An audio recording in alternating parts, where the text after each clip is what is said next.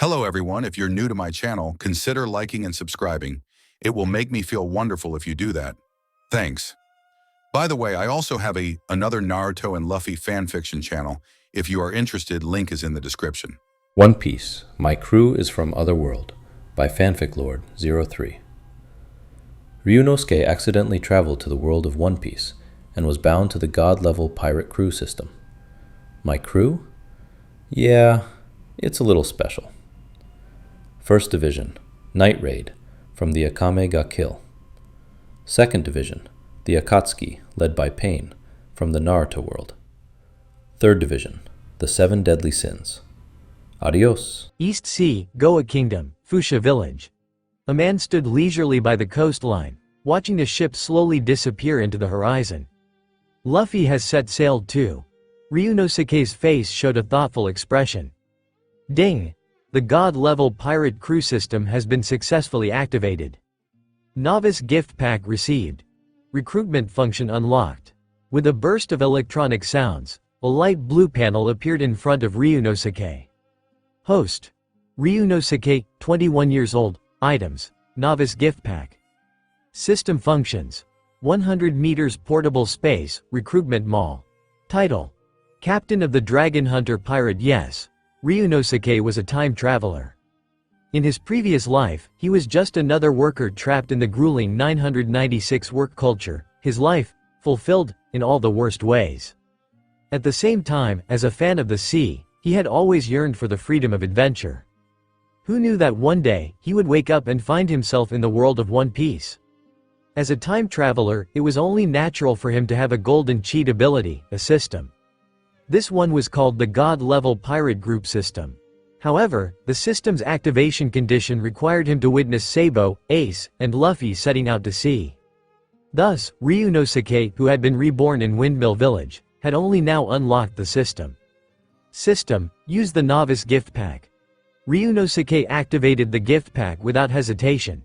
After all, he had been waiting for this moment for a long time. Ding! Congratulations to the host for obtaining a multiverse recruitment card, 1000 reputation points, a super small broken ship, and an exquisite pirate flag. As the system notifications rang out, Ryunosuke's panel updated with new items. Reputation points. Used to recruit and exchange mall items. Recruitment card. Can be used to summon crew members from different worlds. It had to be said, this novice gift pack was pretty standard. System, use the multiverse recruitment card.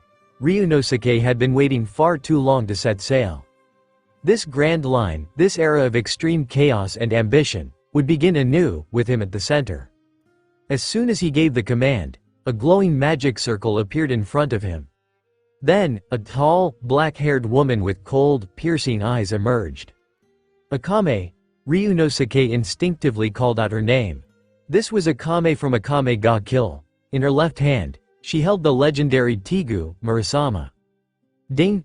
Nitrate group unlocked. Akame recruited. Armament hockey detected. Host synchronization in progress. Swordsmanship talent detected. Rewarding aim no habakiri. Before Ryunosuke could react, an immense wave of power, swordsmanship, and combat knowledge surged into his mind and body. His strength increased at an astonishing rate. He checked his updated panel. Host. Ryunosuke, 21 years old, abilities, advanced swordsmanship. Advanced assassination techniques, beginner level armament hockey. Items. Aim no habakiri, super small broken ship reputation points, 1000. Crew. First Squadron, Akame, from Akame ga Kill. Nitrate group activation recruitment conditions met. Title. Captain of the Dragon Hunter Pirate Group. Looking at the significantly improved panel, Ryunosuke exhaled deeply. This was it, proof that he was becoming stronger. Moreover, with Akame at his side, safety wouldn't be a concern, at least for now. Akame. Ryunosuke closed the panel and turned to her.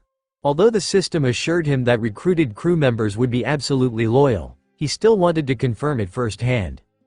Captain. Akame knelt on one knee, looking up at him with complete admiration. The respect in her gaze was undeniable, it was real. From now on, you're my crew member, no need to kneel every time. On this sea, we're partners. As for the rest of the night trade members, I'll recruit them as soon as possible." Ryunosuke smiled. "Thank you, Captain." Akame stood up and walked to his side. "Ryunosuke, are you leaving too?" a gentle voice called out. It was Makino, the owner of the party's bar. Before today, Ryunosuke had lived in Windmill Village and worked at Makino's bar. "Yeah, Sister Makino, I want to see the world. I want my name to be known across the seas." He spoke with a fiery determination. Are you kidding? He had traveled to One Piece, gained a powerful system. How could he not make a name for himself? "You should go explore the sea, but remember, your safety comes first. No matter what, this place will always be your home." Makino smiled warmly. She truly had a perfect personality. "Yeah, is this your girlfriend?" Before Ryunosuke could finish, Makino smirked and teasingly pointed at Akame. Apparently, no matter how perfect a woman is, she still loves gossip. "Akame is my crew member," Ryunosuke corrected her proudly. Akame's name would soon be known across the seas alongside his own. "Akame? That's a lovely name. Take care of Ryunosuke, okay?" "He's a bit reckless." Makino took Akame's hands and began chatting endlessly. Akame, who had always been a bit socially awkward, was completely overwhelmed by the sudden influx of information. After some farewells, Ryunosuke was ready to set sail. He had sent Sabo, Ace, and Luffy off on their own journeys. Now, it was his turn. Makino was the one to see him off, watching as his tiny ship drifted away. Perhaps this was the bond between pirates and their homeland. She stood by the shore until Ryunosuke's ship disappeared from sight before turning back toward her bar. Meanwhile, Ryunosuke was now officially at sea on his super small broken ship. Thankfully, he had prepared supplies in advance. His experience working in the bar had also exposed him to red-haired Shanks' crew and Vice Admiral Garp's Marines, allowing him to pick up some basic navigation skills. However, 3 days later, with no map or clear direction, Ryunosuke found himself completely lost. "Captain, is this the adventure of a pirate?" Akame looked at the eerily calm sea and asked in confusion. After all, according to what she had learned, sailing was supposed to be dangerous. "I guess so." Ryunosuke scratched his head, a little embarrassed. After all, this was the East Blue, the weakest of all the seas. Most powerful pirates didn't linger here for long, as it was home to monsters like Shanks and Garp. As a result, in 3 whole days, they hadn't encountered a single pirate ship. Over the past 3 days, Ryunosuke had become familiar with Akame. There was no significant difference from their original personalities, except for their absolute loyalty to him. Otherwise, they retained full autonomy. "Captain Ryunosuke, is that a pirate ship ahead?" At that moment, Akame swiftly climbed onto the mast and peered into the distance. A large ship flying a skull flag was heading straight toward them. "Pirates?" Ryunosuke grinned. "Ha ha ha." Finally, he turned to his crew. "All right, get us close, let's rob them." "Got it," Akame responded enthusiastically, adjusting the sail to steer toward the enemy vessel. They had rehearsed this line before. After all, as their pirate crew grew in strength, they needed to establish their own aura of dominance. On the enemy pirate ship, "Captain, a shabby-looking ship is approaching us," a lookout reported. "There are only 2 people on board. The man is handsome, and the woman is gorgeous." He licked his lips. "Should we take action?" The pirate captain laughed. "Ha ha ha, capture them both. If they're high quality, we might fetch a good price for them." "Aye, Captain." The captain rose from his seat. Towering over 2 meters tall, his massive frame was covered in fat, and he wielded an enormous longsword. His name? Jekusfa. Bounty? 18 million berries. His crew numbered in the hundreds, and their ship was armed with turrets, an impressive force for the East Blue. As the ships drew close, Ryunosuke and Akame leapt onto the enemy vessel. "Captain Ryunosuke, they've committed many crimes. Can I just kill them all?" Akame asked, slowly drawing her cursed katana, Murasama. "Pirates robbing pirates, that's fair game," Ryunosuke replied. "Leave the bodies intact. We'll collect the bounties later." With that, he unsheathed Aim no Habakiri, a sleek white sword with striking patterns. Its thick spine and versatile grip allowed for both one-handed and two-handed use. A sharp, menacing aura radiated from the weapon. "Hey, are rookies this arrogant nowadays?" sneered a hunched, elderly pirate clutching a Mauser rifle. He didn't take Ryunosuke or Akame seriously. To him, they looked like young nobles who had lost their way at sea, valuable merchandise for the black market. "Alright, boys, Shing," before he could finish, Akame was already behind him. A thin line of blood formed on his throat. A heartbeat later, the curse took effect, draining the life from his body in an instant. "The captain said you all must die," Akame declared coldly. "Burn." She charged forward, cutting through enemy after enemy with effortless precision, speed, technique, and power, all perfectly balanced. Some pirates only suffered a minor wound, only to collapse moments later as death overtook them. Panic spread through the enemy ranks. "Useless fools," Jekisfa roared. Boom! He swung his massive sword, forcing Akame to retreat. Though she was stronger, brute strength wasn't her forte. Armament hockey. A dark aura surged around her arms and legs. Despite only 3 days of practice, Akame had already mastered this ability. Her speed exploded. Ka, destroy, a dazzling slash cut through the air. Jekisfa barely had time to react before his body was sliced apart. He fell with a heavy thud. "Who are you?" he gasped, but his words died as darkness claimed him. A chain reaction followed. One by one, the remaining pirates collapsed. Akame calmly sheathed her katana and stepped behind Ryunosuke. Dang! Pirate crew annihilated. Bounty: 18 million berries. Gained 2,000 reputation points. Bonus: 10 million belly earned. Super small broken ships devouring function activated. Would you like to absorb the enemy vessel? Ryunosuke barely had to lift a finger. The battle was already over. The system's notification rang in his ears, confirming another way to earn reputation: eliminating pirate crews. "Absorb it," Ryunosuke ordered. His small, ragged ship latched onto the enemy vessel and began absorbing its structure. Within moments, a brand new pirate ship took shape, a vast improvement from the wreck they had been sailing. A multiverse recruitment card required 10,000 reputation points. Ryunosuke now had 3,500. If he destroyed a few more pirate crews, he could perform a second summon. He glanced at Akame, wondering who their next recruit would be. For now, he dismissed the idea of targeted recruitment. Every night raid member required a hefty 50,000 reputation points. It was best to summon randomly until he had more to spare. With the pirate ship fully absorbed, all supplies and treasures on board were transferred to their inventory. "Captain, I'm hungry. I'm going to cook," Akame said in a cheerful voice. "Go ahead," Ryunosuke nodded, smirking. He had to admit, Akame's cooking was top-notch. She wasn't just a fearsome warrior. She could handle both battle and the kitchen with ease. Not to mention, she was pleasing on the eyes. Among the loot, Ryunosuke found a sea chart. Checking their location, he realized they had been circling the kingdom of Goa for the past 3 days. The nearest marine base was in Shell's town. He smirked. "Let's head there, cash in these bounties, and stock up on supplies."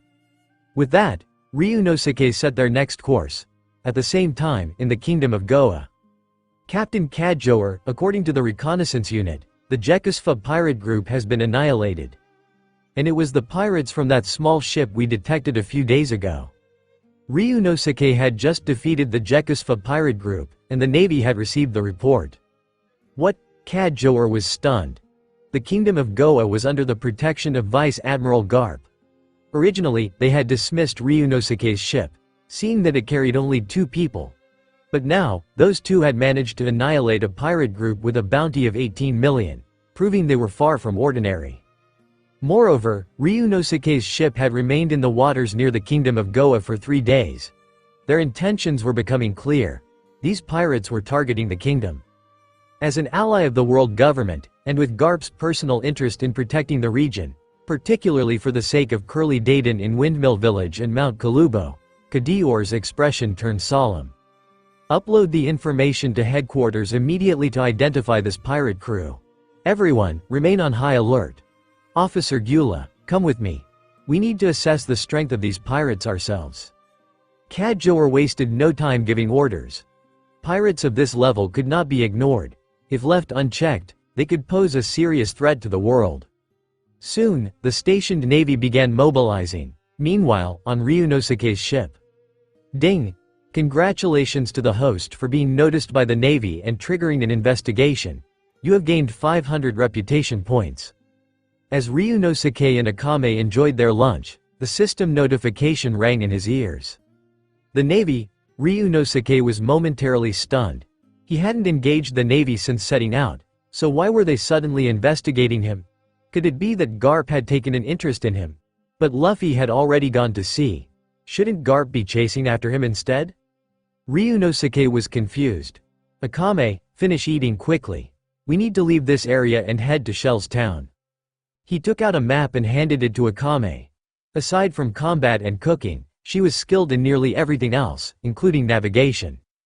Got it, Captain Ryunosuke. Akame nodded, quickly finishing her meal before preparing the ship for departure. Although their small, modified ship had been improved, its speed was still lacking. A day later, Navy warships appeared on the horizon. Captain Ryunosuke were being followed. 2 Navy warships are approaching quickly from behind. Should we engage? Akame unsheathed her katana, Murasama. Not yet. If they attack first, we'll retaliate. Ryunosuke stopped Akame. Since the Navy ships came from the Kingdom of Goa, they were likely affiliated with Garp. Ryunosuke had a good impression of Garp and didn't want to provoke the Navy unnecessarily. Understood, Captain Ryunosuke. Akame assumed a battle-ready stance. If the Navy made a move, she would counter immediately. Protecting the captain and ship was her duty. Soon, the Navy warships closed in. Pirate ship ahead. Stop immediately. This is the naval fleet under Captain Kajoor from Navy headquarters. Do not resist, or we will be forced to take action. Repeat, cease all movement. Ryunosuke, deep in thought about his next move, snapped out of it as the Navy broadcasted their warning. So it really is Garp's subordinates. What a hassle. Then a thought struck him, his reputation points. Simply being investigated by the Navy had already earned him 500 points. If the Navy issued a bounty on him, how much more could he gain? Akame, prepare for battle. Once I give the signal, we retreat immediately. Ryunosuke gripped his sword. Aim no habakiri. During his fight with Gekisfa, Akame had taken care of most of the battle, leaving him with little opportunity to test his own strength. This time, he wanted a proper fight. Understood. Akame leapt into action. Ryunosuke activated his armament haki and charged forward. The Navy's warning was ignored as the 2 pirates attacked first. Seeing this, Kajoor ordered his men to fire. Dozens of Mauser rifles locked onto Ryunosuke and Akame. Bang! Bang! Bang! Gunfire erupted, but their bullets proved ineffective. Before long, Ryunosuke and Akame landed on the Navy warship's bow. Brother Kajoor, long time no see, Ryunosuke smirked. If he wanted to build a notorious pirate reputation, he needed to act the part. Since they had made the first move, he felt no guilt about playing along. Ryunosuke, Kajoor recognized him immediately. Hadn't he been working in Makino's bar in Windmill Village? When had he become a pirate? More importantly, Kajoor had never sensed anything extraordinary about Ryunosuke before. But now, the killing intent radiating from him and Akame was unmistakable. Brother Kajoor, will you let us go? Or do you want to fight first before letting me leave? Ryunosuke held his sword horizontally, eyes locked onto Kajoor with amusement. As a pirate, you stand against justice. Today, I will. Before Kajoor could finish, Ryunosuke vanished and reappeared in front of him, swinging his sword. Kajoor barely blocked with his own blade, but a massive crack appeared on it. Ryunosuke's power and speed were overwhelming, and his attack angle was dangerously precise. Kajoor was shocked. Had Ryunosuke trained under the red-haired pirates? But his flag was different. His thoughts were cut short as Akame attacked. The Navy soldiers rushing to aid Kajoor fell to her deadly strike. Brother Kajoor, I am Ryunosuke, captain of the Hunter Pirates. I look forward to seeing my bounty. Akame, retreat. With that, Ryunosuke and Akame vanished. Kajoer did not pursue. He simply watched as their ship disappeared over the horizon, his face filled with frustration. He had no chance of winning. A captain of Navy headquarters, yet Ryunosuke and Akame had made him feel powerless. Another dangerous figure had emerged in the East Blue. Then, Kajoer spoke to Garp. "Are you talking about the brat who used to work in that girl Makino's bar?" Garp was completely baffled after receiving the call. The fragrance of the senbei he was chewing suddenly seemed to disappear. He had noticed Ryunosuke before and had even considered inviting him to join the Navy. However, since Ryunosuke never showed any interest, Garp eventually gave up on the idea. Unexpectedly, Ryunosuke had now gone out to sea and become a pirate. Yes, Kajoer confirmed. And according to the information we've gathered, there are only 2 of them. Just 2 people managed to wipe out the Jekusfa pirates. Against our 2 warships, they showed no panic at all and even killed several Navy officers right in front of me, Kajoer added somewhat weakly. Such a powerful pirate was beyond what he could handle. I see. He didn't kill all of you, probably because of the old ties. Don't engage with him for now. I'll issue a bounty order. With that, Garp hung up the phone. After thinking for a moment, he submitted the necessary reports. Although he usually didn't bother with such matters, Ryunosuke had grown up alongside Luffy. That connection had some influence on his decision. 3 days later, a newsbird landed on Ryunosuke's ship. The latest newspaper? Ryunosuke handed over 100 belly and took a copy. As expected, 2 days ago, Ryunosuke's reputation points had suddenly soared by 5,000. At that moment, he had already guessed that the Navy had placed a bounty on him. Now, seeing it in the newspaper confirmed his suspicions. Ryunosuke, captain of the Dragon Hunter pirates, had a bounty of 23 million belly. Akame, a crew member of the Hunter pirates, had a bounty of 15 million belly. Ryunosuke was quite satisfied with his first bounty, which had surpassed the 10 million mark. After all, the strength he had displayed so far was only at this level. Bounties weren't necessarily based on strength but rather on how much of a threat the individual posed to the world. Since Ryunosuke had previously spared some Navy personnel, his evaluation by Marine headquarters was only at this level. Akame, we've been rewarded. Ryunosuke handed the newspaper to the dazed Akame with a smile. Captain Ryunosuke, as pirates, shouldn't we keep ourselves hidden? Akame asked hesitantly after taking the newspaper. Why do you seem so happy about getting a bounty? After all, she had once been part of Night Raid, where secrecy was crucial. Being targeted by the government was never a good thing. This is the sea, out here. A bounty is equivalent to a pirate's reputation. If you don't have a bounty, you'll be laughed at by other pirates. Besides, there are countless pirates in this world. The world government and the Navy won't mobilize their entire force just for one small-time pirate. Ryunosuke briefly explained the nature of the pirate world to Akame. I see. Akame nodded, though she still didn't fully understand.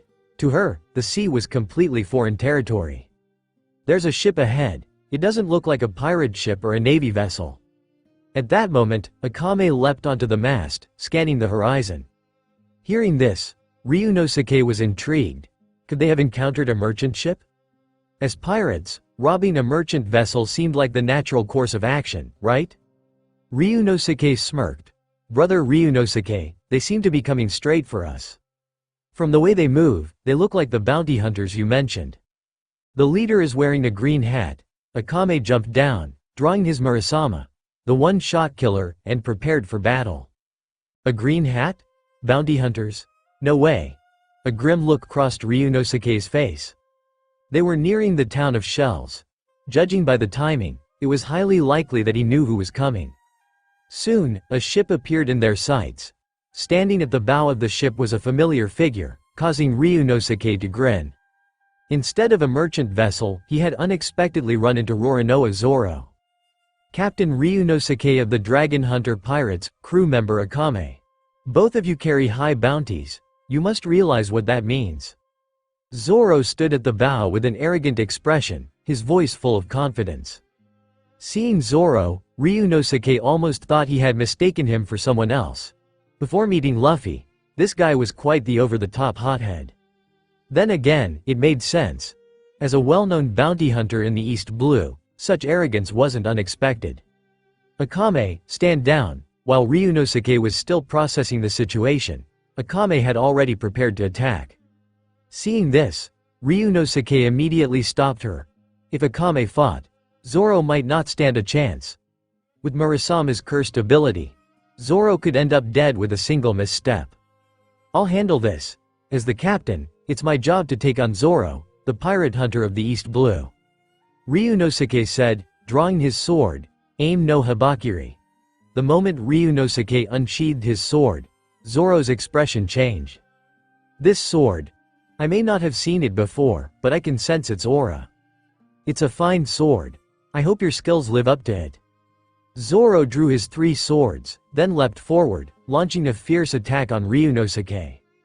His offensive was truly impressive. His coordination of strength and technique was surprisingly precise. For a brief moment, Ryunosuke was caught off guard. His swordsmanship was more focused on attack than defense, making him vulnerable in direct confrontations. Armament haki. Ryunosuke dodged Zoro's strike and instantly reinforced his arms and legs with haki. While he couldn't yet coat his weapon in it, it was enough for now. Bowing slightly, Ryunosuke launched himself forward with explosive speed, appearing behind Zoro in an instant. Checkmate. Ryunosuke's sword stopped at Zoro's neck. Big brother. Zoro's 2 crewmates instinctively rushed forward to help. However, Akame stepped in front of them, her Murasama gleaming ominously. One step closer, and they would be buried by Akame in an instant. Stand down. These 2 are out of your league. Zoro immediately stopped his companions. From their brief exchange, he could tell that Akame was even more dangerous than Ryunosuke. Right now, he himself wasn't even Ryunosuke's match. Moreover, the strange burst of speed Ryunosuke had just displayed left Zoro deeply intrigued. Go on. Zoro slowly sheathed his swords, spreading his arms wide with a fearless smile. To him, a wound on a swordsman's back was the ultimate disgrace. I have no intention of killing you. In the future, if you meet a certain idiot captain, he's going to need your help. Ryunosuke grinned and put away his sword.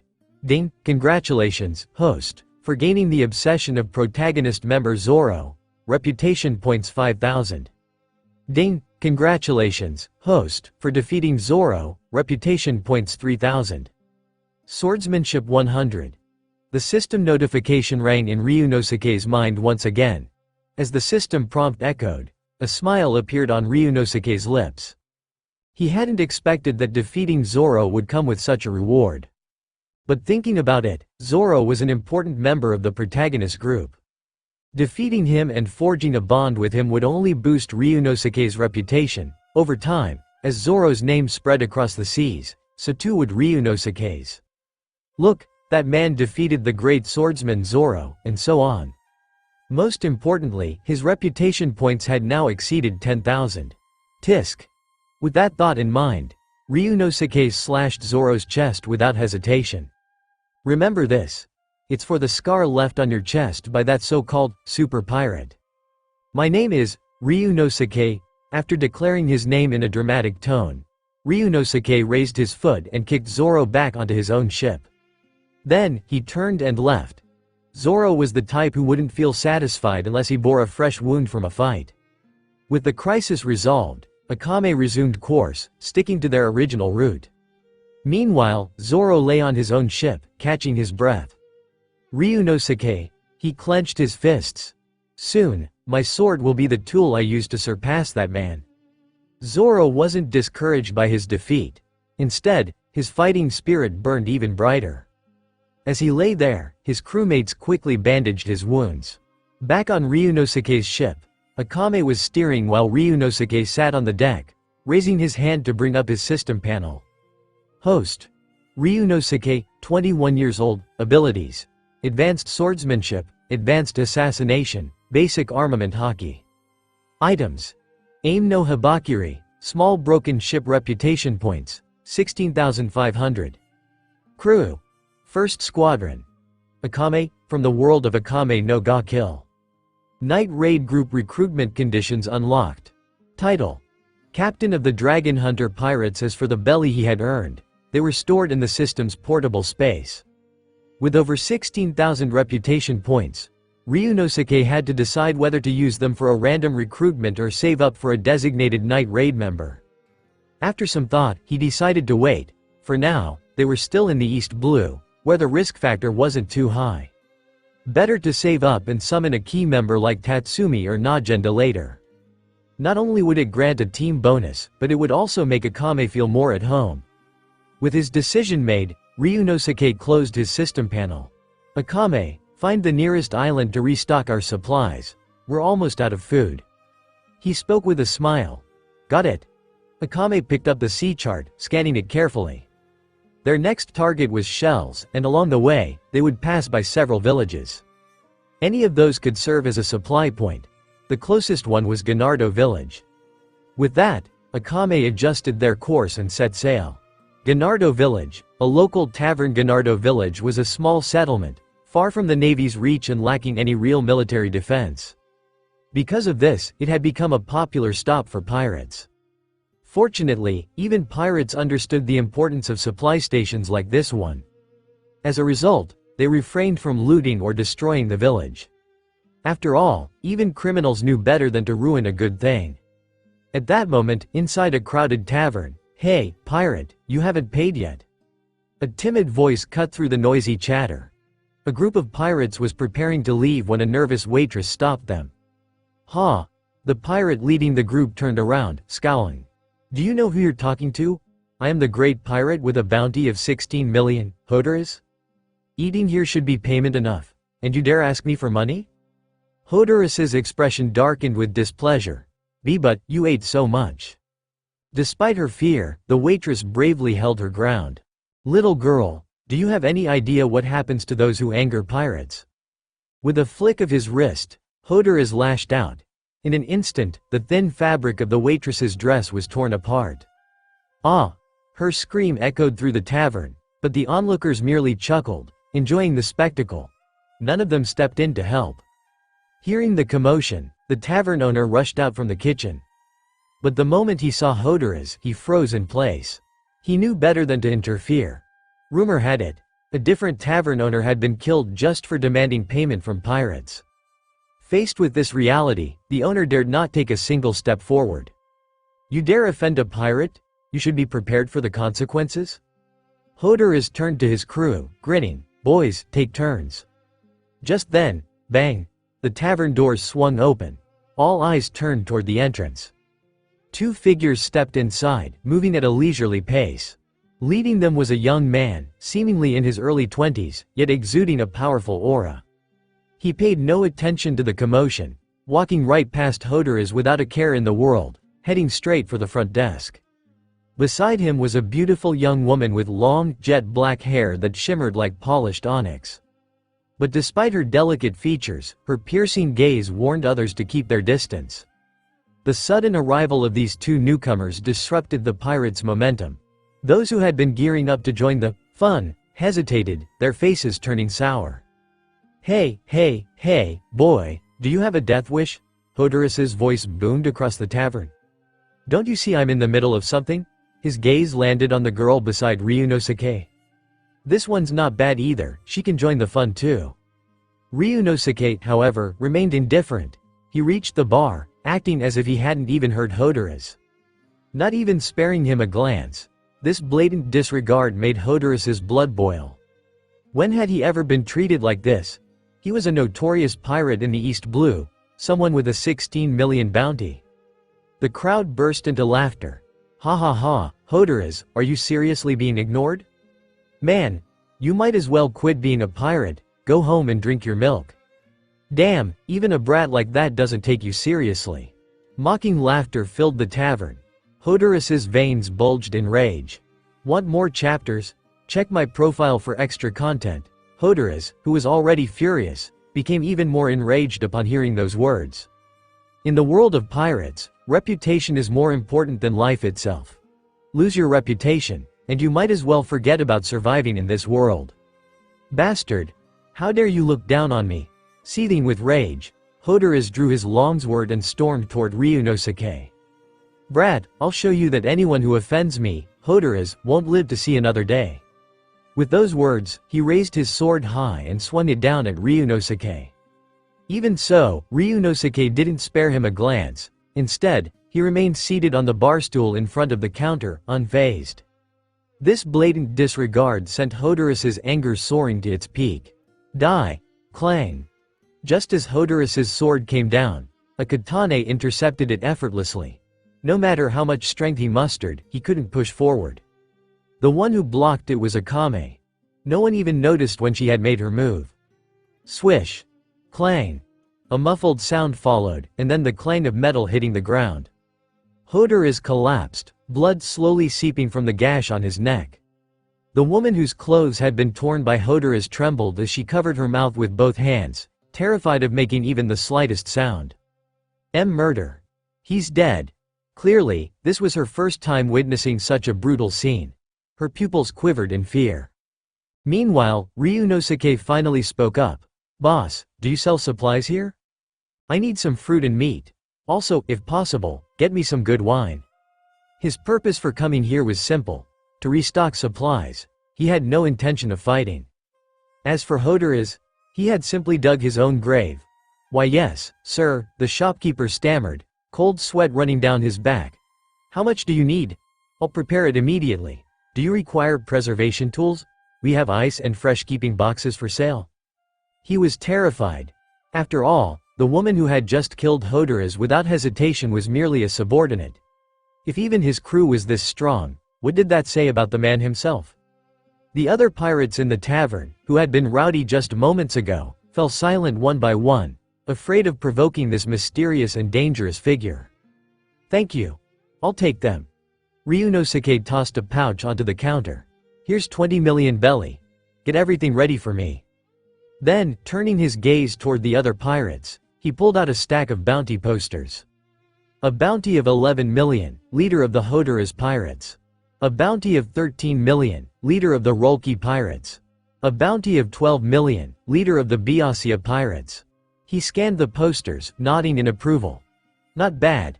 A small tavern like this has several pirates with bounties over 10 million. Ryunosuke had purchased these bounty posters from a newsku, specifically to gauge the worth of the pirates he encountered. I just founded my own crew. Any of you interested in joining and doing some work for me? Silence. The already tense atmosphere grew even heavier. Even the half-dressed woman's heartbeat seemed deafening in the eerie stillness. Then, are you joking?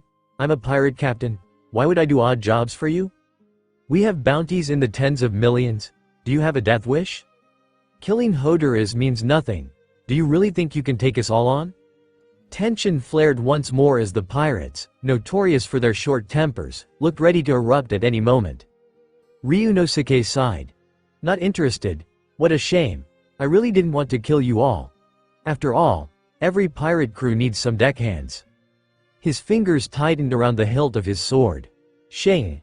A flash of silver. Thud! A severed head rolled across the floor.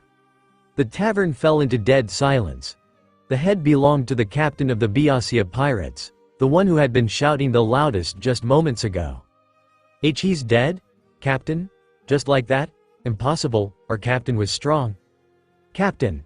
The Byakuya pirates let out enraged cries and charged at Ryunosuke. Ryunosuke remained seated. Akame. Understood, brother Ryunosuke. Akame moved. Eliminate. Slice. Unlike Ryunosuke, Akame's execution was swift and precise. As expected of a trained assassin, she wasted no unnecessary movement. In an instant, the Byakuya pirates, worth tens of millions in bounty, were completely wiped out. Akame sheathed her blade and returned to Ryunosuke's side. The remaining pirates could only stare in shock. Strong. Hotaras and Byakuya had been on equal footing with them. That was why all these pirate crews had coexisted here peacefully. Now, those two groups were gone, erased as if they were nothing. They hadn't even seen how it happened. This level of power was far beyond their comprehension. Ryunosuke stretched lazily. So, do you guys want to make the same choice as them? I just want some workers. Why is this so difficult? In truth, all the miscellaneous tasks aboard the ship were handled by Akame. However, Akame was supposed to be a combatant, not a deckhand. She had been forced to spend more time on chores than training, which frustrated Ryunosuke. That's why he wanted to recruit some subordinates. Rolki was the first to react. He quickly stood up, swallowing his pride. Please. Let me join your crew, I'll do anything. Though his voice wavered, he knew that if he hesitated, he wouldn't even have the chance to surrender. Oh, you're willing? Good. You're in. Ryunosuke turned to the others. Before he could even speak, the remaining pirates all dropped to their knees.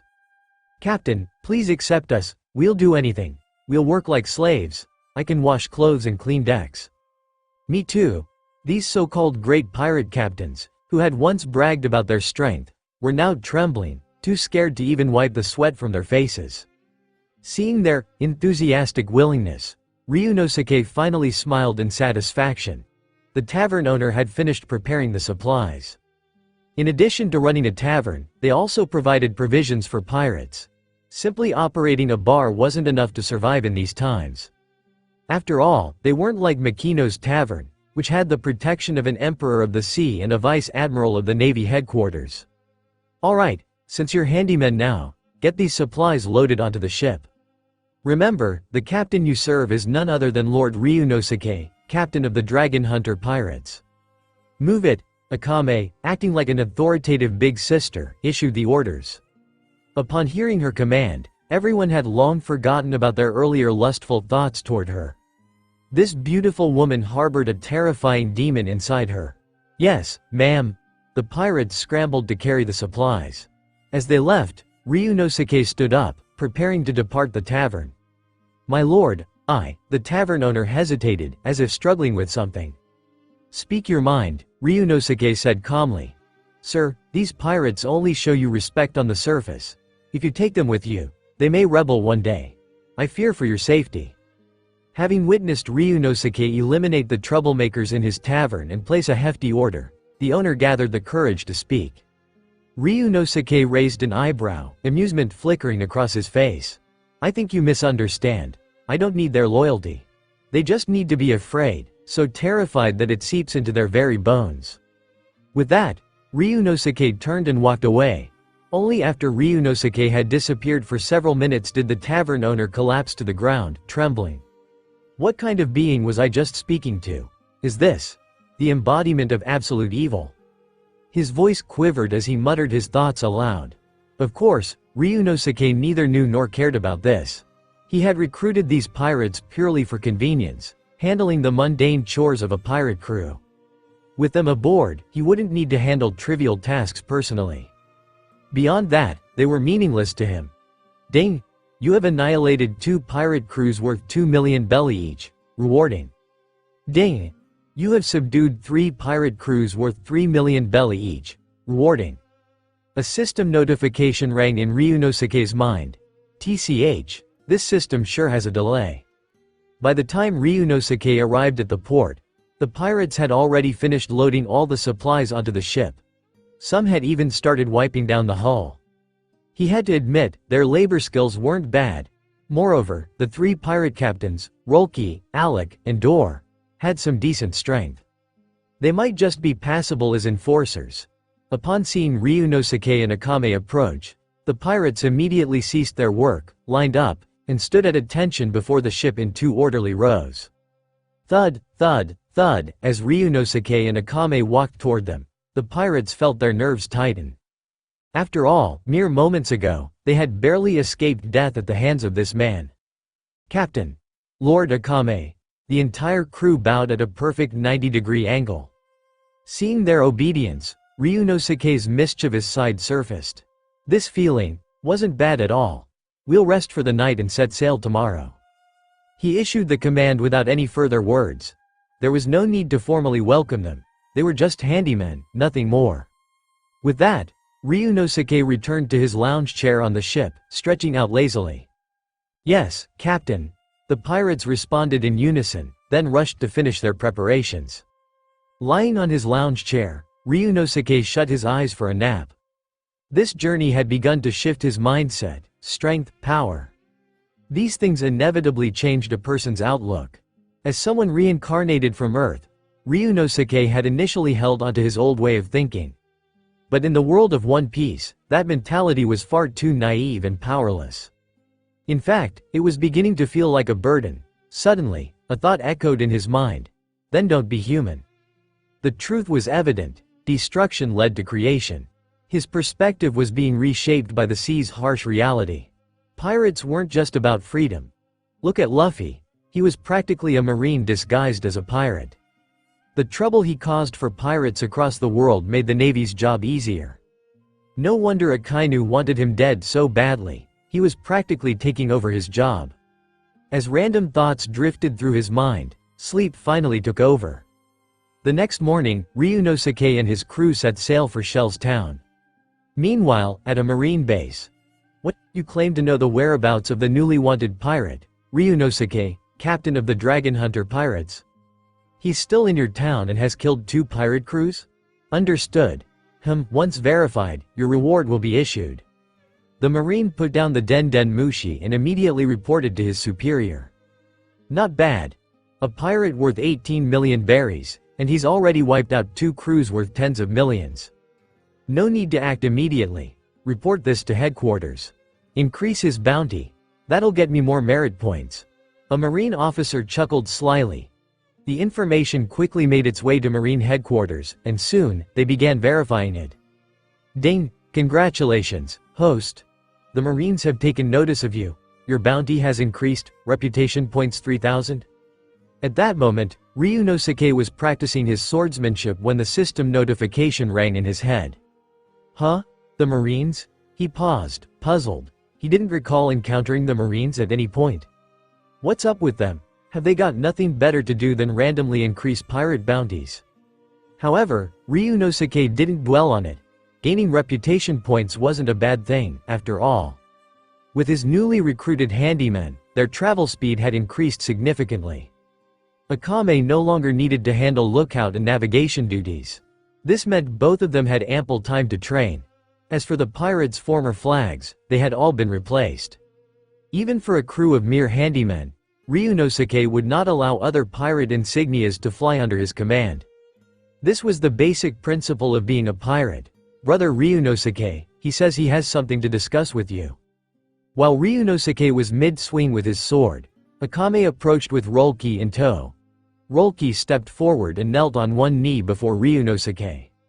Captain. The Door Pirates and the Alec Pirates are actually colluding with the Navy. Rolki wasted no time relaying the information. The Navy? I see. Ryunosuke responded indifferently.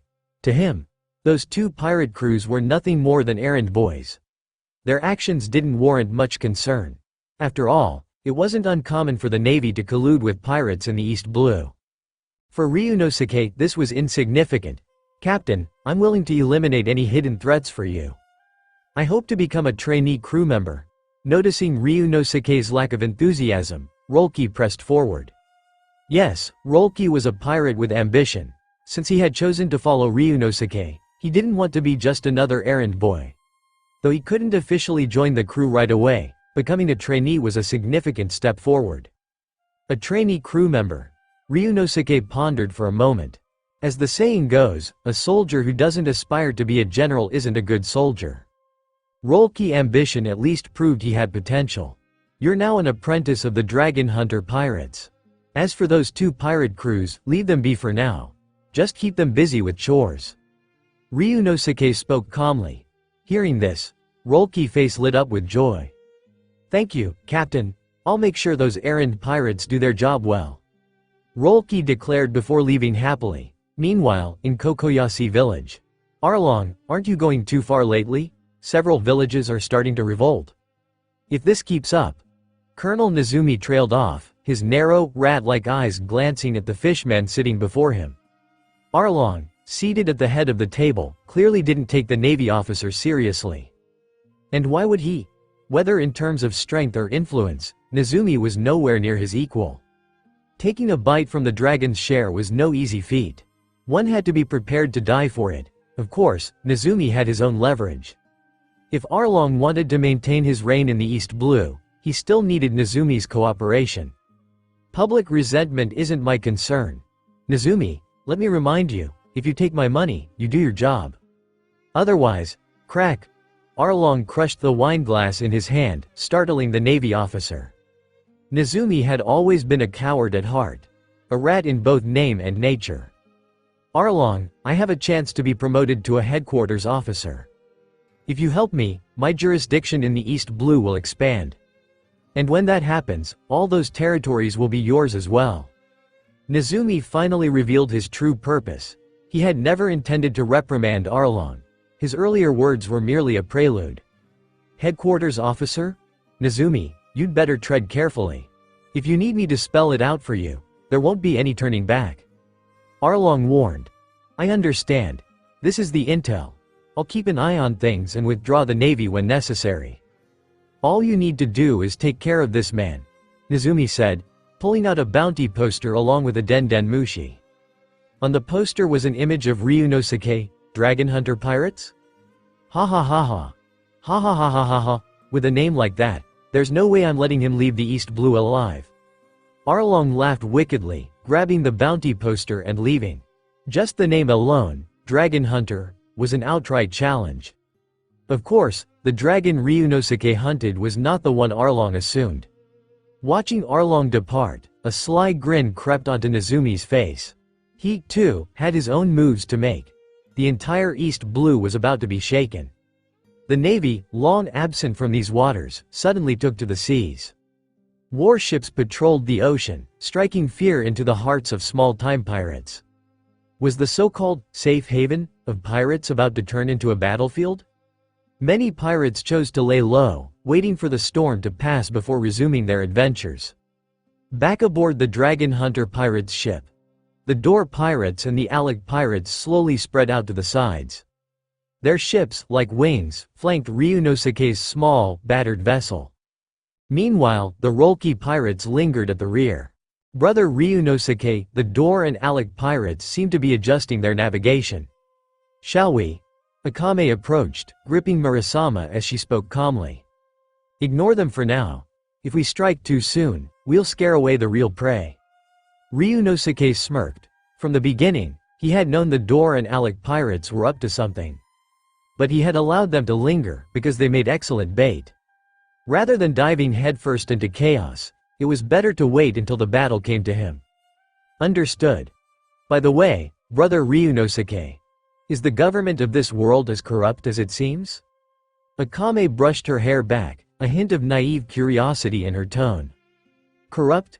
If Roger's final words ushered in the so-called golden age of piracy, then this era is more fittingly called the age of extreme evil. And the world government? They are the age of extreme darkness? The Navy may claim to uphold justice, but in reality, they are nothing more than accomplices to evil. Ryunosuke spoke to Akame, sharing his perspective on the world. To him, a crew wasn't just a collection of tools. Akame wasn't just a pawn, she was his comrade. One day later, they were a day away from Shell's town. Captain, a pirate ship is approaching. Captain, it's the Arlong pirates, Captain. Just as Ryunosuke was preparing to land in Shell's town, Rolki's urgent voice rang out. Arlong, so, he finally showed up. Ryunosuke grinned. Rolki, wipe out the Door and Alec pirates. He issued his command. Now that the fish had taken the bait, there was no need to keep the bait around. Rolki hesitated momentarily but quickly composed himself before turning to attack the two pirate crews. Meanwhile, Ryunosuke and Akame turned their sights toward the true enemy, the Arlong pirates. Soon, the massive pirate ship loomed over Ryunosuke's small, battered vessel. Ryunosuke, Dragon Hunter pirates? You really dare to call yourselves that? Now, burn your pirate flag yourself. I'll allow you to end your own life. Arlong sat on his high seat, his face full of mockery and amusement.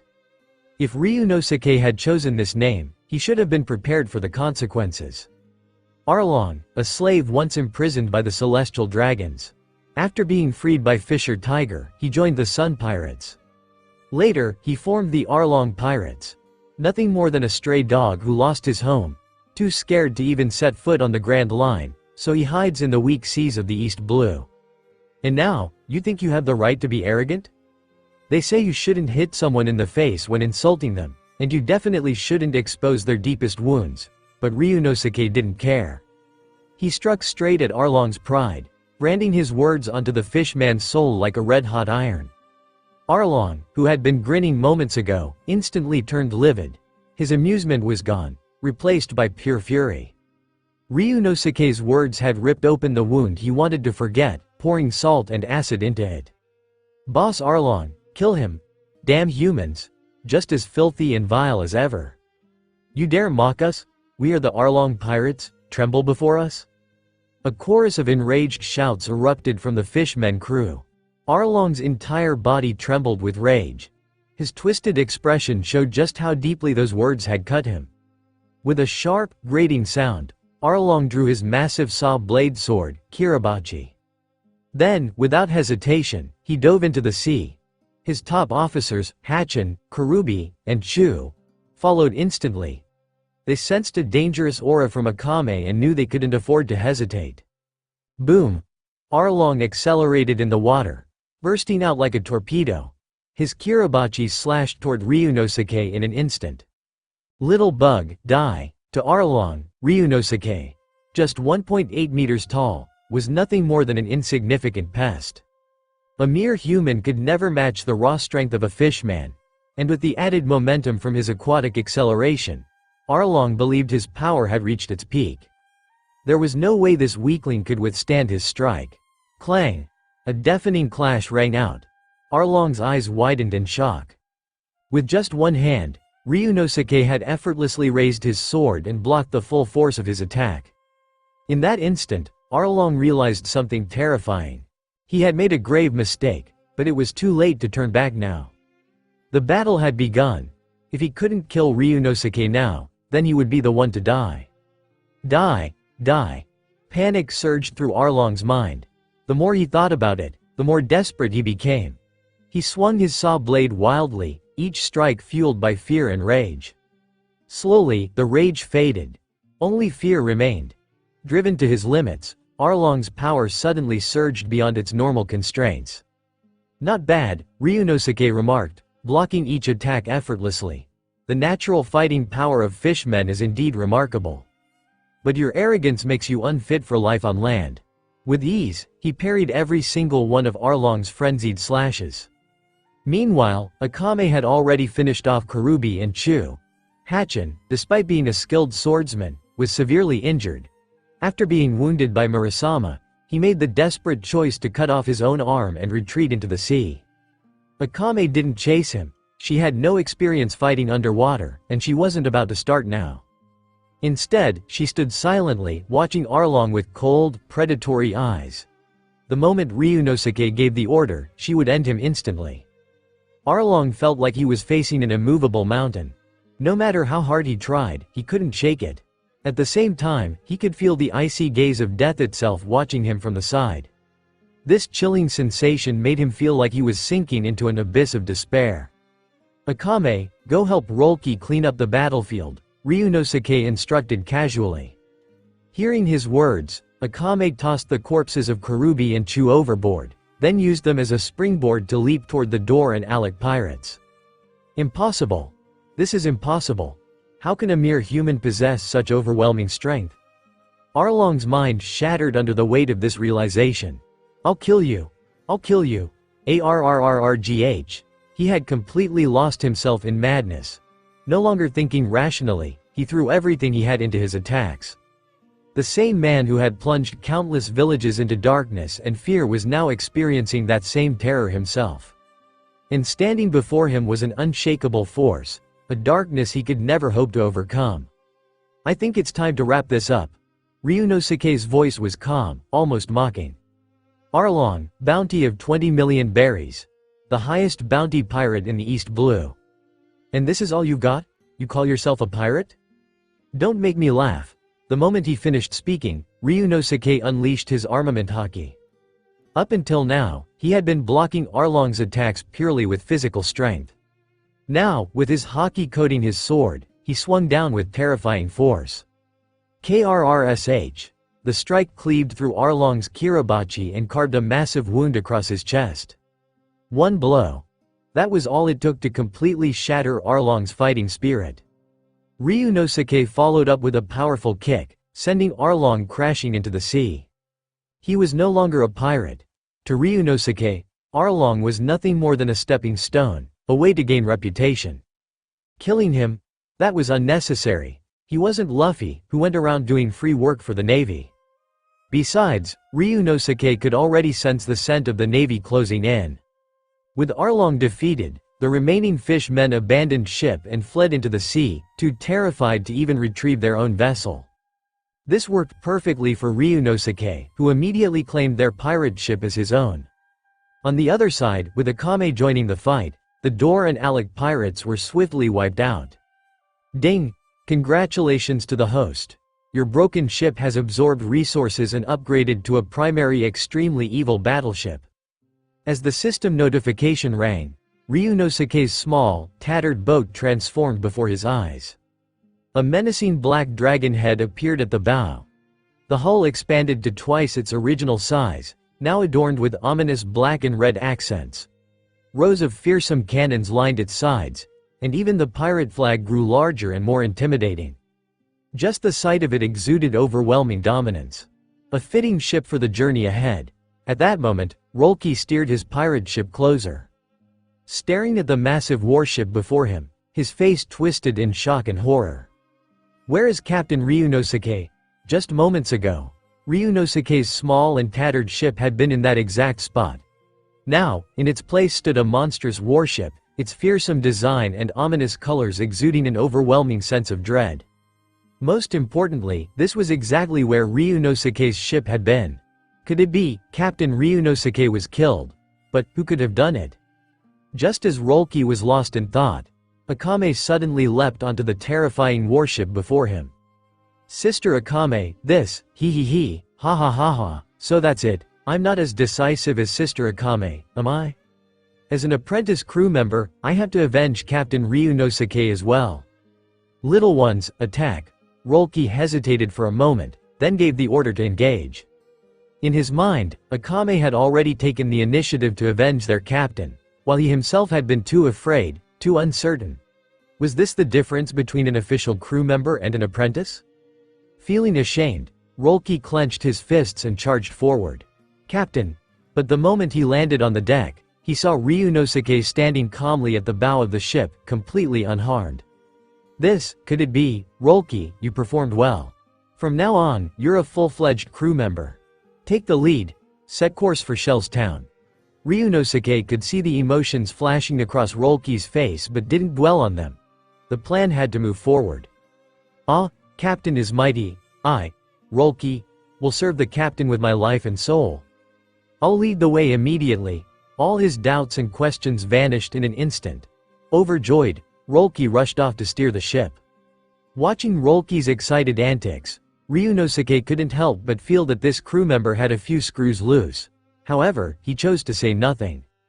The appearance of Arlong had confirmed something for Ryunosuke. There was no reason to linger in the East Blue any longer. Either he'd run into monstrous foes far beyond his current strength, or he'd only encounter weaklings. For him, neither would be of any benefit. Moreover, his bounty had now soared to 30 million. There was no point in staying here. First, they would go to Shell's Town to take Morgan's head. Then, they would head straight for Logia Town. Meanwhile, in Shell's Town. What? You want to join forces with me? Ha ha ha, Captain Nezumi. What makes you think you have the qualifications to stand before me and say such things? You're just a pathetic nobody with no real strength. Morgan's scornful voice echoed through his office. To him, even though Nezumi held the same rank as him, the man was utterly beneath him. A branch captain who climbed the ranks through bribery and flattery. That was nothing compared to Morgan, the man who slew the infamous Black Cat pirates. How could he possibly cooperate with someone as lowly as Nezumi? Captain Morgans, please hear me out. This new pirate, he's already taken down several major crews with bounties in the tens of millions. Even the Arlong pirates have fallen to him. Right now, he's heading for Shell's Town. I have the information.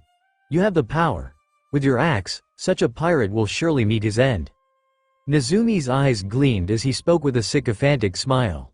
He wasn't the least bit offended by Morgan's insults. He was long used to such treatment. Now that Arlong had been defeated, he had the chance to take control of the remnants. If he could join forces with Morgan to take down Ryunosuke, he would gain an even firmer grip over the East Blue's illicit affairs. At that point, he would rule his own little empire. Pirate, Ryunosuke. Just a rookie. If he dares step foot into my waters, I'll cut him down myself. Get lost, stay any longer, and I might just chop you up instead. Morgan sneered with contempt.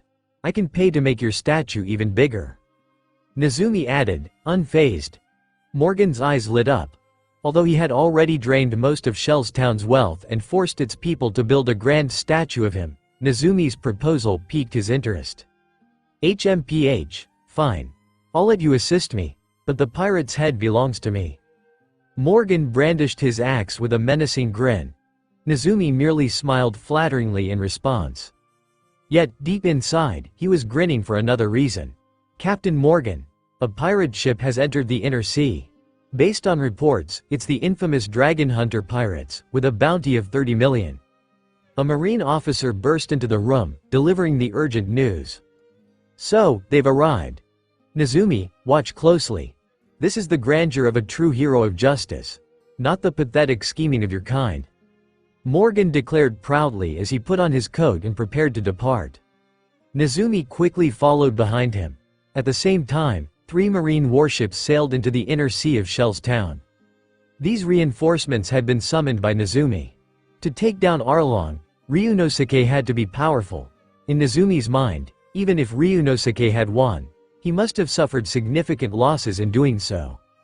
Now was the perfect time to strike. Meanwhile, at the marine training grounds, a green-haired swordsman was tied to a post. That's right, Zoro. Previously, he had been cut down by Ryunosuke. Now, he was bound as punishment for sticking his nose where it didn't belong.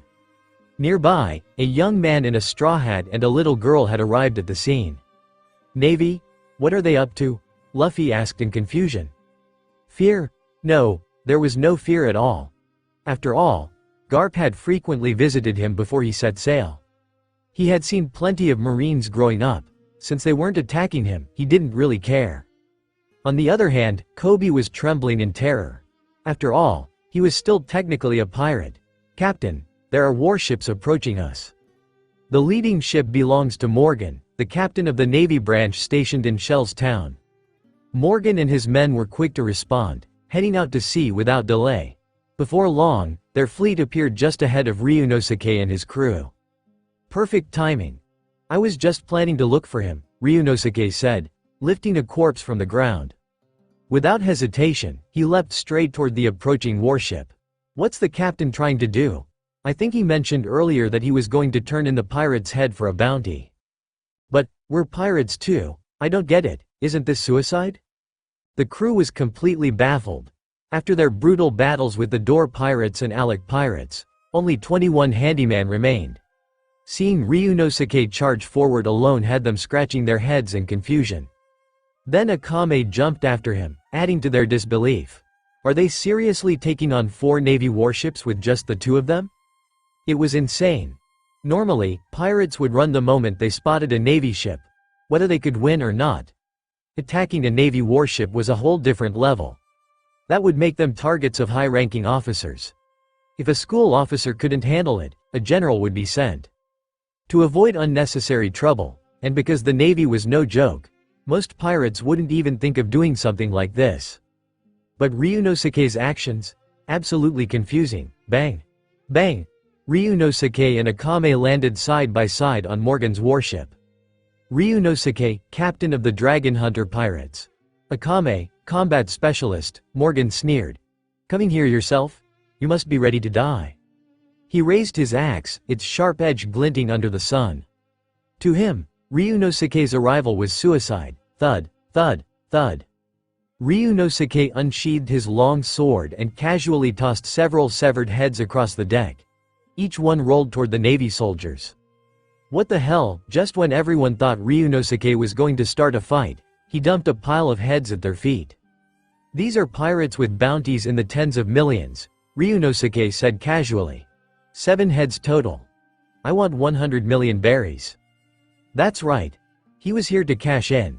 Going out to sea meant massive expenses, supplies, weapons, gear, you name it. And he had plans to build a super pirate crew. Even with his system giving rewards, it wasn't enough, not by a long shot. What kind of sick joke is this? You're a pirate trying to collect bounties on other pirates. A Navy soldier shouted, swinging his sword at Ryunosuke. Shish. Blood sprayed across the deck. The same soldier who was just yelling now had his head cleanly sliced off, courtesy of Akame. The blood reached Morgan's feet. His eyes twitched. He hadn't even seen Akame move. If that strike had been aimed at him, he would have been dead by now. I didn't come here to fight, Ryunosuke said, leaning on the ship's railing with a smirk. There's nothing here worth attacking. I'm headed for the Grand Line, straight to the New World. I don't think you, Captain Morgan, have any reason to stop me, do you? Morgan might have looked tough, but in a real fight, he wouldn't last a minute against someone like Arlong. Ryunosuke had no interest in wasting time here. He just wanted to cash in the heads, grab supplies, and bounce. You damn fool. I am Captain Morgan, the top dog of Shellstown, and you dare. Swish, before he could finish, his arm was severed clean off. His axe clattered to the deck. Ah! Morgan screamed in agony. Just as he was about to speak again, Akame stomped on the metal mask on his face, shattering it as she ground his head into the deck. Should I kill him? Akame asked, raising her Murasama. Yeah, end him, Ryunosuke said calmly. To the shock of every Navy soldier present, Morgan was instantly cut down. He didn't even get a last word before being sent to the underworld. The surrounding soldiers were frozen in place, fear painted across their faces. It wasn't just about Ryunosuke's strength. It was the terrifying calmness in his voice, the way he took lives like it meant nothing. He didn't seem like a pirate, he seemed like a demon. Can anyone here give me the bounty? Ryunosuke asked, his voice smooth. If not, I'll head into Shellstown myself and collect it, and if you all prove useless, I'll kill you too. After all, I am a pirate. He smiled brightly as he said it, but to the Navy, it sounded like the devil himself whispering from hell. I am a righteous Navy officer, I won't, shush. Before the man could finish his sentence, Ryunosuke's sword, aim no habakiri, flashed, and another head hit the floor. Ryunosuke didn't feel any guilt anymore. After so many kills, he'd grown numb. He knew, if he didn't kill first, the enemy would. That's the brutal law of the sea. The anime makes it all look fun and adventurous. But reality, slavery, civilian deaths, Navy ships mercilessly blasting pirate crews to pieces. Those horrors wouldn't make it past any TV censorship. That's why they needed a feel-good idiot like Luffy to go around, causing trouble, for a living. If I exchange the bounty for you, a trembling middle-aged Navy officer asked, will you stop killing us? He was clearly terrified, but also prepared to die. Yeah, Ryunosuke nodded. I'm a pirate, I keep my word. That answer might have sounded a bit corny, but he said it with confidence. The Navy officer took a deep breath and nodded. I'll take you to collect the bounty. Just, please don't kill anyone else. He bowed his head. Justice? Screw that. You can't talk about justice if you can't even save your own damn life. Lieutenant Cross. No. Shut up. Cross snapped at the soldiers trying to object. I'll take full responsibility. If they send me to a military court for this, so be it, it's on me. With that, Cross led Ryunosuke away to claim the reward. Under Cross's leadership, Ryunosuke soon received his reward. Oh, and he also casually used a warship to haul away a full load of supplies. Keeping his word, Ryunosuke didn't continue his assault on the Navy. As the terrifying black and red ship faded into the horizon, many naval officers collapsed onto the deck, their legs weak. We survived. Looking at the bodies of Captain Morgan and another officer nearby, the surviving Marines had only one thought echoing in their minds. Just then, a voice broke the silence. Cross, you actually assisted the pirates. Prepare for a formal investigation by headquarters. I'll be reporting everything to them immediately. Captain Morgan is dead, and Shellstown currently has no commanding officer. I, Captain Nezumi, will take temporary control. Out of nowhere, Captain Nezumi popped up, opportunistic as ever, with a bold declaration of authority. Technically, with Morgan dead, Captain Nezumi, as another branch officer, had the right to temporarily take charge. But then, where were you just now? The question came in a deep voice. Who's there? Who dares talk like that to me? Nezumi snapped, turning red with fury. After all, he was the highest-ranking officer on site now, yet someone dared to question him. When Ryunosuke killed Captain Morgan and was about to wipe us out, where the hell were you? If it weren't for Lieutenant Cross, we'd all be dead right now. You stayed silent the entire time, and now you want to send Cross to military court? I don't agree with this crap. I support Lieutenant Cross. We're people too, not cannon fodder to be thrown at a monster. I don't recognize you as our leader, Captain. Voices of protest rose one after another. Cross's courage had moved them deeply. He risked his life, reputation, and even his future in the Navy to keep them alive. Now this bootlicker Nezumi wanted to use the situation to grab credit and throw Cross under the bus? Hell no. As tension boiled over, Captain Nezumi began to panic. Sure, he was stronger than the average officer, but going up against an entire unit, that was suicide. Click click click. Suddenly, countless rifles were aimed at him. What are you doing? Before things could go sideways, Lieutenant Cross stepped forward and shouted. I did what I had to do to save all of you, but that doesn't mean you should point your guns at fellow Marines. Put them down, Captain Nezumi. I'm willing to accept whatever punishment is handed to me.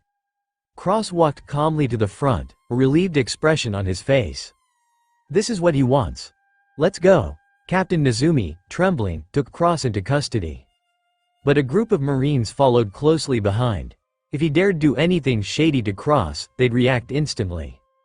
Back at the port, the remaining Marines began sorting through the aftermath and awaited new orders from Navy headquarters. That's when two figures approached. Why were you released? Is that guy a pirate? Yep, it was Luffy and a tied-up Zoro. To the Marines in Shell's town, Zoro was still a criminal. Huh? Have we been found out? Kobe, we're leaving? Luffy's arm snapped out like a whip, grabbing hold of a ship. With his other hand, he snagged Zoro and launched them both out of sight. His devil fruit powers left the Marines stunned. After all, devil fruit users were rare in the East Blue. Luffy didn't know it, but thanks to Ryunosuke, his future journey would become a whole lot smoother. A week later, Ryunosuke and his crew reached the waters off Kokoyashi village. With Captain Nezumi too busy and Arlong severely injured by Ryunosuke, the village was enjoying a brief period of peace. Brother Ryunosuke, there's someone floating in the water up ahead. A crewmate pointed toward the bow. A young, orange-haired woman was lying unconscious on a piece of driftwood. Nami? Ryunosuke's eyes narrowed. The moment he saw her, her name popped into his head. They were near Kokoyashi village, so it made sense she'd be here. Clearly, she was eyeing their ship. And it made sense, their current warship looked badass. For a money-hungry thief like Nami, this was prime loot. But with her lack of power, she had no choice but to resort to tricks. Gotta admit, she was smart. Pull her aboard, Ryunosuke ordered. Let's see what she's up to. He already knew why Nami was doing this. She was trying to buy back Kokoyashi village from Arlong, which pushed her down the path of thievery. But Luffy was already on the move. Her days of struggle were nearing their end. As for recruiting her? Nah, Ryunosuke had no interest. She was Luffy's crew, not his. Under Akame's guidance, Rolke fished Nami out of the sea. No sooner had they laid her on the deck than she coughed up a mouthful of seawater and slowly opened her eyes. Where am I? She asked, blinking with an innocent, almost naive expression. A pirate ship, someone replied flatly. The moment she spotted their flag, terror spread across her face. Alright, enough acting, Ryunosuke said, crouching beside her. Nami, from Kokoyashi village. Navigator of the Arlong pirates, in charge of drawing sea charts. I'm heading to Kokoyashi village now, planning to slaughter everyone there and move on. His voice was cold, and his eyes gleamed with a twisted sense of humor.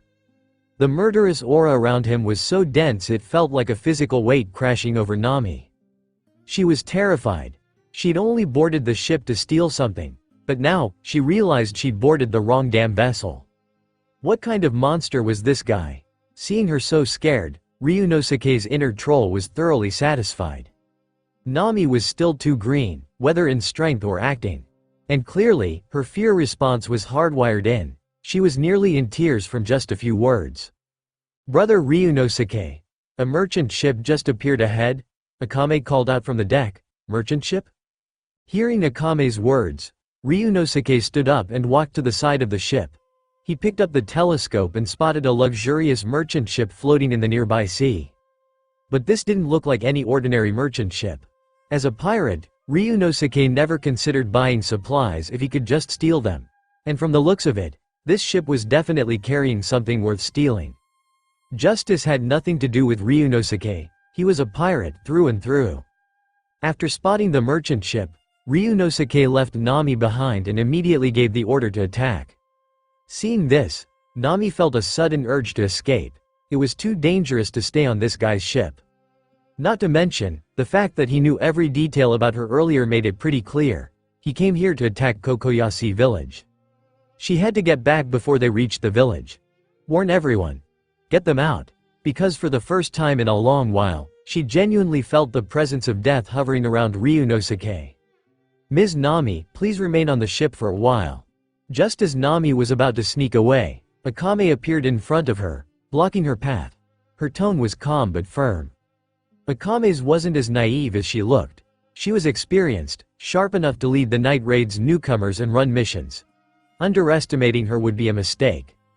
"I wasn't trying to leave," Nami said awkwardly. Ms. Nami," Akame interrupted coldly, "don't say anything unnecessary. If I feel even the slightest threat, I only have one response: eliminate it." She sat down on the deck, resting her hand on the hilt of her murasama. The message was clear. Seeing how unshakable Akame was, Nami could only sigh in frustration.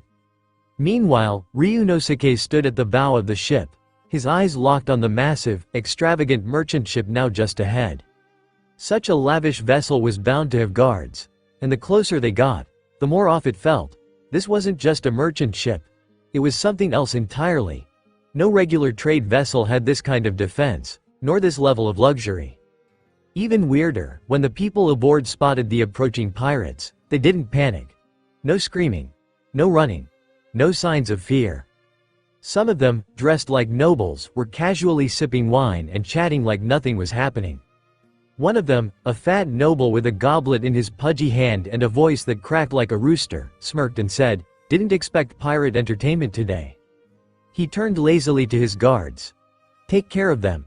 Kill all the pirates. Except the leader. That one looks nice. If his face isn't scarred, he might be useful." "Understood," Duke Kurosa, the captain of the guard squad, responded immediately. "Everyone, prepare for combat. Wipe out the pirates. But don't kill the leader." The guard captain unsheathed his sword and barked the order. But before they could make a move, "Hey, did I just hear you say you're gonna attack my ship?" A voice came from behind him. Cold sweat instantly formed on the captain's forehead. He didn't dare move a muscle. It wasn't just the voice, it was the pressure. A suffocating, murderous aura washed over him, more intense than anything he'd ever felt. As someone who'd escorted high-profile targets across dangerous waters, he'd met desperate men before. Killers. Pirates. Assassins. He'd seen that kind of aura, but never this strong. This was something else entirely. Then, clang, a sword whistled past his ear. One of his own swordsmen had leapt into action, slashing at the intruder. The captain instinctively rolled out of the way and looked up. Standing there, smirking, was Ryunosuke, the same man who had been on the pirate ship just moments ago, now casually standing aboard the merchant ship. How the hell did he get here? This was Ryunosuke's assassination technique. "A swordswoman?" Ryunosuke muttered, glancing at the attacker. "Strong one, too, and a woman." But before he could finish the thought, another fierce attack came at him. Every move she made felt familiar, but something was off. That sword style, he'd seen it before. Isshin Ryu? Ryunosuke narrowed his eyes. A disciple of Koshiro? And then it hit him. Zoro. The way she fought was reminiscent of that green-haired swordsman he'd battled before. But her form was more refined, her swordplay sharper, with an understanding of swordsmanship that surpassed mere technique. It was something deeper, instinctive, spiritual. Thanks to his fusion with Akame's abilities, Ryunosuke's own swordsmanship had evolved too. Kuina? He suddenly blurted the name out, and just like that, the swordswoman froze. Her sword wavered. One simple name had exposed the truth. So this ship really isn't what it seems, Ryunosuke said, stepping forward. No way someone like you shows up just to guard a merchant vessel. Tell me the real reason you're here. With a sudden surge, Ryunosuke unleashed his armament haki, forcing the distracted Kuina back with a single blow. He smiled, and that smile broke her stance more than any attack could. Her eyes softened. The great sword, Wado Ichimonji, Kuina replied softly. Ryunosuke nodded slowly. Now he got it. Kuina had trained with Wado Ichimonji since she was a child. There was no way she was here just for a great sword. This sword, this Wado Ichimonji, it held a meaning, just like her technique. Alright then, Ryunosuke said, cracking his knuckles. Kill the rest of these bastards. I want the treasure and supplies. The sword's yours. He turned and made his way toward the captain of the guard team. Kuina stood there stunned. That sword Wado Ichimonji had been promised to her as a reward, but now it didn't matter. TL. In FHIS fanfic her sword got stolen. Besides, she had no love for these nobles. Originally, she planned to take action only after the reward was hers. Now, she drew her sword. Blood painted the deck crimson. The nobles watched the massacre unfold like it was a theater performance, unfazed, entertained. They'd seen this kind of slaughter before, but this time, none of the guards remained standing when it was over. Only Ryunosuke and Kuina stood on the blood-soaked deck, drenched in red. Between the two of them, they'd painted a masterpiece of death. And for all of Ryunosuke's ruthlessness, his killing finesse still lagged behind Akame's. Boom, boom. Suddenly, the entire merchant ship trembled violently. The deafening noise and fierce shaking reached their ears instantly. Two little devils. I gotta admit, kids these days are bold as hell. And brutal too. At that moment, a towering figure appeared before them. Chains clinked and dragged across the floor with a metallic hiss. Dried blood still clung to the cold iron links, giving off a faint stench of death. From the man's body, a terrifying aura radiated outward. Heavenly Dragon Guard. Yakajo. Remember that name. It's the name that'll haunt your nightmares. Yakajo bellowed, then charged straight at Kuina. To him, both of them looked weak, insignificant even, so, picking a target felt totally random. Boom. Crack. Just as Yakajo lunged, Kuina swung her sword in rhythm with her breath. But her sword shattered under the sheer force of his attack. Still unable to fully control armament haki, Kuina froze for a split second, just long enough to take a full-powered punch to the gut that sent her flying. She crashed to the ground but rolled to her feet immediately, clutching her broken sword and keeping her stance. But anyone could sense it, Kuina was hurt, and not just minor scratches either. Multiple fractures. One arm out of commission. For a swordsman, that's like losing half your power. Of course, monsters like Zoro or Luffy don't count. Those guys pull out their ultimate moves with 1 HP left like they're Ultraman or something. Damn, he's strong. Ryunosuke's eyes narrowed as he analyzed the fight. Then, the armament haki around him erupted. A deep black sheen quickly covered his sword, aim no habakiri. The sword itself was incredibly sharp, on par with the supreme great swords. But even that wouldn't be enough. Not against this guy. He needed haki to stand a chance. More than the raw power, what caught Ryunosuke's attention was Yakajo's earlier introduction. Heavenly Dragon Guard. That kind of title wasn't something a random thug could claim. Just looking at those blood-stained chains told Ryunosuke this guy wasn't normal. And anyone bold enough to appear in front of nobles, hell, to ignore nobles, was someone you had to take seriously. Kuina, let me handle this. Ryunosuke stepped in front of her, standing tall with haki-infused confidence. This girl actually wanted to keep fighting. From the clash earlier, it was obvious, Kuina couldn't handle Yakajo. Someone's looking to die, huh? How long do you think that brat'll last? Shame, really, Yakajo gonna ruin that pretty body. The surrounding nobles began chattering, their voices dripping with mockery and detachment. To them, this was nothing but entertainment. Ryunosuke and Kuina weren't people in their eyes, just playthings. Even Yakajo was no exception. Swish, Ryunosuke launched himself at full speed. His slash came down hard, aiming straight for Yakajo's neck. He put everything into it: speed, power, precision, nearly 80% of his full strength. But a massive fist came flying toward him in response. Yakajo had completely ignored the slash. Ryunosuke barely dodged, frowning as he landed. Something felt off. He saw it coming. Yakajo had predicted the strike and covered his neck in armament haki just in time. Observation haki. That's what it was. The bastard didn't just use armament. He combined it with observation haki. No way this guy was a regular guard. Heavenly Dragon Guard. Could it be he's one of those guards for the celestial dragons? Did I just win the worst lottery ever? Wait, are there celestial dragons on this ship? Ryunosuke's grip on aim no Habakiri tightened as his stance shifted. His movements became light, almost ethereal, as he slowly circled Yakajo. The world nobles? Guys like you have no business protecting us like that. Today, you're dying here. Yakajo growled in irritation. Ryunosuke's pacing was getting to him.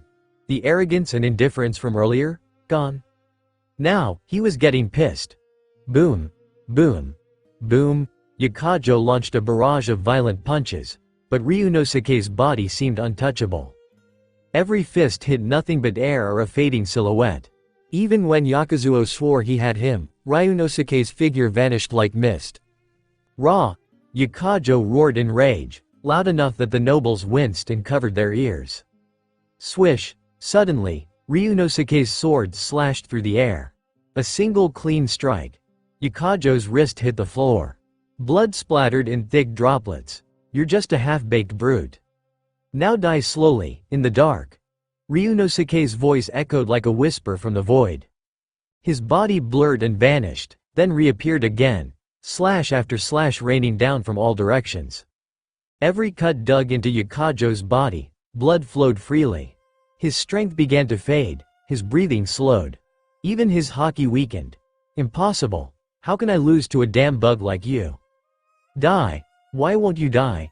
Yakajo screamed like a madman, fists flailing wildly. But the fear in his eyes was undeniable. He was losing. And he knew it. Bang! Finally, Yakajo collapsed, his body trembling. His severed arm hung limply beside him. You ready to die now? Ryunosuke appeared behind him, sword raised for the final blow. Gotcha! Before he could strike, a massive hand clamped down on Ryunosuke's ankle. No matter how hard he struggled, he couldn't shake it. Oh shit! Pucci! Panic shot through him. If Yakajo landed a hit while dying, Ryunosuke would be seriously injured, or worse. He was too careless, but just then, a broken sword pierced through Yakajo's eye. Blood spurted. Yakajo's grip loosened. Kuina. Despite her injuries, she had rushed in and stabbed him in the face with her shattered sword. That one blow ended it. Yakajo collapsed completely, lifeless. After Yakajo's death, Ryunosuke cast an admiring glance at Kuina. He had to admit, her timing was impeccable. It almost felt like Ryunosuke had baited Yakajo on purpose. The moment Yakajo managed to grab Ryunosuke, his psychological guard completely dropped. That false sense of victory made him lower his defenses. That mistake got him killed. If not for that moment of carelessness, even in Kuina's current state, a sneak attack wouldn't have been enough to take him out in one strike. What a damn good battle, Ryunosuke muttered. But this guy, this so-called former Heavenly Dragon Guard, he really was just someone who got tossed aside. Died to 2 kids. How pathetic. Suddenly, an arrogant voice cut through the air. Hey, how about it? Do you two want to become my personal guards? They both turned their heads to see a man in lavish clothing step forward on the deck. He oozed aristocratic arrogance. Even the other nobles around him seemed overly respectful, almost groveling. Clearly, this guy had the highest status among them. Ryunosuke ignored him entirely and looked back at Kuina. Kuina, want to join my crew? She blinked. Crew? Wait, you're a pirate?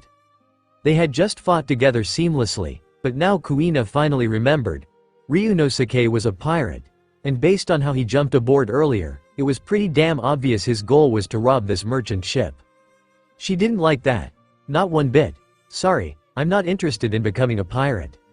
She refused him on the spot, no hesitation. Her home country was a mess, plagued by pirates. Her hatred for their kind ran deep. Zoro's already become a pirate, Ryunosuke said calmly. He's out at sea right now. Not all pirates bring disaster. Some of us have our own reasons. I'm Ryunosuke, captain of the Dragon Hunter Pirates, and I'm officially inviting you to join. The mention of Zoro stopped Kuina in her tracks. She had always wondered, how the hell did Ryunosuke even know about her? She had faked her death and gone into hiding, training under a different name, yet somehow, he'd recognized her immediately. Not just that, he even knew about her connection with Zoro. Now that got her curious, and as the saying goes, curiosity kills the cat and the girl. The moment Kuina's curiosity was piqued, Ryunosuke had already won. My ship's over there, he said. Go rest up, I'll return your sword. If you don't like what pirates stand for, fine, I won't make you do pirate shit. He smiled, then casually walked up to her. Hey, what are you? Wait, let go. I haven't even, Before she could finish, Ryunosuke picked her up and yeeted her off the ship. Akame, catch her, she's a full member of the crew now, Ryunosuke shouted toward his ship. Then, he turned back around and locked eyes with the nobles. Well, he said. Made up your mind yet? I'll pay you 100 million berries a year? The fancy noble said proudly. Come be my personal bodyguard. Pirates are just jokes. If you want to live easy on these seas, pirates are a dead end. Work for me. I'm Prince Onus, noble of the allied kingdom of Yukoslan. He spread his arms wide like he was the damn king of the world. To him, everything had a price. If someone said no, that just meant the number wasn't high enough. Ryunosuke looked young, too young to have killed someone from the Heavenly Dragon Guard. But that only meant his future was full of potential. And 100 million berries? To Prince Onus, that was pocket change. I refuse, Ryunosuke said, dragging his sword across the deck, each step heavy and deliberate. Protect Lord Onus. A voice shouted, and the guards rushed forward to shield their master. 200 million, Onus yelled, brushing the guards aside like they were in his way. Is that still not enough? Money meant nothing to him. The goods on this ship alone were worth over 1 billion berries. Knock. Knock. Knock. Ryunosuke didn't say a word, just kept dragging his sword, the metallic sound grating against the wood. 300 million. No, 500 million, Onus screamed. Do you even understand how much that is? You're a pirate. You could rob ships for your entire life and still not make that much. All you need to do is guard me. That's it, SHHHK. Before Onus could finish his pitch, Ryunosuke's sword flashed through the air. In one clean arc, every guard between them was decapitated. Blood sprayed across Onus's face, and heads rolled at his feet. I already said I refuse, Ryunosuke muttered. And your money? Doesn't mean shit to me. He raised his sword again. No, you can't, Onus panicked. I'm a noble of the Allied forces. If you dare lay a hand on me, the Navy will send admirals to hunt you down. Haha, that's right, I'm a noble, you wouldn't, swish. Thunk. Onus didn't get to finish. Ryunosuke's sword sliced through him like paper. The prince's head hit the deck, his eyes wide in disbelief. Even in his final moment, he couldn't believe Ryunosuke actually went through with it. Prince Onus is dead. No way. This has to be a dream. A noble of the Allied forces, killed by a pirate? Yes, it's just a dream, haha, I must have seen wrong, that can't be. The nobles who had been standing around, smug and elegant, instantly broke into a panic. But Ryunosuke's sword showed no mercy. In the blink of an eye, screams filled the air. All that talk of status and power? Meaningless in the face of death. One by one, the nobles fell. Soon, the deck was silent. Ding! You attacked the merchant ship belonging to a great noble of the Allied kingdom. Information has been automatically sent to Navy headquarters. Gained 8,000 reputation points. As the system prompt echoed in Ryunosuke's mind, he felt a rush of energy flow through his body. The reputation points weren't just numbers, they also strengthened him. But that little auto-report feature to the Navy? Yeah, that was going to be a pain in the ass. After feeling his body growing stronger, Ryunosuke noticed that the small wounds he had received during the battle had completely healed. As he processed the changes, a strange sensation washed over him. Suddenly, his surroundings became clearer, more defined. The awakening of observation haki? That was his first thought. He quickly opened his panel, and sure enough, basic observation haki was now listed among his abilities. It must have awakened during the fight just now. Testing his newfound power, Ryunosuke spread his observation haki throughout the ship. Almost immediately, he sensed other lifeforms on board. Following his intuition, he made his way toward them. A few minutes later, he reached the storage room below deck. "Let me go home. I miss my mother, wah, wah. My lord, please spare my child, I will be your slave, I'll do anything, just let my child go." "Bad guy, don't bully my mom," countless voices filled the air. Slaves? Ryunosuke's expression darkened as he took in the sight before him. This is a slave ship. Although he was a pirate, he despised the slave trade. Slavery wasn't uncommon in the world of One Piece, but seeing hundreds of people locked away like cattle was still jarring. As someone who had reincarnated from another world, he still carried the modern belief in human rights. He didn't feel anger or hatred, just an innate disgust. With a swift motion, Ryunosuke unsheathed his aim no habakiri and slashed through the chains of the nearest cage. "The people above are dead," he announced casually. "By the way, I'm not a good person, I'm a pirate. Can you make it back on your own?" At that moment, the woman who had just been begging for her child's safety froze. Her face, which had been filled with hope moments ago, twisted into despair. "Mom, this big brother saved us. We can go home now," the little girl said excitedly, unaware of the heavy atmosphere. But her mother didn't share the same optimism. Instead, her face grew even paler. Bang! The woman collapsed to the floor, drained of all strength and hope. Bang!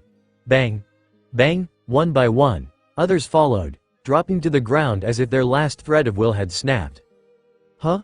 Ryunosuke frowned. This wasn't the reaction he expected. Shouldn't they be overjoyed at regaining their freedom? Moments ago, the room had been filled with cries and desperate pleas. Now, there was only silence. "It's useless. We're going to die anyway. We can't go back. Those nobles are dead. They'll blame us for it. We've been marked as slaves. Even if we return to our villages, we'll be hunted down. And we might bring disaster upon our loved ones." Laughter mixed with sobs as a man clutched his head, muttering in despair. Ryunosuke finally understood. Because he had killed the nobles, these former slaves believed they had no future. Even if they escaped, society would still see them as slaves. And since they had been registered, the deaths of the nobles would likely be blamed on them. Even with their freedom, they felt doomed. "The kingdom of Yakozlan?" Ryunosuke muttered to himself. He thought for a moment before stepping forward. "If you truly believe you can only die, then I'll send you to your deaths," he declared coldly. "But if you want to live with dignity, then recognize that you are not slaves. Your people." His voice grew sharper. "When you think of yourselves as slaves, you will always be slaves." The murmurs slowly faded. Then, one man hesitantly stood up. "I want to go home. My mother and children are waiting for me. I want to go back too. I refuse to live as a slave. I'm not afraid of death. Why should I keep living like this?" More and more people began to rise, their spirits reigniting. Ryunosuke smirked. "I already told you. I'm a pirate," he reminded them. "I'm taking this ship. If you want to return home, I'll drop you off at Kokoyashi village. After that, figure it out yourselves." Without waiting for a response, he turned and left. As he stepped back onto the deck, Ryunosuke took a deep breath. The stench of the slave quarters still clung to him. Shaking it off, he made his way to the ship's treasure room. It didn't take long to find the massive sword, Wado Ichimonji, among the riches. As for the rest of the valuables, he simply tossed them into his system space. Returning to his warship, he leapt onto the deck and called out to Kuina. Here, he tossed her the Wado Ichimonji without hesitation. To him, this so-called great-grade sword was nothing special. He already possessed Murasama and Aim no Hazan. both of which were far more powerful, comparable to the supreme-grade swords. Kuina caught the blade and frowned. "I already told you. I won't become a pirate," she said firmly. "I don't care how you know about me, but I have my own path. I'm going to Wano country. I'm going to defeat Kaido." Before she could finish, Ryunosuke cut her off with a chuckle. "What, do you even know what you're saying?" Kuina's face flushed in anger. "You may be strong, but you're nowhere near Kaido's level. He's one of the 4 emperors, the captain of the beast pirates and the current ruler of Wano." Her disbelief spilled out in rapid succession, her flushed cheeks making her look unexpectedly cute. Ryunosuke grinned. "Of course, I know that." He turned to face the sea, his expression shifting into something more determined. "That's why I'm inviting you to join my crew." Kuina blinked in surprise. "Unlike Kaido, we're still growing. We're constantly getting stronger, while he's already at his peak." He gestured toward the slave ship. "Look at them. Wano country is suffering the same fate right now. If you want to defeat Kaido, you need power. I can give you that." He turned back to her, his voice unwavering. "I want the world to tremble at the name of the Dragon Hunter Pirates. I want our mark to be carved into the history of this era." Holding out his hand, he asked once more, "Are you willing to join me?" After hearing Ryunosuke's words, Kuina was momentarily stunned. There was no denying that what he had just said was incredibly compelling. She found herself drawn to his charisma and vision. The future he described wasn't just some vague ambition like becoming the Pirate King or finding the legendary One Piece. It was clear, direct, and purposeful. "I'm in," Kuina declared after a brief moment of thought. Ryunosuke was right. Their strength might not be overwhelming now, but they had the will to grow stronger. Given enough time, they could very well shake the world to its core. "Sister Kuina, I'm Rolki, an apprentice crew member of the Dragon Hunter Pirates." Rolki introduced himself enthusiastically. "Those guys over there? They're our ship's handymen. And this here is Akame, our enforcer.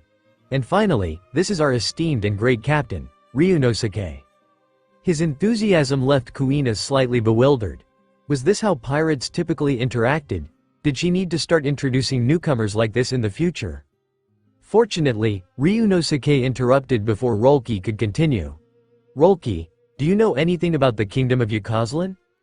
The sudden question snapped Kuina out of her thoughts and redirected Rolki's focus, preventing him from rambling any further.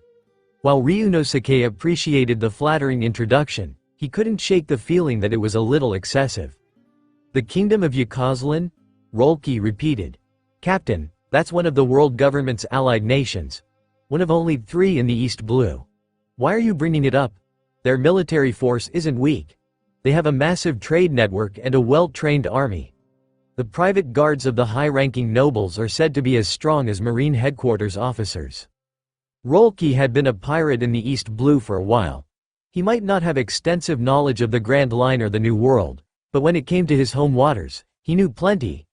Any pirate hoping to survive long in the East Blue needed to understand who they could afford to mess with, and who they absolutely couldn't.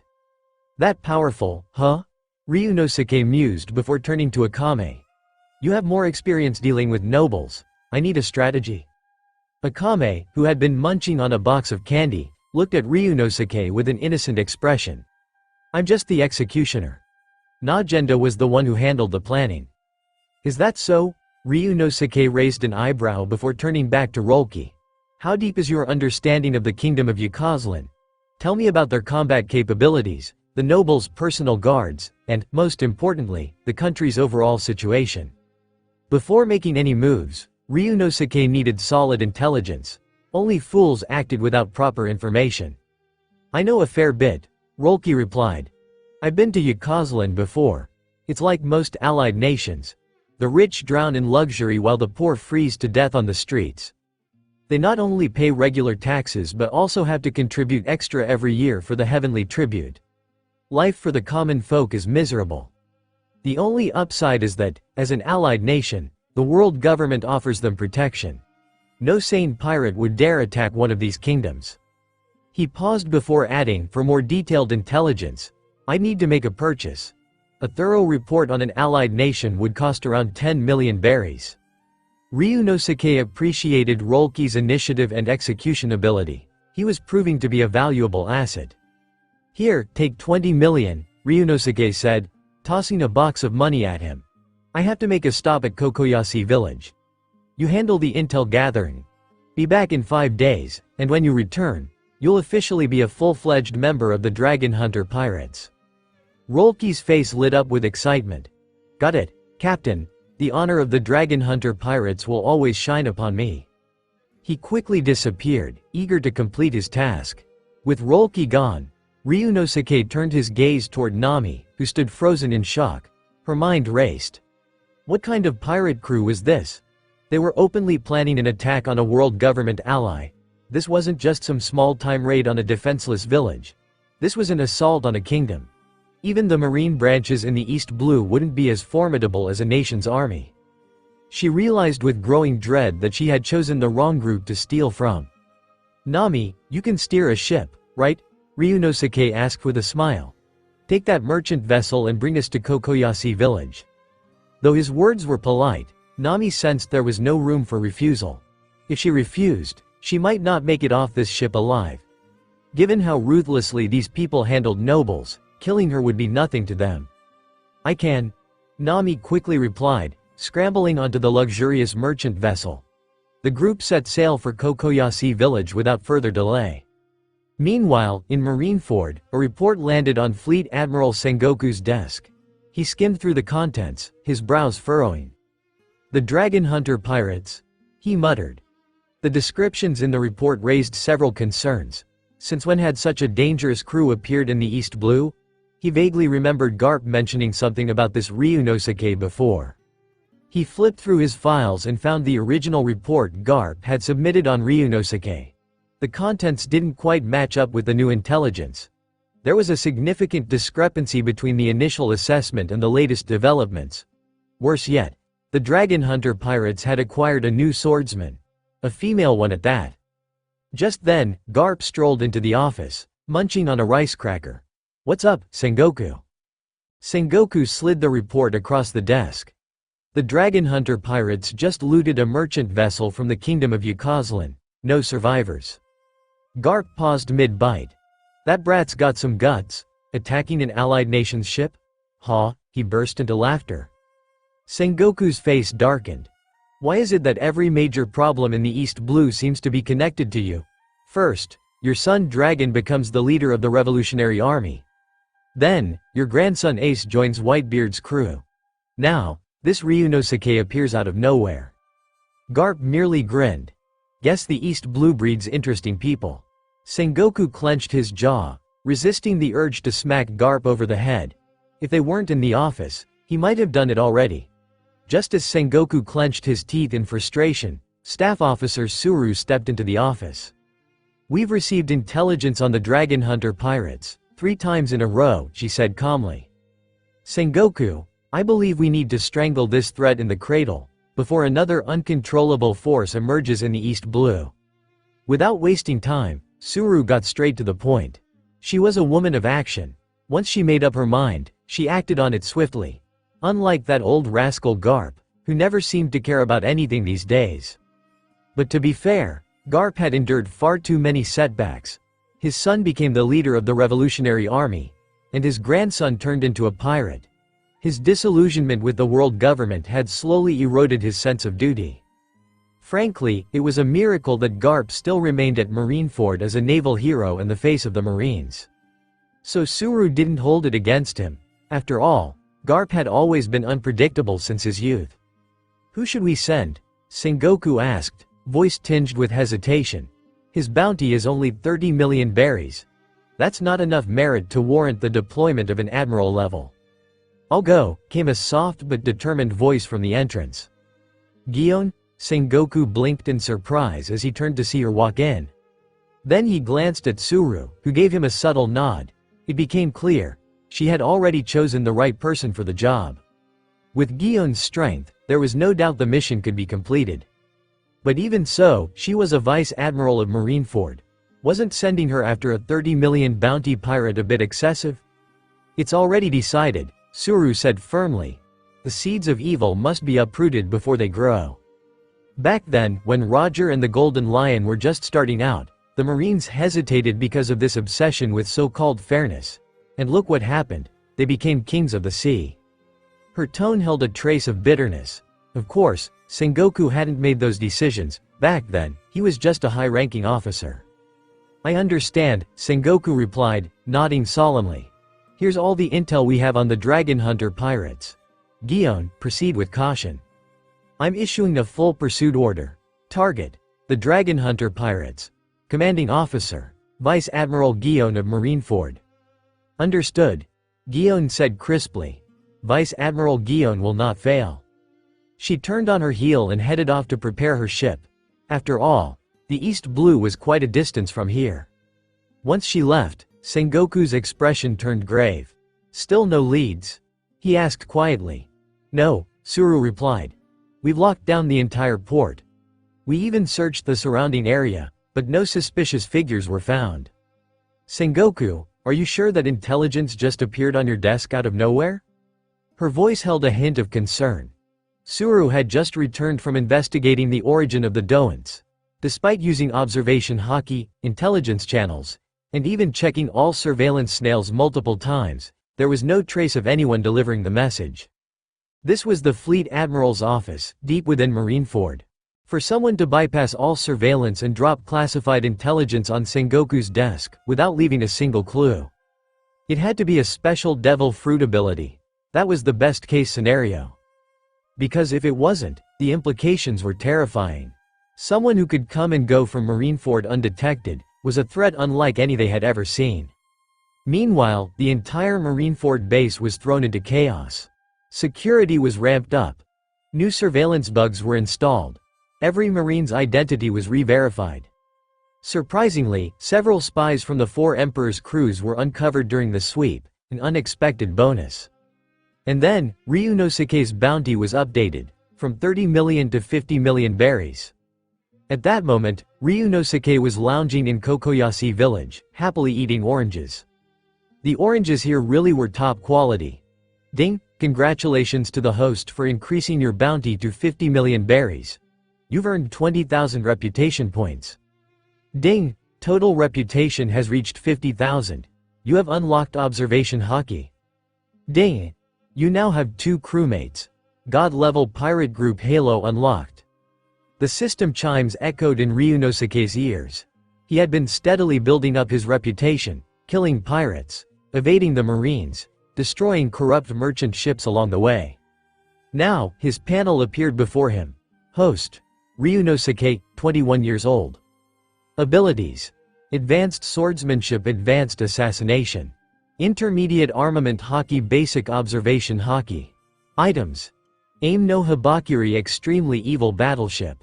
God-level pirate group Halo. When equipped on the ship, boosts all crew members' strength by 20%.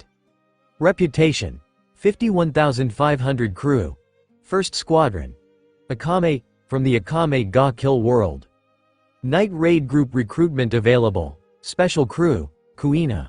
Title: Captain of the Dragon Hunter Pirates. Ryunosuke exhaled deeply as he read over the stats. Now that his reputation had reached 50,000, he could summon one member from the Night Raid squad. He already knew who he wanted. System, he said calmly. Then, raising a hand, he activated the recruitment. 3 days later, Yukazlan Kingdom. What? Onis was killed. In the East Blue, someone actually dared to lay a hand on one of our people. Wendy's, a high-ranking noble of the Yukazlan Kingdom, was livid. The Yukazlan Kingdom was one of the 3 major world government affiliates in the East Blue. Onis had been in charge of transporting slaves, an incredibly lucrative venture. That one shipment alone would have netted Wendy's at least 500 million berries. Now, it was all gone. This wasn't just an insult, it was a massive loss. Who did it? Wendy's snarled. A new pirate crew, sir, a trembling guard reported. They call themselves the Dragon Hunter Pirates. They're still in the East Blue. He handed over Ryunosuke's bounty poster and intelligence file with shaking hands. Even as a guard, he knew, if Wendy's was in a bad mood, a life could be snuffed out just like that. There was no concept of justice under these nobles. Ryunosuke, Wendy's eyes narrowed. Good, very good. Contact the world government immediately. Pressure the Navy. We're paying that damn heavenly tribute for a reason. I want him alive." A cruel grin crept across his face. If Ryunosuke had dared to challenge the Yukozlan kingdom, then he would suffer a fate worse than death. As preparations were made, Wendy's picked up a Den Den Mushi and dialed a special number. A pirate's number. Ryunosuke, of course, remained unaware of what was happening behind the scenes. 5 days later, Rolki returned to Kokoyashi village with the information in hand. The moment they received the intel, Ryunosuke and his crew set sail once again. During their stay in Kokoyashi, the villagers, especially Nami, had been living in constant anxiety. Even though Ryunosuke repeatedly promised he wouldn't harm them, Nami had witnessed his brutal methods firsthand. Deep down, she couldn't fully trust someone that dangerous. What if one day he just woke up in a bad mood and decided to wipe out Kokoyashi village? To Nami, that kind of massacre felt entirely possible. So, when Ryunosuke finally left with his crew, she exhaled in relief for the first time in days. But just that same afternoon, a marine warship arrived at Kokoyashi. That's right, it was Captain Nezumi. From there, the story would continue with Luffy and Nami's fateful meeting. Back on Ryunosuke's ship. With the intel now in hand, Ryunosuke had a much clearer understanding of the kingdom of Yukozlan's strength. And frankly, if it came down to a direct confrontation, even with Ryunosuke's immense combat power, there was a very real chance they'd all die on the spot. "Captain, do you have a plan?" Kuina asked as she looked over the stack of intelligence reports. Everything pointed to one thing. This wasn't a battle they could win head-on. If they wanted to avoid the kingdom altogether, they could. But if they faced them directly, odds were high that their pirate crew would be the one wiped out, while the kingdom remained intact. "I do," Ryunosuke said calmly. "Decapitation strategy." "Decapitation?" Kuina echoed, confused. It sounded simple, but reality wasn't so kind. The nobles might not be strong themselves, but their guards were another matter entirely. Just look at Yakajo. He was only a personal guard of one of the nobles, yet incredibly powerful. There were bound to be more like him in the kingdom of Yukozlan. Taking out a noble wasn't just risky, it bordered on suicidal. "Najenda, I'll leave the detailed planning to you," Ryunosuke said, turning to the newest member of the crew. That's right. After accumulating 50,000 reputation points, Ryunosuke had used them to summon Najenda. She wasn't just a military strategist with razor-sharp intellect, she also wielded the humanoid imperial arm, Susanoo, the perfect balance of brains and brawn. "Kuina, Rolki," Najenda said confidently. "I'm Najenda, captain of the 1st Division. The captain has briefed me on your backgrounds. Let's jump into our primary concern, the kingdom of Yukozlan's actual military strength." She unrolled a set of doents onto the table, speaking with cool precision. Professionals really were different. In just minutes, Najenda broke down the distribution of enemy forces, their expected tactics, and the general outline of their next battle strategy. What's more, since Najenda was new, neither the Marines nor the kingdom knew of her existence. That made her their ace, perfect for launching a surprise assault. "We also need to consider the time factor," Najenda added. "The captain says the Marines are watching us closely." "That gives us, at most, 1 month," Ryunosuke confirmed. "Whatever we do, we need to wrap it up quickly and head for the Grand Line." He no longer believed they could destroy the kingdom of Yukozlan in one swift strike. But if they could inflict serious damage, cripple the leadership, disrupt command structures, it would be enough.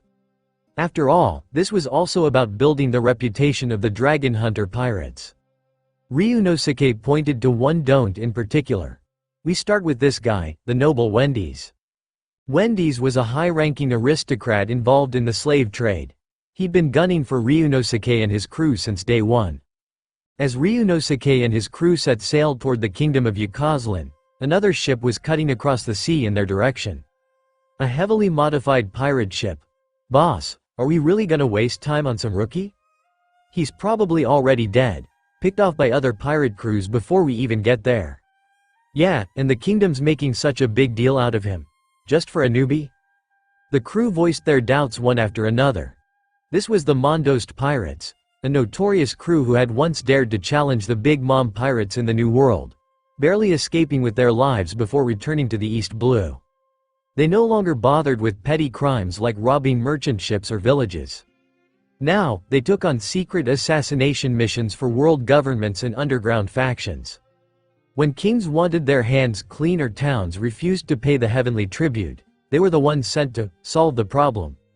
Their pirate status gave them cover, and their strength kept them in demand. Stir, if both the Marines and the kingdom are after this Ryunosuke, maybe we can profit from both sides, said Mondo, the first captain of the Mondost pirates, eyes gleaming with greed. Already ahead of you, brother. I've sent a few small pirate crews to test the waters, said Stir, the second captain. We should be getting solid intel soon. Honestly, though, if the kingdom of Yukazlan is this desperate, don't you think it's time? Mondo raised an eyebrow. You mean? The two brothers had been together for over a decade, founding the Mondost pirates from scratch. They didn't need to explain things twice. With just a glance, Mondo understood. By the time night fell, they had reached the outer seas of the kingdom of Yukazlan. Within a day, they landed, walking boldly into the heart of the kingdom. Before long, they stood outside a lavish mansion. It belonged to none other than the noble Wendy's. What the hell are you two doing here? Wendy's demanded, visibly annoyed. The mission he'd assigned them didn't require setting foot in the kingdom. They were supposed to eliminate Ryunosuke, discreetly and efficiently. Now they'd appeared right at his doorstep. Lord Wendy's, Mondo said, ignoring the irritation, my brother and I have spent long enough drifting on the seas. We want noble status. I'm sure you, of all people, can make that happen. He didn't mention Ryunosuke at all, because deep down, no matter how much people romanticize freedom on the seas, how many pirates really want that life? Real power was on land, in titles, in privilege, and the nobility of the kingdom of Yukazlan, that was the real prize. So now, under the guise of a contract, the Mondost brothers had come to seize something greater than gold or territory. They wanted to transform, and Wendy's might be their ticket. After hearing what Mondo said, Wendy's face twisted with anger. What kind of joke is this? You're just a pirate. How dare you try to negotiate with me? If you're so capable, then prove it, if not, get lost. Wendy's had already been suppressing a lot of frustration from recent events. Just a few days ago, a furious buyer had called to scold him, forcing him to cough up hundreds of millions of berries. And now, these two pirates dared to show up and talk about negotiations? To him, they were nothing more than stray cats and dogs stirring up trouble. Lord Wendy's, Mondo spoke calmly, the mission you posted has now been accepted by the Mondost pirates. In the entire East Blue, are there really other pirates brave enough to take on your job? He glanced at the guards standing nearby and smirked. Besides, you don't seriously believe that these guys can protect you, do you? Stir added with a wicked grin, licking his crimson tongue slowly. What are you implying, Mondo, Stir, you?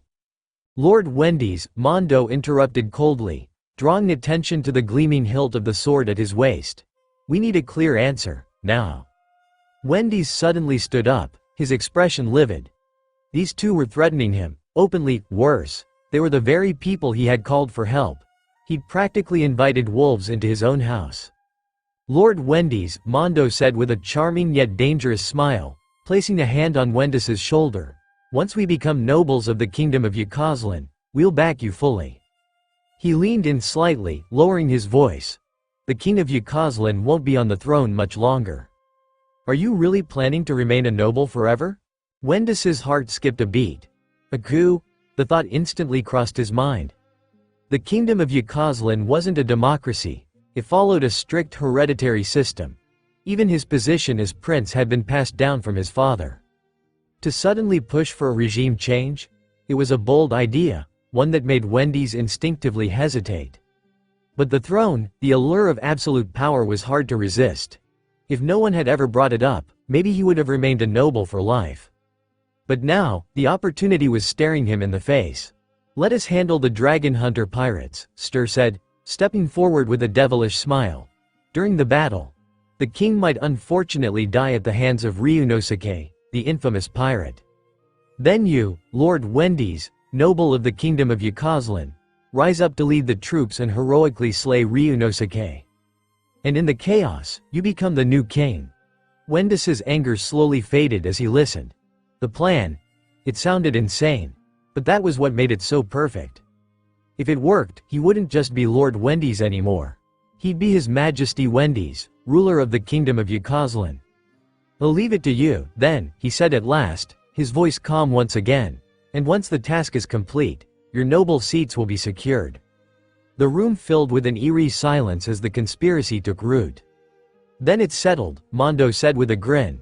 "Your Majesty Wendy's, do make sure our titles are prepared." With that, he turned and left. Stir licked his lips and followed. Once outside, the two hurried toward the port.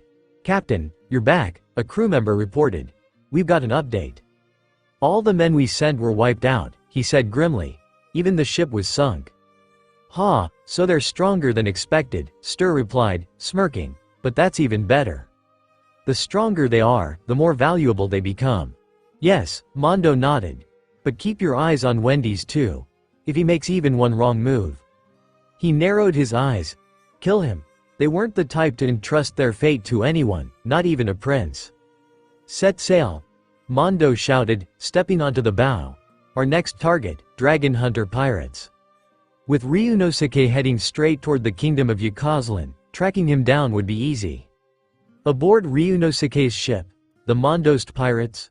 Ryunosuke raised a brow. Who are they again? They once challenged Big Mom in the New World, and lived to tell the tale, Rolki answered quickly. Now they're one of the biggest underground forces in the East Blue. Sometimes, Rolki thought Ryunosuke was a walking encyclopedia. Other times, he seemed completely clueless. Either Ryunosuke genuinely didn't know, or he just didn't care about anything short of the New World. When it came to the major players there, Ryunosuke knew everything, even the secret stuff. He was definitely aiming to become a top-tier pirate. "I see," Ryunosuke said flatly. "Keep sailing. If we run into the Mondost pirates, just wipe them out." He had no time for small fry. If the Navy got involved during a prolonged fight, things would get complicated. 3 days later, Brother Ryunosuke, a pirate fleet up ahead. Akame called down from the mast. 6 ships. Looks like the Mondost pirates. Ryunosuke stood at the bow, a wide grin spreading across his face. Finally, he hadn't had a real fight since his power-up. Boom, boom, boom, dozens of cannonballs fired toward them instantly. "Najenda, Akame, Kuina," Ryunosuke barked. "Handle your positions. Rolki, intercept the shells. Use everything, we're not saving ammo today." With those words, Ryunosuke launched himself forward like a cannonball. Behind him, Susanoo materialized around Najenda as she and Akame took flight toward the enemy ships. The battle had begun. Bang! In a flash, Ryunosuke landed squarely on the deck of the Mondost's flagship. He stared at the stunned pirates. "Hey, looking for me?" With aim no Habakiri resting casually on his shoulder, Ryunosuke grinned. "Hey, are you here to see me?" The voice echoed in the ears of Mondo and Stir. For a moment, the two were stunned. Usually, when pirates clash, shouldn't it begin with cannon fire? Isn't it the one with superior firepower who gets to board the enemy ship and initiate combat? But this guy, he wasn't following any rules. More importantly, they weren't even close. How did he get here so fast? "Boss, I'll go cut him down. That guy's just a rookie, and he dares to board our ship. He's asking for it." One of the more hot-headed members of the Mondost pirates charged at Ryunosuke with a massive sword. Shish. Ryunosuke's blade flashed. In a movement too swift to follow, his sword pierced straight through the pirate's heart. The fight hadn't even started properly, and it was already over. "Bastard! You dare kill one of us? Screw this. He's dead meat, I'll eat him alive. Brothers, attack. Kill him." The crew of the Mondost pirates had all been to the New World. They weren't greenhorns. They'd seen plenty of battles. Blood didn't scare them, it only excited them. One by one, they raised their weapons and charged at Ryunosuke with bloodthirsty grins. Mondo and Stir didn't stop them. In their minds, sure, Ryunosuke could kill one guy, but he couldn't possibly survive being mobbed by their entire crew. Or so they thought. These punks actually think I need to take this seriously? Ryunosuke raised his hand. Tsukuyomi no Mikoto. A jade pendant appeared in his palm. As it began to glow, a towering figure materialized behind him. The being wore a flowing black and purple robe.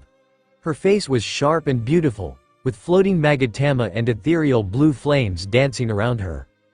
The humanoid imperial arm, Tsukuyomi no Mikoto, had arrived. Yes, this was one of the rewards Ryunosuke obtained after extracting Nagenda's power. Not only had he gained immense strength, but he had also earned a humanoid imperial arm equal in power to Susanoo, one that had its own will and consciousness. A true force to be reckoned with. What the hell is that? Is he a devil fruit user? No, that's not it, dang. No way. That's Puff. The moment Tsukuyomi appeared, the charging pirates froze in fear. Some dropped their weapons altogether, but Tsukuyomi wasn't interested in their hesitation. With a long halberd forming in her hand, she charged forward. The magatama orbiting her morphed into deadly scythes, cutting through the pirates like reapers harvesting souls. Blood sprayed. Limbs flew. Screams filled the air. And amidst it all, Ryunosuke calmly walked across the deck toward Mondo and Stir, who could only watch in disbelief. I asked you something earlier, didn't I? He stopped a few feet away, his voice calm but cold. Did you come here to find me? Though his expression held a smile, his words were ice. Gulp. This is all a misunderstanding, Mondo stammered. We're from the Mondost pirates, he continued, trying to sound sincere. Our men had a bit of a conflict with your crew earlier. So, we came to apologize, really. I didn't realize it was your group. We acted rashly. Please forgive us. We'll leave right away. Mondo swallowed hard, bowing slightly, face drenched in sweat. Ahahaha, yeah. That's right, Stir chimed in quickly. We came here to apologize. Those guys who offended you, they deserved what they got, no hard feelings from us. The two were practically groveling now, because Tsukuyomi had finished slaughtering every last one of their crew. Now, she stood silently behind Ryunosuke, her overwhelming aura pressing down on the remaining pirates like a tidal wave of despair. What kind of monster is this? They thought. Is he really just some newcomer to the Grand Line? They had faced monsters before. Even when they crossed paths with Big Mom's crew, they had escaped with their lives. But this time, there was no escape, no time to react. Ryunosuke had wiped out their entire force in minutes, no, seconds. You said you came to apologize? Ryunosuke raised an eyebrow. Then you'd better show it. As his words fell, the air around him shifted, thick with power. Tsukuyomi moved in a flash, now standing behind Mondo and Stir. Bang! Bang! Two spinning magatama appeared around them, exerting crushing gravitational pressure. Unable to resist, the two pirates collapsed to their knees in front of Ryunosuke. This is what a real apology looks like.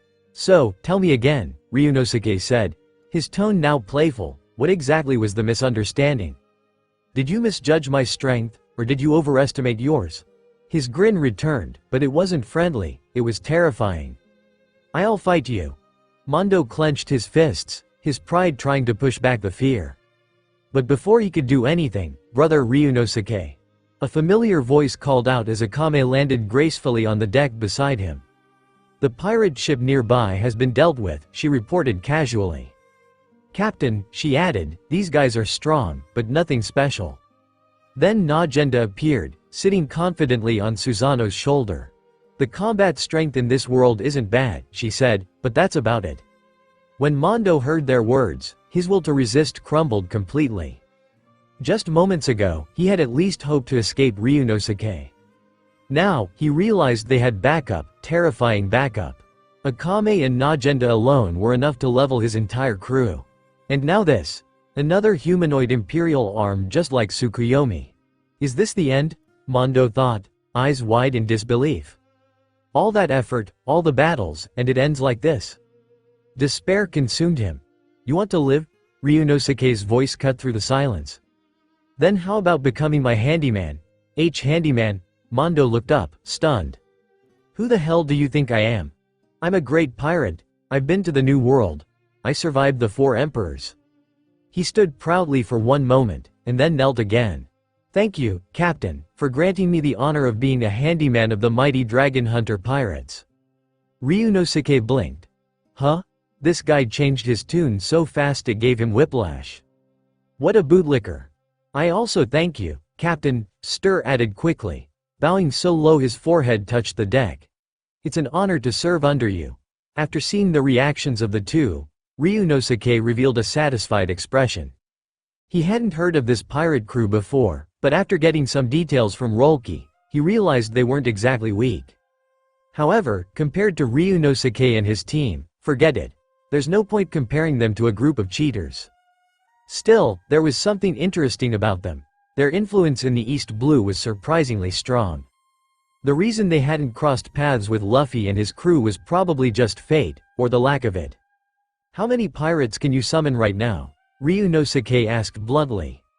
Earlier, he had wiped out the main fighting force of the Mondost pirates aboard the 3 ships. That left their leadership hanging by a thread. "In a short amount of time, we can gather a crew of over 500, Mondo replied nervously. "But, in terms of quality, we can't be too picky." He understood clearly. Ryunosuke was gauging their worth. If they didn't prove useful, they'd be disposed of without hesitation. Power ruled the seas, especially in Ryunosuke's pirate crew. 500, huh? That should do. Ryunosuke nodded. Try to call as many as possible, the more, the better. He paused for a beat. "Oh, and by the way, you're not qualified to officially join my Dragon Hunter pirates. Once this temporary work is done, you're free to go." With that, Ryunosuke leapt onto Tsukuyomi's back and returned to his warship. Era, what's the captain planning now? He's always so mysterious, Najenda said with a playful smile. Now that she was free from the pressures of the Empire, her real personality started to shine. Gone was the strict, serious Najenda from the world of Akame ga Kill. "Brother Ryunosuke, you really can do everything," Akame said dumbly, tilting her head. Akame had always been a bit dense, but with Najenda around, her silly side became even more natural. Their bond ran deep. "It doesn't seem all that difficult to bring Night Raid back into the world," Najenda said with determination. "And more importantly, I see a real path for growth in this world." She clenched her fists, and dark armament haki coated her skin. As a member of Ryunosuke's crew, observation haki came standard. Upon arriving in this world, she had automatically awakened the power. Najenda understood strength. This black energy was no joke. By the time Ryunosuke and the others left, Mondo and Stir were still frozen in shock. If not for the strong stench of blood still lingering in the air, they might have thought it had all been a dream. "Brother, what now?" Stir asked, his voice shaky. Usually calm and clever, Stir's brain had all but shut down. It was impossible to process everything that had just happened so quickly. "How would I know?" Mondo snapped. "Just follow the orders that guy gave us. If we want to live, we don't have a choice." Mondo was just as confused, but there was no time for it. If they failed to deliver results, Ryunosuke wouldn't hesitate to kill them. That much he was absolutely sure of. "I get it," Stir nodded, gritting his teeth. "Let's start reaching out. Even if we only made loose arrangements before, they should still come in handy now." He picked up the Den Den Mushi, and soon, the sound of Pureruru echoed across the waters of the East Blue. Back on Ryunosuke's ship. "Brother Ryunosuke, are you sure it's okay to let them handle this?" Akame asked, looking puzzled as Ryunosuke relaxed on the deck. To her, the Mondost pirates were enemies. Trusting them with anything felt strange. "They're familiar with the kingdom of Yukazlan and probably have existing ties," Ryunosuke replied. "That makes them more likely to earn their trust. This way, our plan will go more smoothly. With Najenda, Susanoo, and Tsukuyomi no Mikoto on board, our combat strength has skyrocketed." Ryunosuke was confident. It might seem like he had only added Najenda, but the actual upgrade in power was far more significant. With the Mondost pirates aiding them, their decapitation mission in the kingdom of Yukazlan would be much easier. As expected of our captain, Rolki chimed in, turning into a one-man cheer squad. "Only you could come up with something like this. Using the enemy's hands as our weapon, Captain, you're amazing." Ryunosuke chuckled. "Rolki, you've been doing well. But I'll need you to keep it up. You're a formal member of the Dragon Hunter Pirates now." Rolki beamed. Ryunosuke opened his system panel again to double-check something. But Rolki's name still didn't show up. When Kuina had joined, she was instantly listed as a special crew member. Rolki, however, wasn't showing up at all. Was something off? After all, having more official crew members increased the system's passive bonuses. That was one of the reasons Ryunosuke believed his crew would become a powerhouse in the future. But now, the requirements seemed a little unclear. "System, what are the conditions for joining the Dragon Hunter Pirates?" he asked directly. The system responded quickly. Crew member must have a strength rating above A, or talent above S, to be registered as an official member. Ryunosuke nodded, finally understanding. So that's how it works. This was a god-tier pirate system with its own personality and standards. Otherwise, Ryunosuke could have just recruited 10,000 weaklings and boosted his crew's power through sheer numbers. As Rolki celebrated, night fell. Everyone headed off to rest. They needed to prepare for the battles ahead.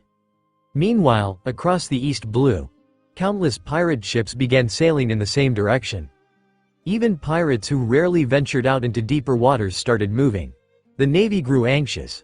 What were these guys up to? Were they planning to attack some major figure? Or had a legendary treasure appeared? Whatever it was, the scale of the movement was clearly beyond the Navy's ability to handle. And to make things worse, they had no clue what was going on. Pureruru. Navy headquarters. Yes, I understand. The pirate group involved is Pureruru. Navy headquarters. All night long, the Den Den Mushi at Navy headquarters kept ringing non-stop. And all of it was because of the East Blue. You see, the East Blue is a very special sea. Things there are a lot more complicated than they appear on the surface. Now, with this incident breaking out, it's clear a powerful force is behind it. The worst part? Vice Admiral Guion has already been dispatched to the East Blue. But even at her speed, it'll take at least 4 days to get there. By the time she arrives, the Navy might already be cleaning up a mess, cold and rotten. If they try to handle things with just the East Blue's current forces, it could lead to massive casualties. And if that happens, it would be an utter disgrace for the Navy.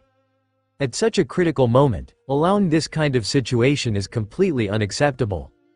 Garp, I thought you said the East Blue was stable. Then what the hell is going on? Sengoku slammed the table, clearly frustrated. He remembered how Garp always insisted on going to the East Blue for vacation, and always claimed things there were under control. With Garp constantly going back and forth, the pirate activity in the region stayed relatively tame. Sure, there were occasional problems, but nothing ever escalated.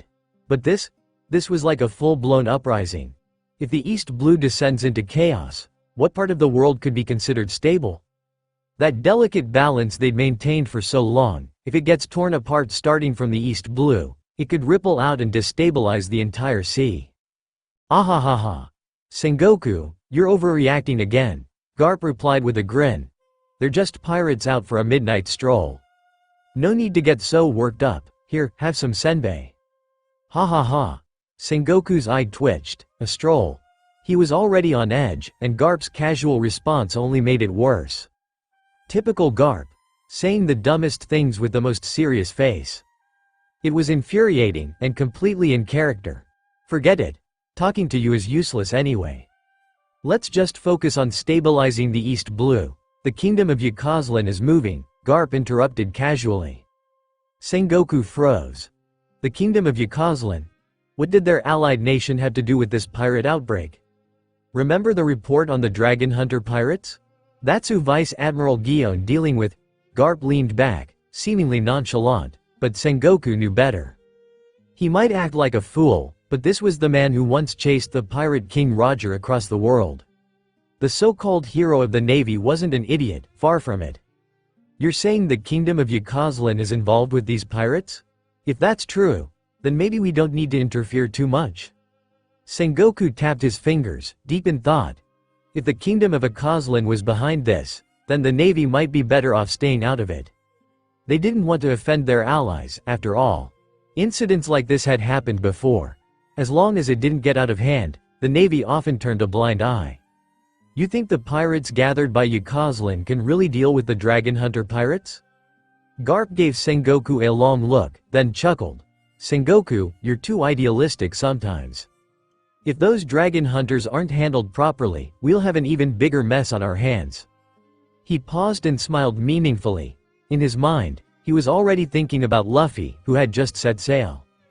These youngsters. Such a headache, ha ha ha. Sengoku sighed, rubbing his temples. Why did working with Garp always end like this? Garp, go get some rest. I need to think, alright. But I'm taking leave tomorrow. I'll be heading to the East Blue. As for how long, I'll confirm that after I return. With that, Garp walked out cheerfully. Sengoku didn't even argue. He was used to Garp's last-minute leave requests. Besides, as a vice admiral, Garp had the authority to deploy forces to the East Blue. For now, Sengoku had one mission: contain the situation. Whether for the Navy's honor or East Blue's stability, this couldn't be allowed to spiral further. 3 days later. As expected of Boss Mondo. Even though we ran into a bunch of Navy ships, none of them dared chase us. Ha ha ha. They must be scared of the mighty Mondost pirates. It's the East Blue. What can those useless Navy dogs even do? More than 30 pirates stood proudly aboard the ship of the Mondost pirates, laughing and boasting. They were high on adrenaline and full of arrogance. No, this success was thanks to the great dragon hunter pirates, Mondo said with a forced laugh. Stir nodded in agreement, a bit awkwardly. Ryunosuke had made it clear. They couldn't reveal the true source of their orders to the other pirate crews. So the two could only play along and take the credit. Still, being respected felt pretty damn good. They were used to acting anyway, and slipping into these roles was second nature now. This plan is called the Kingdom Replacement Plan. The Kingdom of Yukazlin will soon be ruled by pirates, us. And you. Yes, you, all of you will have the chance to become nobles, throw away your pirate rags. But remember this well. Even dressed in noble clothes, standing aboard a ship. We're still pirates. Mondo's voice boomed across the deck, instantly silencing the crowd. Boss Mondo is mighty, nobles, long live the Mondost pirates. The crew erupted in cheers, their morale surging. At that moment, their ship sailed into the inland sea of the Kingdom of Yukazlin. A massive group of pirates, entering Allied territory, yet not a single cannon fired. The kingdom's army had received orders. Allow them to dock. They were confused, of course, but orders were orders. And they would follow them, unless the pirates attacked civilians. The kingdom was on high alert, but for now, there was no conflict. Once the pirates landed, they marched straight toward the palace. Nearly 8,000 pirates had gathered in front of the Grand Palace, their ragtag presence clashing with the elegant architecture. Lord Wendy's. We've done what you asked. Mondo stepped forward, arrogance written all over his face. Behind him, several captives were tied up tightly with thick ropes. It was Ryunosuke and Akame, at least, that's what it looked like. Ha ha ha, Mondost. Wendy's laughed, as expected from the top dogs of the East Blue underworld. Wendy's turned toward the regal man seated on the throne, dressed in extravagant royal robes. Your Majesty Velonar, these are the ones who attacked the royal caravan of our great Yukazlin kingdom. If we let this go unpunished, we'll have more pirates trying their luck. It's a disgrace to the crown. Velonar, the king of the Yukazlin kingdom, stood up with theatrical flair. He spread his arms wide, basking in the spotlight like a seasoned performer. Such wicked souls must not be allowed to live in my kingdom, he declared. As your king, I, Velonar, shall personally deliver justice to these criminals from the dragon hunter pirates. Sword of Justice. At his command, a royal attendant walked forward, holding a golden sword embedded with dazzling gems. Velonar grabbed the sword and stood tall. With a single motion, he shrugged off his royal cloak, revealing gleaming armor underneath. And this wasn't just ceremonial armor. Wendys's expression darkened. He knew that armor. It was no ordinary protection. Forged by a now missing user of the diamond fruit, it was an indestructible battlesuit created through devil fruit powers. And Wendy's had seen its power firsthand. TL. This diamond fruit is different from Jozu. Can these rebels really take down the king, even with that armor protecting him? If not, all his careful planning would mean nothing. Among the crowd, Najenda watched the king closely, brows furrowed in confusion. "There are imperial arms in this world too," she muttered, sensing a strange energy from Valonar's armor.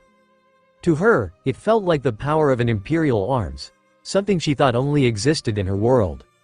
"No," Ryunosuke answered calmly beside her. "That's the power of a devil fruit. A product unique to this world, like I told you before. The so-called captives, tied up earlier, mere stand-ins, fakes." "Devil fruit, huh?" Najenda mused, eyes glinting. "If we got our hands on one, it'd boost the crew's strength big time." Coming from a former general and the boss of Night Raid, her mind naturally drifted toward how to use power strategically. Ryunosuke chuckled. "They do boost strength fast, no doubt, but honestly, I don't need them." Compared to his own cheat ability, devil fruits were child's play. Back in front of the throne, Valonar approached Mondo and Stir, standing before the fake Ryunosuke and Akame. "You dared provoke the Yakazlan kingdom," Valonar said with mock sympathy. "You must have been ready to face the consequences, right? Today, die with pride." He raised his jeweled sword high, only for a blur to flash past him. "Hey, hey," a voice said coolly.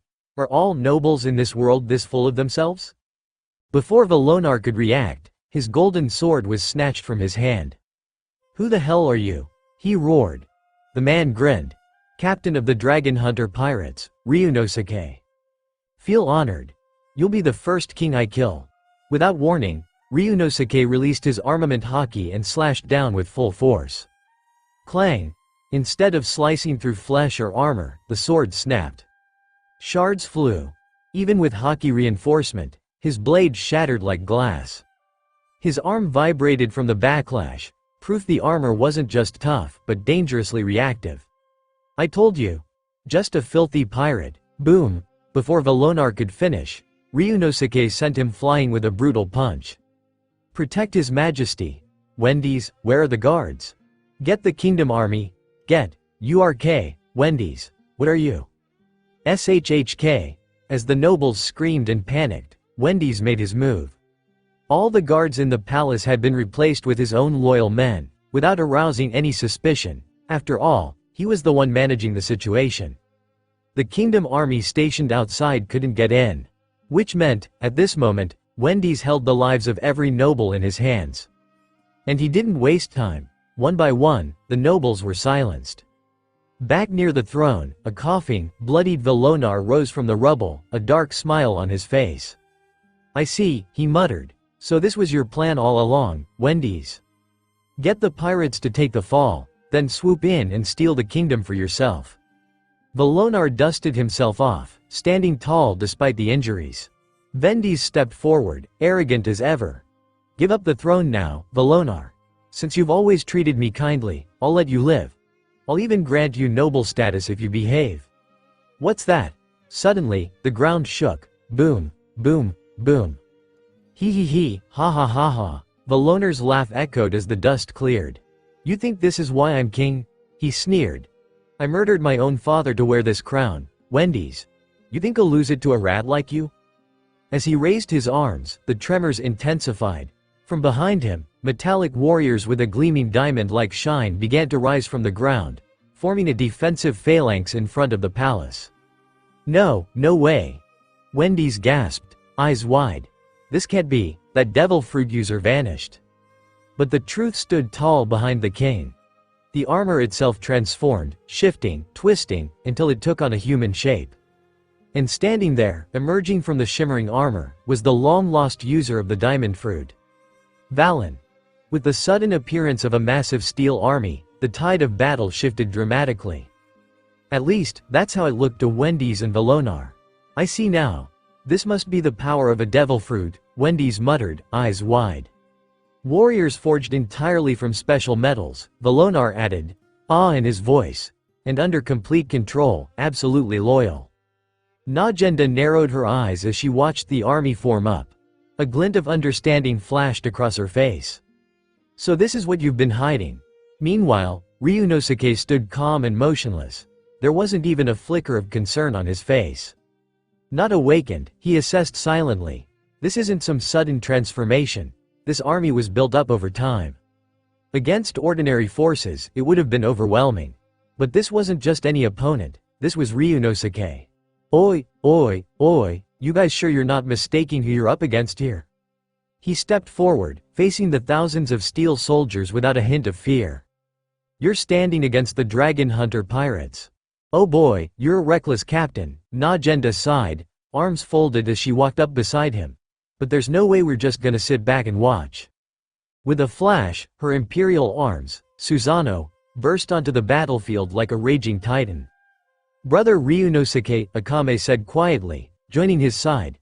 Looks like it's time to fight after all. I figured we wouldn't have to step in, but guess I was wrong. Letting others dig their own graves really is dangerous. Next came Kuina. She drew her sword in one swift motion, her stance screaming readiness. For a swordsman, once the sword's drawn, there's no turning back. I'm Rolki, the stammering recruit shouted, moving into formation. Official crew member of the Dragon Hunter Pirates. Despite his trembling knees, Rolki stood tall. Fear lingered, but his resolve burned hotter. The loner's heart pounded as he stared at them. There were only a few standing there, but their presence was overwhelming. That same crushing sense of dread, he'd seen it before, long ago, when his father stood against a monster and lost. That same hopelessness, that same despair. And now, it was his turn to feel it. Kill them, he screamed. Valen. Panic. Rage. Trauma. They all came crashing down, clouding the loner's thoughts. All he wanted now was blood, every last one of them dead. All of them. Wiped out. Attack, Valen commanded, raising his hand.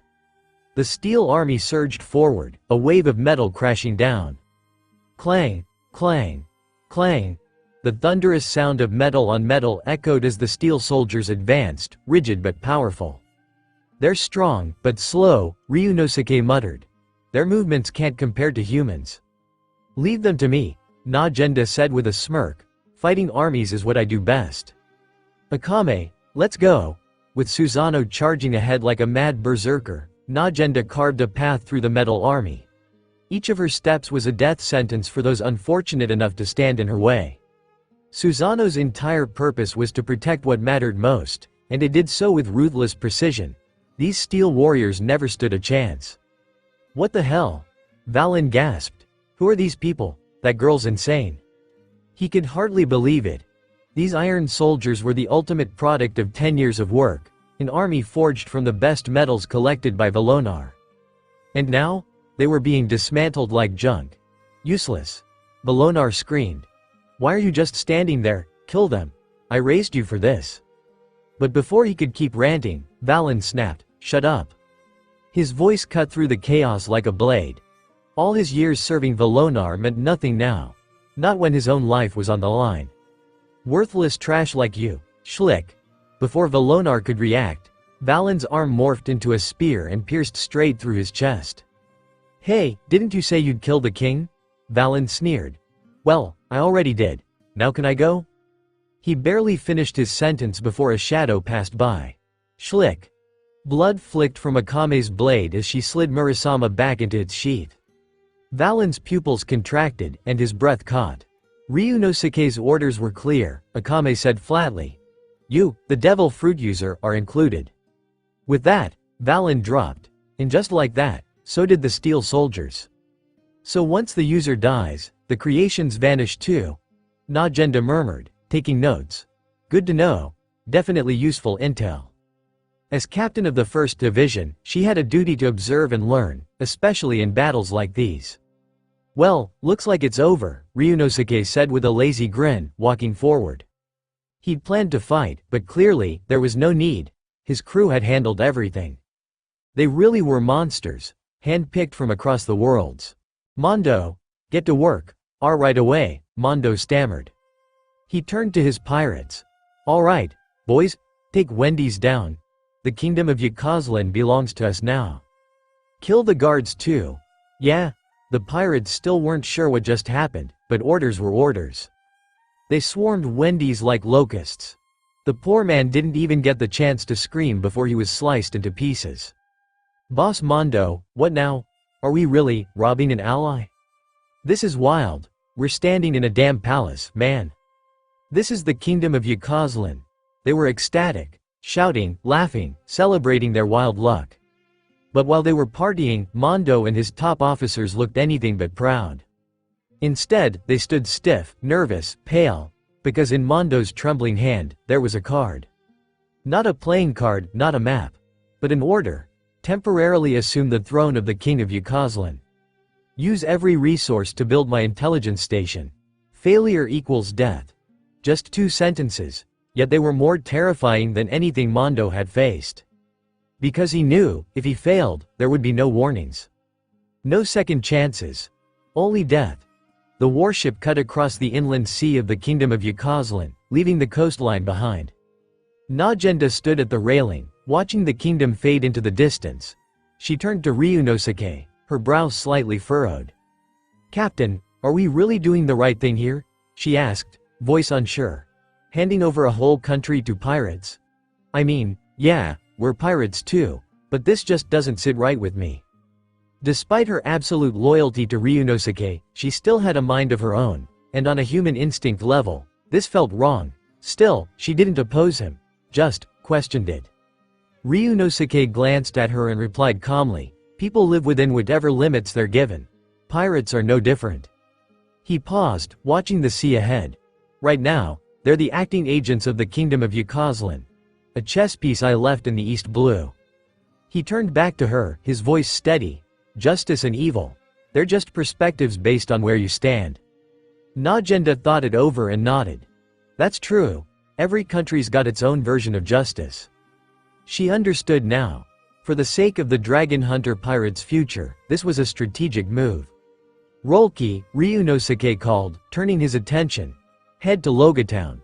Once we're outside its waters, stock up on supplies. After that, we set sail for the Grand Line." "Aye, Captain," Rolki replied quickly, but then hesitated. "Oh, and one more thing, I almost forgot." He jogged over, pulling something from his bag. "I found this earlier when I was sorting through the fruit baskets." He held up a devil fruit. Everyone on deck instantly turned toward him, wide-eyed. "You're kidding.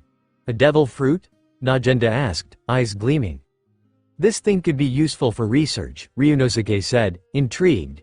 "But we don't really have any genius scientists on board." "Let me cook it," Akame chimed in, grinning.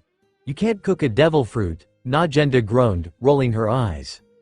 Ryunosuke chuckled. "If I'm right, this is the Paramecia-type devil fruit that belonged to Valen, the guy Akame just killed, the diamond fruit." He looked at the fruit thoughtfully. "There's a legend. Devil fruits don't disappear when the user dies. They reincarnate into the nearest fruit around. Looks like that legend's true." Najenda raised an eyebrow. "That's wild. It's like these things are alive." "Yeah, it's not like an imperial weapon at all. This thing feels organic," Akame muttered. Ryunosuke turned to Rolki and held out the fruit. "It's yours." Rolki froze. "What?" He stumbled back a step, eyes wide. "No way, Captain. This is a devil fruit we're talking about. Even if it's Paramecia, it could create powerful fighters. It's got potential. It should go to someone more deserving." He was clearly panicking now, waving his arms as he rambled on. "I mean, I just joined. How can I eat a devil fruit when the senior members don't even have one yet?" He looked up, and saw everyone staring at him with soft smiles. "Wait, did he just say something dumb?" Ryunosuke walked forward and rested a hand on his shoulder. "We're partners, aren't we? If you think being a partner means always standing behind us, not fighting alongside us, then yeah, you can refuse it." Rolki's eyes welled up. He dropped to his knees. "Captain, I get it." He looked at the fruit, took a deep breath, and bit into it. "Bleg. Tastes like crap," he coughed. "What the hell is this taste?" Everyone laughed, but soon, a strange energy began to flow through Rolki's body. He raised his hand. The sword he was holding started to shift and change, its edges warping and reshaping until it became a discus. "I can manipulate metal," he muttered, shocked. "Seems like it," Ryunosuke observed. "But there's probably a ranger condition tied to it. Still, this ability's dangerous. Almost like the rust fruit." It can completely neutralize swordsmen unless they've reached the level of a great swordmaster. Or unless they use armament haki, Najenda added. Ryunosuke nodded. Rolki, you've got potential. Start developing your ability. Someone else can handle navigation. With that, he walked off to the ship's helm, his coat billowing in the wind. Status. Host. Ryunosuke, 21 years old, abilities. Advanced swordsmanship, advanced assassination, intermediate armament haki, basic observation haki. Items. Aim no Habakiri, extreme battleship, god-tier pirate group Halo equipment, destroying the kingdom gift pack. Reputation. 28,500 crew. First team. Akame, from Akame ga Kill. Special crew. Kuina, Rolki title, captain of the Dragon Hunter Pirates. Night Raid Group recruitment conditions, active. Ryunosuke opened his system panel and let out a deep breath. Sure enough, after eating the devil fruit, Rolki's strength had jumped to an A rank evaluation from the system. Though his potential score was also A, it was enough to officially make him a core crew member. Ryunosuke could feel a surge of power resonate with him, the bond strengthening. Every time a new core member joined or an existing one grew stronger, he could feel it. As captain, he received the greatest feedback. The stronger his crew, the closer he was to his ultimate goal. System, Ryunosuke said, his eyes sharp. Open the Destroying the Kingdom gift pack. Ding, congratulations, host. 10,000 reputation points. Basic attributes 50. A wave of power rushed through his body. The higher one's basic attributes, the more potential there was for growth. And once you hit a certain threshold, every point became a huge leap in power. 3 days later. East Blue, Logatown, Vice Admiral Guion, a Marine officer rushed forward, saluting as he spoke urgently. We've completed our investigation. The Dragon Hunter pirates never appeared in the kingdom of Yukazlan. He paused, catching his breath, then continued with more troubling news.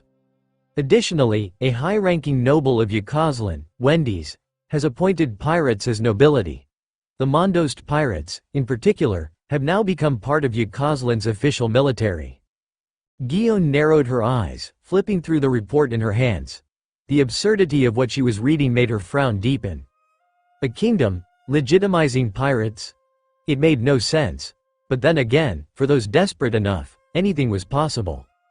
If that's true, no wonder the pirates are swarming there, she muttered. Most of them turned to piracy because their lives back home are a mess or they're hungry for more power. Now there's a kingdom handing out noble titles like candy. No pirate would pass that up. She tossed the report onto the desk. Do we know where the Dragon Hunter pirates are now? The officer stiffened under her gaze, clearly uncomfortable in the presence of her overwhelming aura. They haven't made any moves since the last incident, but if their goal is to enter the Grand Line, they'll definitely stop by Logatown to resupply. Definitely, probably, Guion repeated, unimpressed. I want confirmed coordinates. Track them, now. Yes, ma'am. The officer saluted, and Guion added with a faint smile, also, your term here is over. Captain Smoker will be replacing you as the head of this branch. The officer exhaled a breath of relief and left the room in a hurry. Not long after, the door creaked again. Hey, Smoker, Guion said without looking up. Can you not smoke in here? It's cramped, and I hate the smell. Smoker, who was mid-puff, raised an eyebrow. Huh? I thought you were gonna ask me about the Dragon Hunter pirates. Nope. I just want you to put that out, Guion replied flatly. Seriously, it's disgusting. TCH. Fine. He turned and walked out, trailing smoke behind him. Guion chuckled softly, then moved to the window.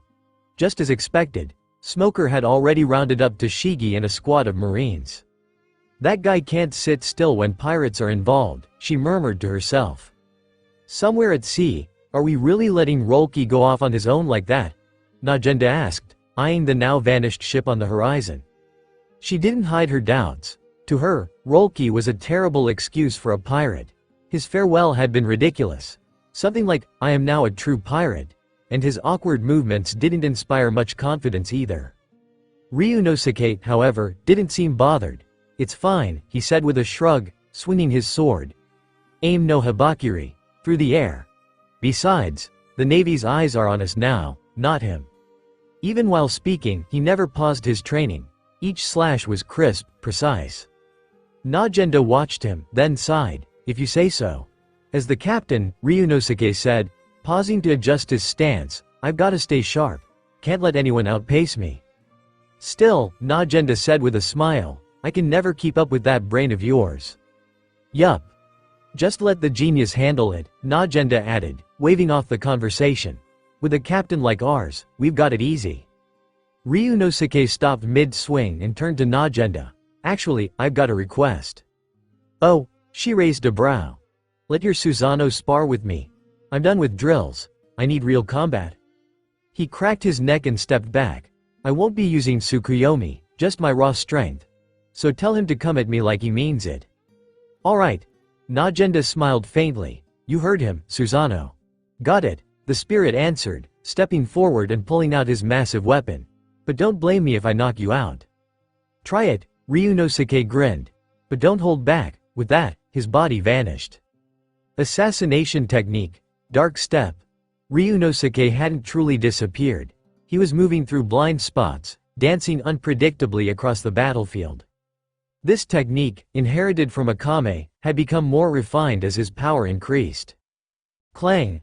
Their weapons collided a moment later. "Captain, you may be quick with your dark step," Susanoo said, calm and analytical, "but don't forget, I've mastered observation haki." Which means, bam! Before Susanoo could finish, Ryunosuke's foot smashed into his gut, sending him flying. "Damn, that was a feint," Susanoo muttered, recovering midair. The slash was just a distraction. He landed hard, but his aura flared. A Magatama appeared, swirling into a vortex of energy. Vortex Soul. Activate. Susanoo tapped into his hidden skill. According to the system, this consumed 1,000 reputation points per hour. Nothing Ryunosuke couldn't afford for a good fight. Yasukani no Magatama. The name was similar to Kizaru's technique, but this was Susanoo's own. His speed skyrocketed, and his stave-like weapon called Wolf Fang Mace glowed with power. Ryunosuke narrowed his eyes, releasing his full armament haki. Every strike and counterstrike threatened to destroy the ship beneath them. If not for the evil battleship's self-defense protocols kicking in, they might have torn the entire thing apart. A little while later. Time to eat. Akame and Tsukuyomi no Mikoto walked out carrying trays of food. The clashing of blades and booming impacts still echoed as the two warriors continued their duel. "Brother Ryunosuke sure works hard," Tsukuyomi remarked. "No wonder he's so damn strong," Akame said, watching with admiration. "Is this how he trains every day?" Najenda added, chuckling. "Insane." The three women stood together, watching as the captain and spirit continued their violent dance, strength and strategy on full display. At this time, the Dragon Hunter pirates were already nearing the waters just outside Logue Town. "Brother Ryunosuke, a Navy warship has appeared ahead," Akame's voice rang out from the mast. "It's one of those standard Navy patrol ships. Probably stationed in Logue Town. Should we avoid it?" Since Rolke had gone ashore to purchase supplies, Akame had once again taken over as lookout. Ryunosuke stood calmly on deck, smiling. "We're here to cover Rolke's supply run, aren't we? Naturally, we need to draw some attention from the Navy." "Let's go, then," Najenda added cheerfully. "You got it, Captain," Akame replied with a grin. Kuina, watching the exchange, covered her face in disbelief. She'd been part of the Dragon Hunter pirates for a while now, but she still couldn't get used to how fearless, or reckless, these people were. Any other pirate crew would have avoided the Navy entirely. A pointless fight like this, most would steer clear. But Ryunosuke had explained it to her once. "This is for the reputation of the Dragon Hunter pirates. We're going to be a crew that stands at the very top of the world. How can we be afraid of the Navy?" That answer had completely shattered Kuina's understanding of how pirates were supposed to behave. If it weren't for certain reasons, she probably wouldn't have been so easily swayed by Ryunosuke's conviction. On the Navy warship, "Captain Smoker, we spotted a pirate ship." The lookout saluted and spoke quickly. "Judging by the flag, it's the Dragon Hunter pirates." "But," he hesitated. "But what?" Smoker asked, frowning impatiently. "They're sailing toward us. It looks like they intend to attack. The lookout looked visibly nervous. Ryunosuke didn't have a huge reputation yet in the East Blue, but the fact that he had killed a Navy captain back in Shell's Town had made him infamous. He clearly didn't care about the power or authority of the Navy. Now he was charging straight toward them, even though Smoker himself, an elite from Navy headquarters, was on board. Still, the sailors were worried. You're saying that as a captain from Navy HQ, I should retreat? Go back, call Vice Admiral Guillaume, and wait for reinforcements before fighting? Smoker's voice was cold, his tone serious. Even though the lookout hadn't said it outright, it was obvious from his face what he was thinking. Captain Smoker. The Dragon Hunter pirates are far stronger than intelligence suggests, the lookout said finally. One of them reportedly wiped out an entire Navy fleet alone. Their individual combat ability is off the charts. If you're restrained by just one of them, the rest of us could be wiped out instantly. It was bold to say such things to a superior officer, but it was the truth. They were just standard patrol troops, capable of handling small-time pirates, sure, but utterly unprepared for opponents like this. Smoker, initially irritated, quickly calmed down. Charging in recklessly now could lead to everyone on this ship dying. Even if he somehow managed to capture the Dragon Hunter pirates, it would be a hollow victory if his men were slaughtered. I understand, he said at last. Return to the main ship. Leave me a daughter ship. Toshigi, you'll evacuate with the rest of the crew and report everything to Vice Admiral Guillaume through Den Den Mushi. Once you link up with her fleet, come back here and rescue me. Smoker gave the orders without hesitation. Letting the Dragon Hunter pirates flee, or worse, retreating in front of them, would be a stain on both the Navy's reputation and his personal sense of justice. So he made his choice. He would stay behind, alone. Vice Admiral Guillaume's warships were fast. At most, she'd be here in half a day. Smoker was confident he could hold out. But, no buts, Smoker interrupted. That's an order, Master Chief Petty Officer Toshigi. Execute it. Toshigi wanted to object, but when she saw the look in Smoker's eyes, she could only nod solemnly. I'll be back as fast as I can. Leave a daughter ship for Captain Smoker, she called out. As someone who trained with Smoker back at Navy HQ, she knew how powerful he truly was. He could handle it.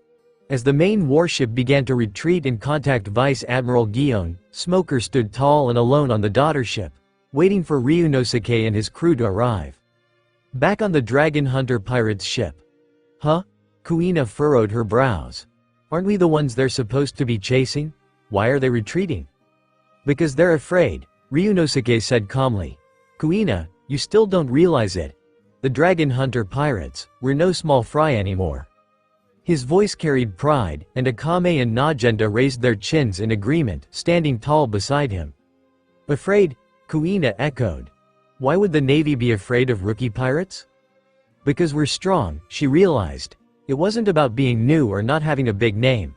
What truly mattered was power. And the Dragon Hunter pirates, their record was terrifying enough to strike fear into even experienced naval crews. Soon, a single daughter ship appeared on the sea not far ahead. Ryunosuke recognized the man standing at the front. Smoker, huh, he murmured, a knowing smile tugging at his lips. Figured it'd be him. According to the timeline, Smoker should be the current captain stationed at Logue Town. If he was the one making the call, then this kind of cautious, but righteous, approach made perfect sense. Even though the main warship had backed off to a safe distance, it hadn't left completely. There was definitely someone important backing him up. Someone bigger than Smoker. Could it be a Navy admiral? Or worse, could that old bastard Garp be on his way? If Garp showed up, Ryunosuke wouldn't hesitate to retreat, no matter what it took. Ryunosuke stepped up to the bow, arms crossed, wind brushing past his coat. Hey, Captain Smoker, you planning to arrest us here? Smoker looked up, slightly surprised. You know who I am? Ryunosuke smirked. Looks like you know a lot about us too. You're a criminal, Smoker snapped. Turn yourself in and come quietly, pirate. As he spoke, white smoke curled from his mouth. But even as he issued the challenge, Smoker's expression grew tense. He could feel it. Killing intent. Not just from Ryunosuke, but from every single person on that ship. Each of them radiated an overwhelming, suffocating bloodlust. Even the ship itself felt like a beast, ready to devour anything in its path. What kind of monsters are these people? At that moment, Ryunosuke squinted his eyes at Smoker. This guy, isn't he just like Luffy? A big, stubborn idiot. What's he even doing here on the smaller ship? Could it be that the momentum of the Dragon Hunter pirates is so overwhelming that even Smoker, this fool, is paralyzed with shock? Hey, as a captain of the Navy headquarters, this is how you act. Shouldn't you at least try to greet me properly? Without another word, Ryunosuke unsheathed aim no habakiri. Between a marine and a pirate, the most sincere form of greeting is a fight. Honestly, Ryunosuke had been itching to test this guy out, Smoker, who'd been hounding Luffy from the start. Fighting him would give Ryunosuke a good gauge of his own current strength. Plus, Smoker's character setting was a bit strange. His growth and combat power seemed to mirror Luffy's. Might as well beat him down while the opportunity's here. Just like in Fuchsia Village, Ryunosuke used to bully Luffy all the time back then. Buzz. The moment Ryunosuke drew his sword, Smoker finally snapped. He pulled out his jeet and launched forward with a burst of white smoke. Clang! The force behind the strike transferred heavily into Ryunosuke's sword. Oh, that's your strength? Ryunosuke grinned. Not bad. But I'm not a devil fruit user. That jeet of yours? Not much of a threat to me. With a light twist, Ryunosuke deflected Smoker's weapon and countered with another slash from aim no habakiri. Smoker's body immediately dispersed into thick smoke. Ryunosuke's attack passed right through, completely ineffective. The battle escalated quickly, both sides trading moves in a flurry of action. But internally, Smoker was panicking. He could feel it clearly. Ryunosuke wasn't using anywhere near his full strength. If this guy got serious, he could end the fight in an instant. That terrifying realization nearly shattered Smoker's will. Desperate, he used his smoke fruit to create distance. Huff, huff, just that short clash had left him mentally and physically overwhelmed. This fight was pointless. Unless he fought like his life depended on it, he wouldn't even be able to tap into half of his potential. No way, Ryunosuke mocked. White chase? Is this the strength of a Navy headquarters captain? Come on, let loose. I promise you, I won't kill you. Just as he said that, a powerful wave of energy erupted behind Ryunosuke. Smoker instinctively backed away. That was it. The same presence that had just now made his knees weak. Was this the strength of the Dragon Hunter pirates captain? This young guy had already reached such terrifying heights? No doubt about it. This was the era of extreme evil. Monsters were rising from every corner of the seas. Tsukuyomi. Ryunosuke activated his ability. A massive armored figure materialized behind him, Tsukuyomi. The giant gently lifted Ryunosuke onto his shoulder and soared into the sky, hovering in midair while staring down at Smoker. What is that thing? Smoker's hands trembled uncontrollably. His observation haki screamed at him. He didn't know what Tsukuyomi was exactly, but he knew one thing for certain. This being could kill him. You ready? Ryunosuke asked coldly. If you're stalling just to wait for reinforcements, then I'll lose all respect for you. Despite his words, Ryunosuke didn't make a move. This guy in front of him, he had already lost the will to fight. And when Ryunosuke saw that, he didn't even feel like bothering to finish him off. White Hunter, what a joke. Lose your respect, Smoker muttered, breathing hard. Yeah, I've always resented being bound by orders and rules. Time, plans, chains. Screw it all, Ryunosuke. Let me fight you. With a wild shout, Smoker charged in again. This time, he was faster, driven by desperation. But in Ryunosuke's eyes, it was still nothing more than a predictable straight-line attack. Even if he was smoke. Boom! Just as Ryunosuke prepared to counter, Smoker exploded. That's right, he literally burst apart into countless wisps of smoke, swarming Ryunosuke and Tsukuyomi from all directions. Though Tsukuyomi's force field kept the smoke from physically touching Ryunosuke, his visibility was completely blocked. The fruit's ability was impressive after all, Chaos Force Field. Ryunosuke extended both arms. Waves of energy pulsed outward in all directions, instantly clearing the surrounding smoke. Smoker's jeet came slicing back in from the edge. Clang! The fight resumed, now even more intense than before. A hint of excitement finally surfaced on Ryunosuke's face. Why didn't the captain just finish that marine off? Nagita muttered, scribbling in her notebook. Strategically, that would have been the best move, right? Maybe brother Ryunosuke thinks that guy has some value, Akahime replied with her usual deadpan tone. That's very Ryunosuke, Kuina added with a knowing smirk. If that marine was useless, he would have been cut down like the others on that merchant ship. Their captain wasn't just strong, he was a wildcard, an enigma. A brilliant, egotistical anomaly. Captain, another Navy ship approaching. Akame's voice rang out from the mast. And this one's way bigger than the last. Another warship had entered the area in the short time they'd been watching. I wonder if any of these ships are actually worth our time, Nagita mused. Captain, she said, looking toward the battlefield, what's your criteria for judging whether the Navy deserves to exist? You think the captain needs a reason? Kuina teased. Nagita had gathered tons of data, but none of it could help her understand Ryunosuke's decisions. Why spare Smoker? He came to them, ready for battle.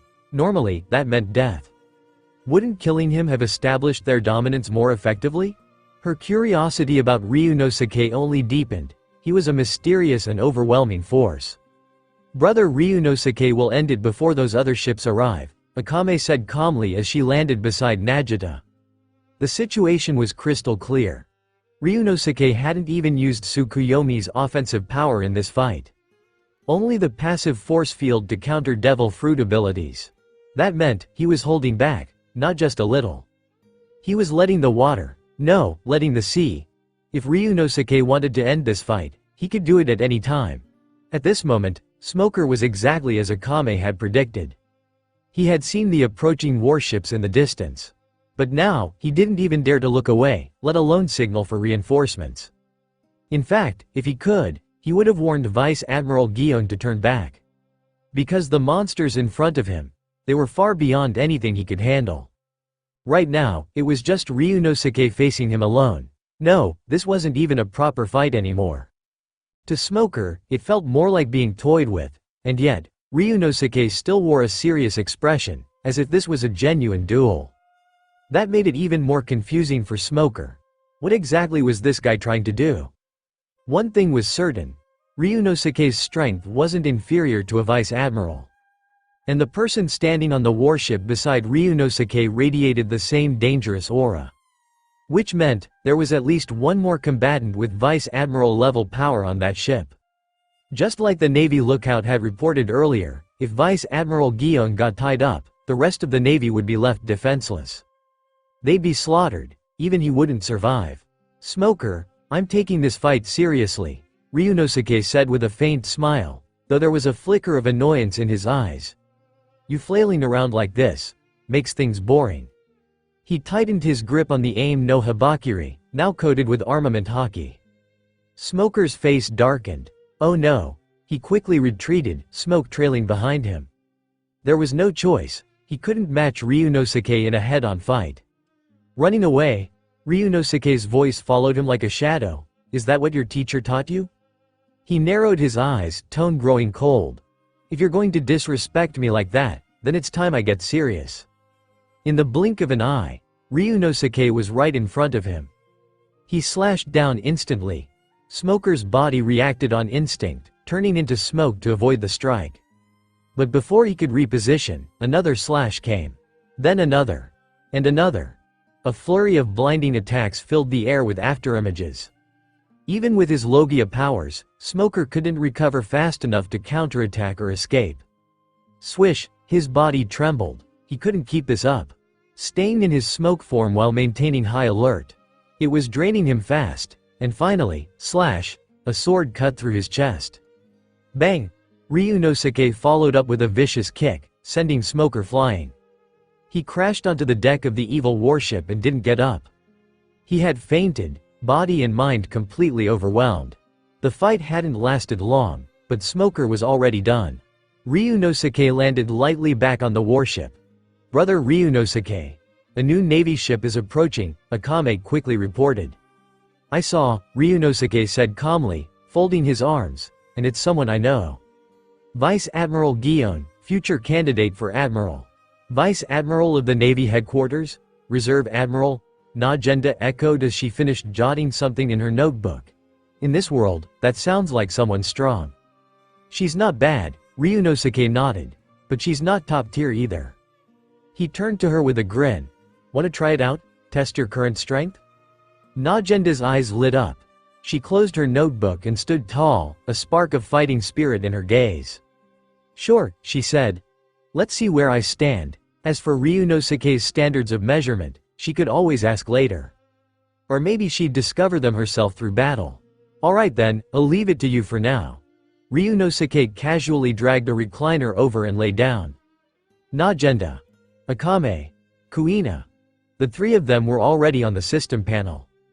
Potential. S current combat power. S but once Najenda or Akame activated their Imperial arm, they could reach sulfur monosulfide class. Still, Ryunosuke wanted to see how that actually played out in real combat.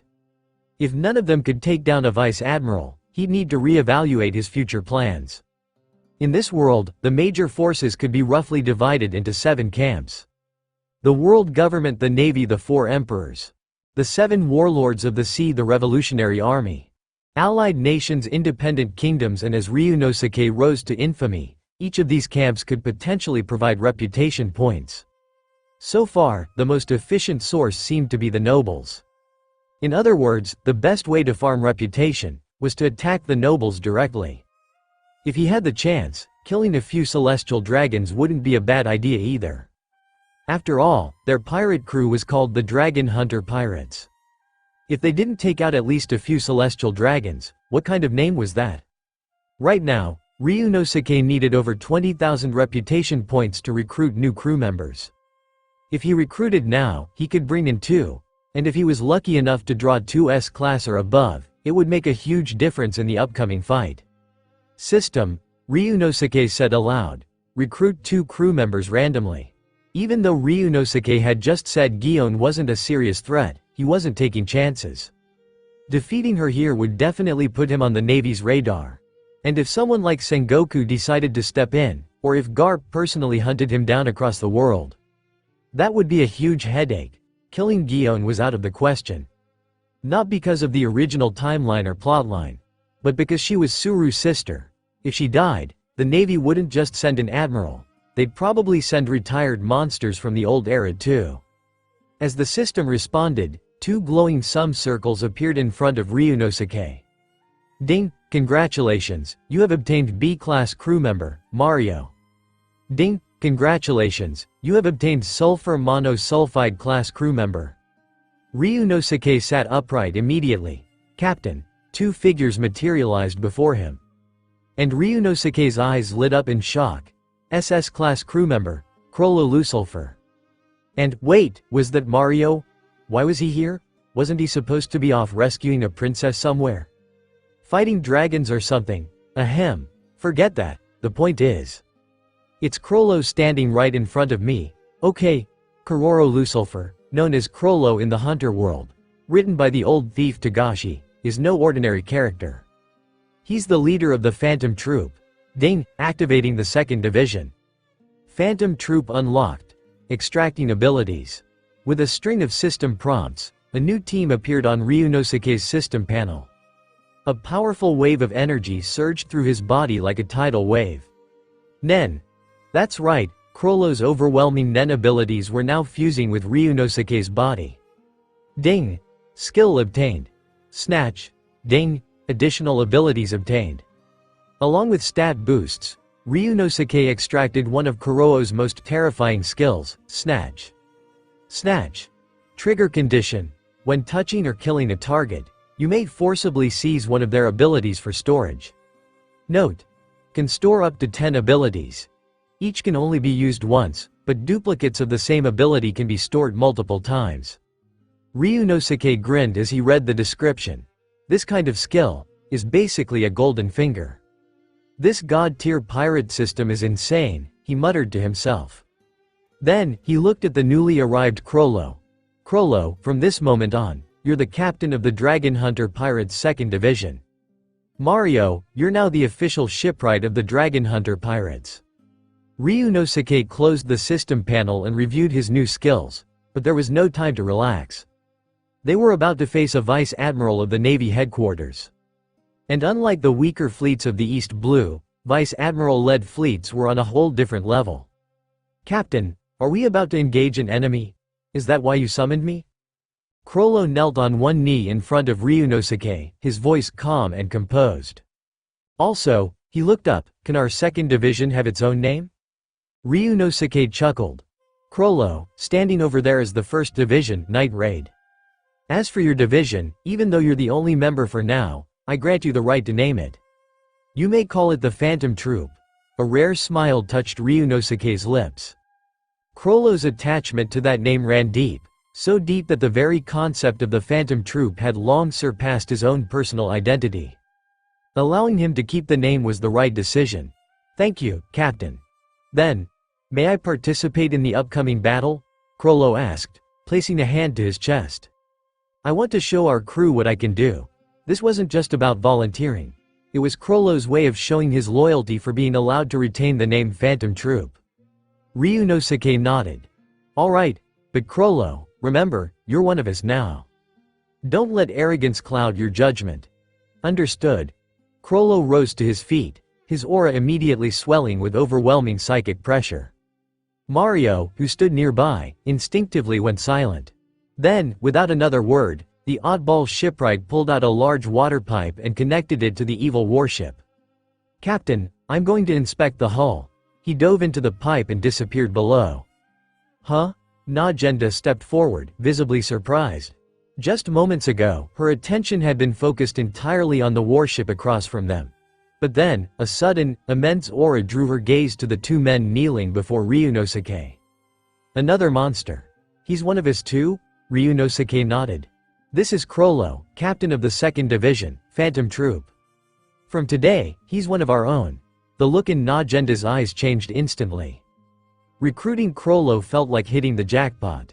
Nice to meet you, Chrollo. I'm Najenda, captain of the 1st Division, Night Raid. Looking forward to working with you. She extended her hand. Chrollo shook it without hesitation.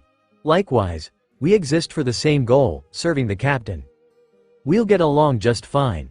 While Ryunosuke was enjoying the new additions to his crew, things weren't quite as cheerful on the opposing side. Guillaume, Vice Admiral of the Navy headquarters, stood with a stern face. Vice Admiral Guillaume, current intel shows 7 individuals aboard the Dragon Hunter Pirates ship. This doesn't match the reports we received, which mentioned only 2. They appeared to be chatting casually, almost cheerful. The Marine lookout relayed the report with a shaky voice. Rolke had been completely disregarded in earlier intel, considered too weak to matter. But even with that accounted for, their numbers had tripled. Guillaume's expression darkened. Where's Captain Smoker? He's been thrown onto the enemy deck, still alive, but unconscious and unable to fight. The lookout's voice dropped even lower. Everyone knew how strong Smoker was. He'd been called a genius among his peers. His smoke fruit made him a formidable opponent. But now, he lay crumpled like a rag doll on a pirate ship. A disgrace. Everyone, be alert. This Dragon Hunter crew isn't some bunch of rookies. The East Blue. Tisk. Guillaume muttered. Despite being the weakest of the 4 seas, strange monsters always seemed to come out of the East Blue. Still, she had no choice. She was Vice Admiral, and the pirate in front of her had already humiliated one of her own. Vice Admiral Guillaume, a Marine shouted, running over in a panic. There's someone. Walking toward us from the sea. Walking? Guillaume's eyes widened, and she immediately raised her telescope. Running across water was possible for strong enough martial artists or devil fruit users with the right abilities. But walking? There were only a few ways that could be possible. Either he wasn't a devil fruit user, or he was doing something like freezing the sea, like Aokiji. What she saw stunned her. A tall, black-haired man in a windbreaker was casually walking toward her fleet like he was out for a stroll. And behind him, the Dragon Hunter ship followed slowly, not even trying to join him. He's coming alone? He plans to fight us alone? Guillaume's face twisted in fury. She wasn't just a vice admiral. She was once a star cadet at boot camp, rose from a lowly sergeant to her current position. Her pride was immense. Not to mention, her sister was the Navy headquarters chief of staff, Suru. To be so blatantly disrespected by some pirate upstart, it was unacceptable. All gunners, prepare to fire, target the man walking on the sea. Kill him immediately. She drew her beloved sword, Kanpira, and pointed it directly at the oncoming enemy. Let's show this dragon hunter what the Navy's made of. Boom, boom, boom. The vice admiral's fleet wasted no time. The moment they spotted their target, the order to fire was given. And a barrage of cannonballs filled the skies, convenient big pocket. But in the face of such chaos, Crollo remained calm. Without hesitation, he pulled a black cloth from behind his back and covered his eyes. The moment he did, the shells disappeared, vanishing mid-air without a single explosion. What the hell? What is that thing? Are we really supposed to fight someone like that? Panic swept through the Marines of the local Navy branch. The man before them was no ordinary pirate, he was a monster. Meanwhile, aboard Vice Admiral Guillon's warship, the atmosphere was tense. Marines scrambled into position. Some gripped their blades, while others raised long rifles and took aim from the railings. Since their heavy artillery was useless, they turned to small arms instead. But the gunners didn't stop firing, they simply changed targets. Now aiming for Ryunosuke's black warship, the extremely evil warship. As expected of a vice admiral's fleet, their discipline is on a whole different level compared to a branch base, Ryunosuke muttered. Swish. Boom. Boom. Boom. Ryunosuke leapt into the air, slicing through every cannonball headed his way. At the same time, Crollo had already reached the deck of one of the marine warships. Damn pirate. Die. Bang, bang, bang. Even headquarters Marines felt the pressure bearing down on them. As soon as one pulled the trigger, the rest followed. A hailstorm of bullets rained toward Crollo, but he didn't flinch. Bandit's Secret. Indoor Fish. A book appeared in his hand, and a pitch-black space opened beside him. From it, a strange fish leapt out and swallowed a marine whole, dragging him into the darkness. Inside the space, other Marines could see what was happening. White, spectral fish swam through the darkness, devouring their comrade. Yet he didn't seem to feel any pain, only terror. Ah! Get away! What are you? No, Vice Admiral Guillon, help me! Ah! The screams echoed, not from pain, but from fear. One by one, the fish tore through him, until nothing remained. Crollo Lusulfur lifted his head, smiling gently. The people of this world have such strong life energy inside them. My fish are very pleased. He spoke the most horrifying words, with the calmest, most tender voice. Even Guillon couldn't hide her shock. What kind of pirate was this? Was there not a single normal person in the Dragon Hunter pirates? Swish, swish, swish. The fish surged forward again, attacking more Marines. Swish. Guillon reacted instantly. Drawing her blade, Kanpira, she unleashed a flurry of sword slashes, cutting down every single fish in one clean motion. She then leapt to the bow of her warship. All personnel below the rank of captain and without mastery of the 6 styles. Fall back immediately, captains and lieutenants, stand with me. The enemy before us isn't just some pirate, he's a super pirate. Without waiting, Guillon dashed forward, slicing through the air. She didn't understand how Crollo could stand on the sea. But she had learned one thing. Armament hockey-imbued slashes could hurt him. That was all she needed. Threefold slash, 3 massive arcs of sword light flew toward Crollo. Meanwhile, the remaining Navy captains and lieutenant launched small ships and charged toward the extremely evil. Their goal was clear: if Crollo was the enemy's strongest fighter, then they would clear the rest of the enemy first, and then surround and overwhelm him. After all, they couldn't let Guillon's fight be in vain. If I let you lay a finger on my captain, I'd be too ashamed to show my face. Crollo calmly flipped a page in his book. By the way, let me introduce myself. I am Crollo Lusulfur, captain of the 2nd Division of the Dragon Hunter Pirates, and leader of the Phantom Troop. Bandit's Secret. Undead. He sidestepped Guillon's attack and activated a new ability. The black space began to boil. Countless swimming fish burst out, and from the dark portal, twisted shadows began to rise. Figures emerged, twisted, undead things. They were the Marines who had been devoured earlier. Twisted by their own fear into dark, soulless husks. What the hell are those? Is this a devil fruit ability? Wait, how can he use it on the sea? The sea beneath them grew darker. Red-eyed undead stood on its surface like shadows rising from hell. Guillaume's face paled. The creatures targeted the officers on the smaller ships. Watch out, shave. Moonstep. With a burst of speed, Guillaume shot into the air. Using Moonstep, she took to the skies. She had to defeat Crollo quickly. If she didn't, they were doomed. The dragon hunter pirates are monsters. That was Guillaume's only thought now, and this was just one crew member. She was already considering retreat. If the fight continued, they would be annihilated. Crollo, I'm back. Just as Crollo prepared to turn another page, ready to finish Guillaume off, a familiar voice called from behind him. Yes, Captain. Crollo smiled. Before I go, a parting gift. He threw the black cloth in his hand. A torrent of cannonballs exploded out of thin air, raining onto the enemy fleet. Boom. Boom. Boom. In the chaos, Kororo leapt back onto the extremely evil warship. Guillaume stood on the bow of her ship, staring up at the towering black warship ahead. And the terrifying pirate flag flying atop its mast. Her expression turned grim. Captain Ryunosuke had arrived. Could this situation possibly get any worse?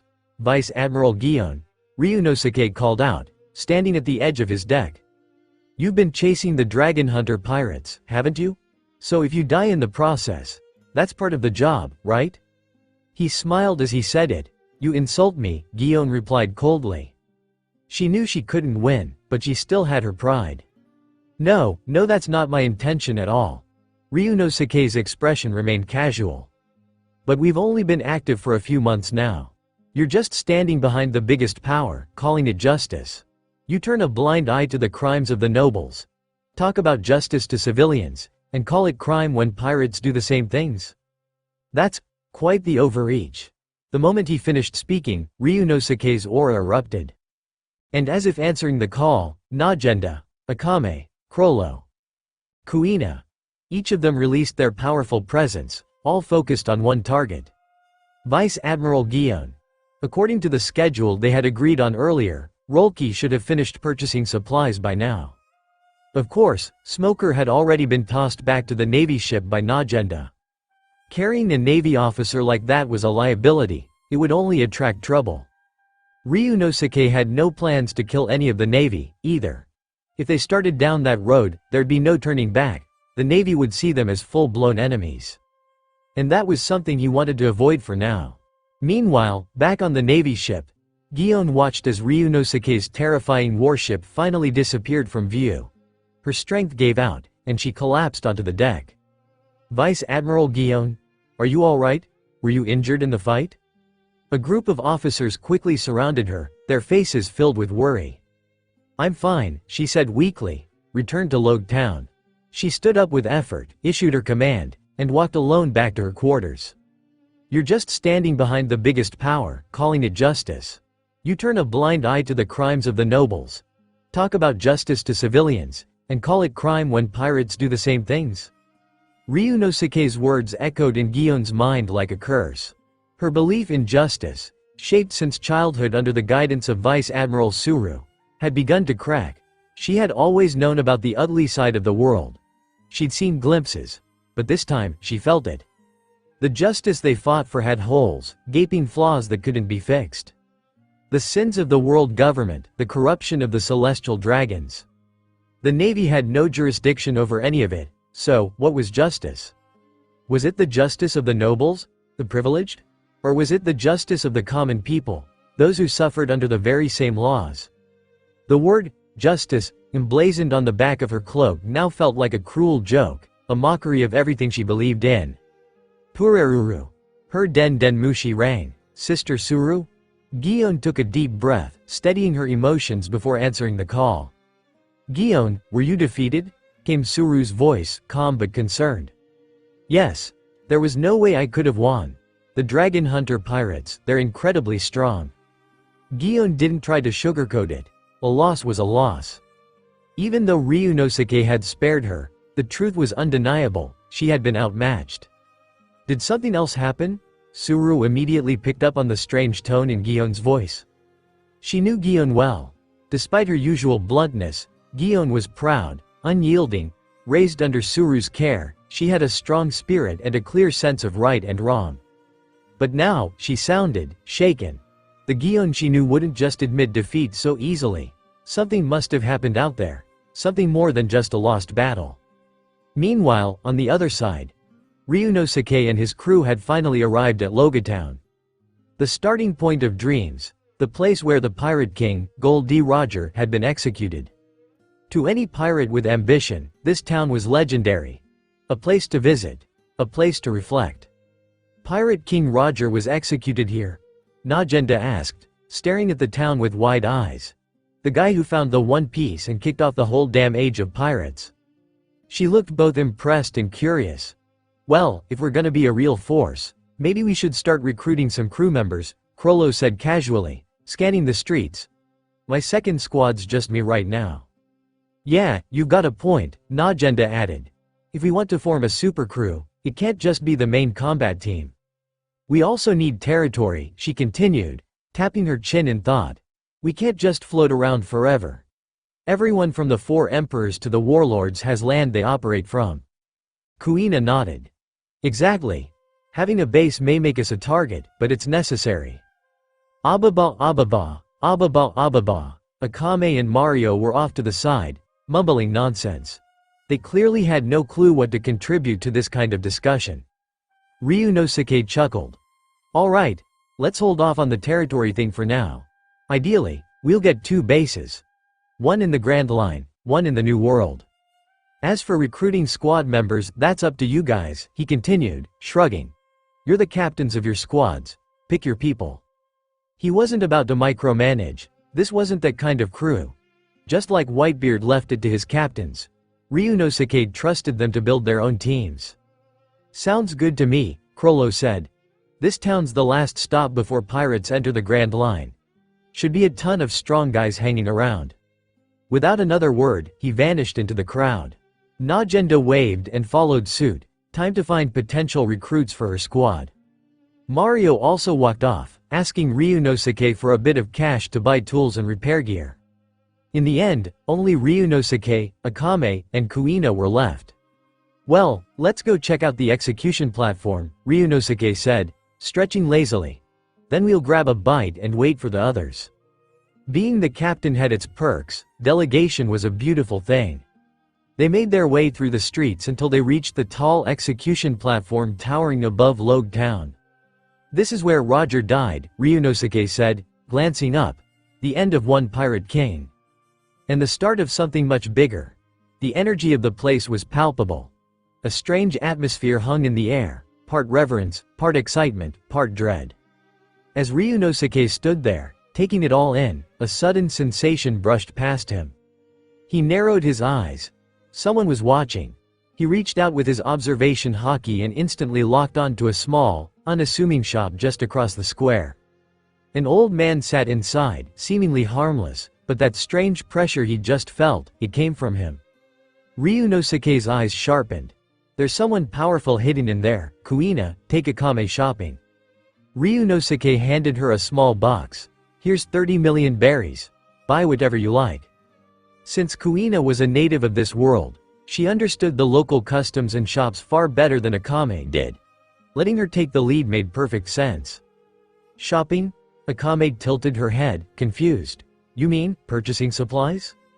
She looked at Ryunosuke blankly, her tone slow and uncertain. For someone like her, the idea of shopping was alien. That sort of task had always fallen to others, Maine, Leone, or the rest. Nope, Kuina chuckled. Shopping is when us girls go out to buy stuff we want, not just the stuff we need. She leaned down slightly, grinning. You're adorable, Akame. Let's go pick out some cute clothes or something, yeah. Without waiting for a response, Kuina grabbed her hand and led her away. Kuina still carried the weight of her past, but ever since she joined the Dragon Hunter pirates, Something in her head shifted. This crew was different. They weren't just chasing power or chaos. They were building something real. And if they stayed on this path, maybe, just maybe, she could complete those things she once thought impossible. Her heart felt a little lighter these days. Once the two girls were out of sight, Ryunosuke turned and walked into a nearby shop on his own. "Welcome, young man. What are you looking for?" An old man greeted him politely as he stepped through the door. It was a cozy little store, filled with antiques and handcrafted trinkets. Honestly, a lot of it looked pretty high quality. Ryunosuke glanced around, then met the man's gaze. "Old sir, I want to know about Raftel," he said, taking a seat on one of the chairs near the wall. "How much do you think information like that would be worth?" His tone was casual, but his eyes were sharp. Ryunosuke had a feeling this old man wasn't just some harmless shopkeeper. This store? Definitely a front. As for the guy's real role, well, Ryunosuke wasn't sure yet. He only knew that men like this, leftovers from the previous era, often had a lot more going on than they let on. Just like Rayleigh, who worked as a boatman on the Sabaody archipelago. When he was broke, he'd go auction himself off to nobles, then kill whoever bought him, take their money, and go drinking. Why did he do it? Who knew? Maybe just to watch how the world changed, how Roger's so-called age of pirates would play out. The old man waved a hand. "Raftel, you're joking, kid. I'm just a shopkeeper. I might know a few things about Logatown if you're interested, but Raftel? That's beyond me." His voice was calm, steady, and a little too practiced. Ryunosuke smirked. "Oh, but you just said Raftel isn't in Logatown. How would you know that if you didn't know where it is?" The old man froze for a split second. "Ha ha ha," he laughed heartily, shaking his head. "I didn't expect a sharp young man like you to catch that slip. Alright then, you said you wanted to know about Raftel?" The calm aura around him shifted in an instant. The frail old man was gone, replaced by someone alert, strong, and brimming with presence. Ryunosuke watched, impressed. If he hadn't been paying close attention, he wouldn't have believed a person could shift their demeanor that quickly. The world's greatest treasure. The one Roger found at the end of the Grand Line, One Piece, Ryunosuke said casually. "I'm guessing you were on that ship. You followed Roger to that final island." No point hiding it now. Ryunosuke had already figured it out. "Haha, you're an interesting kid," the man chuckled. "How do you know I was part of Roger's crew? From a hunch to full certainty? That's not a leap most can make." Ryunosuke leaned back and smiled. "You started probing me with your aura the moment I walked in. That wasn't a test on my part. I genuinely wanted to know about Raftel. But you gave yourself away. From that moment, I was sure." He tapped the side of his head. "I've got, let's just say, a very solid knowledge base." The man stared at him, then laughed again. "Not bad. You remind me of Roger in his prime. No, maybe you've even surpassed him." He looked up thoughtfully. "I wonder how pissed he'd be if he heard me say that." Then he turned back to Ryunosuke and smiled. "Name's Juro D. Irwin. I was the ship's doctor aboard the Pirate King's ship." Ryunosuke blinked. Ship's doctor? That wasn't what he expected. If this guy had treated Roger, then his medical skills had to be insane, top tier, even in a world full of monsters. Maybe, just maybe, he knew why Roger had been terminally ill. That man who conquered the seas had eventually turned himself in, not for fear, but for the sake of his unborn child. "Yeah," Irwin nodded. "I was the first one to spot something wrong with Roger's health. It happened right after we left Raftel." That raised even more questions for Ryunosuke. In the original story, the ship doctor was supposed to be Crocus, the same old man who now looked after Laboon, the whale at Twin Capes. Could there have been two doctors on the ship? "Did you work with Crocus?" Ryunosuke asked carefully. "Yeah. That guy was good at holding Roger's condition in check for a while," Irwin admitted. "But Raftel. That place was the cause of it all."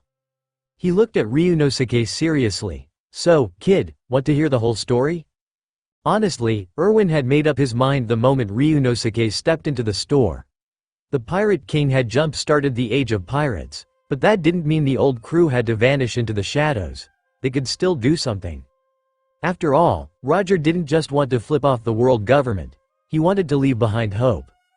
Ryunosuke straightened up. His expression grew serious. I'd love to hear it.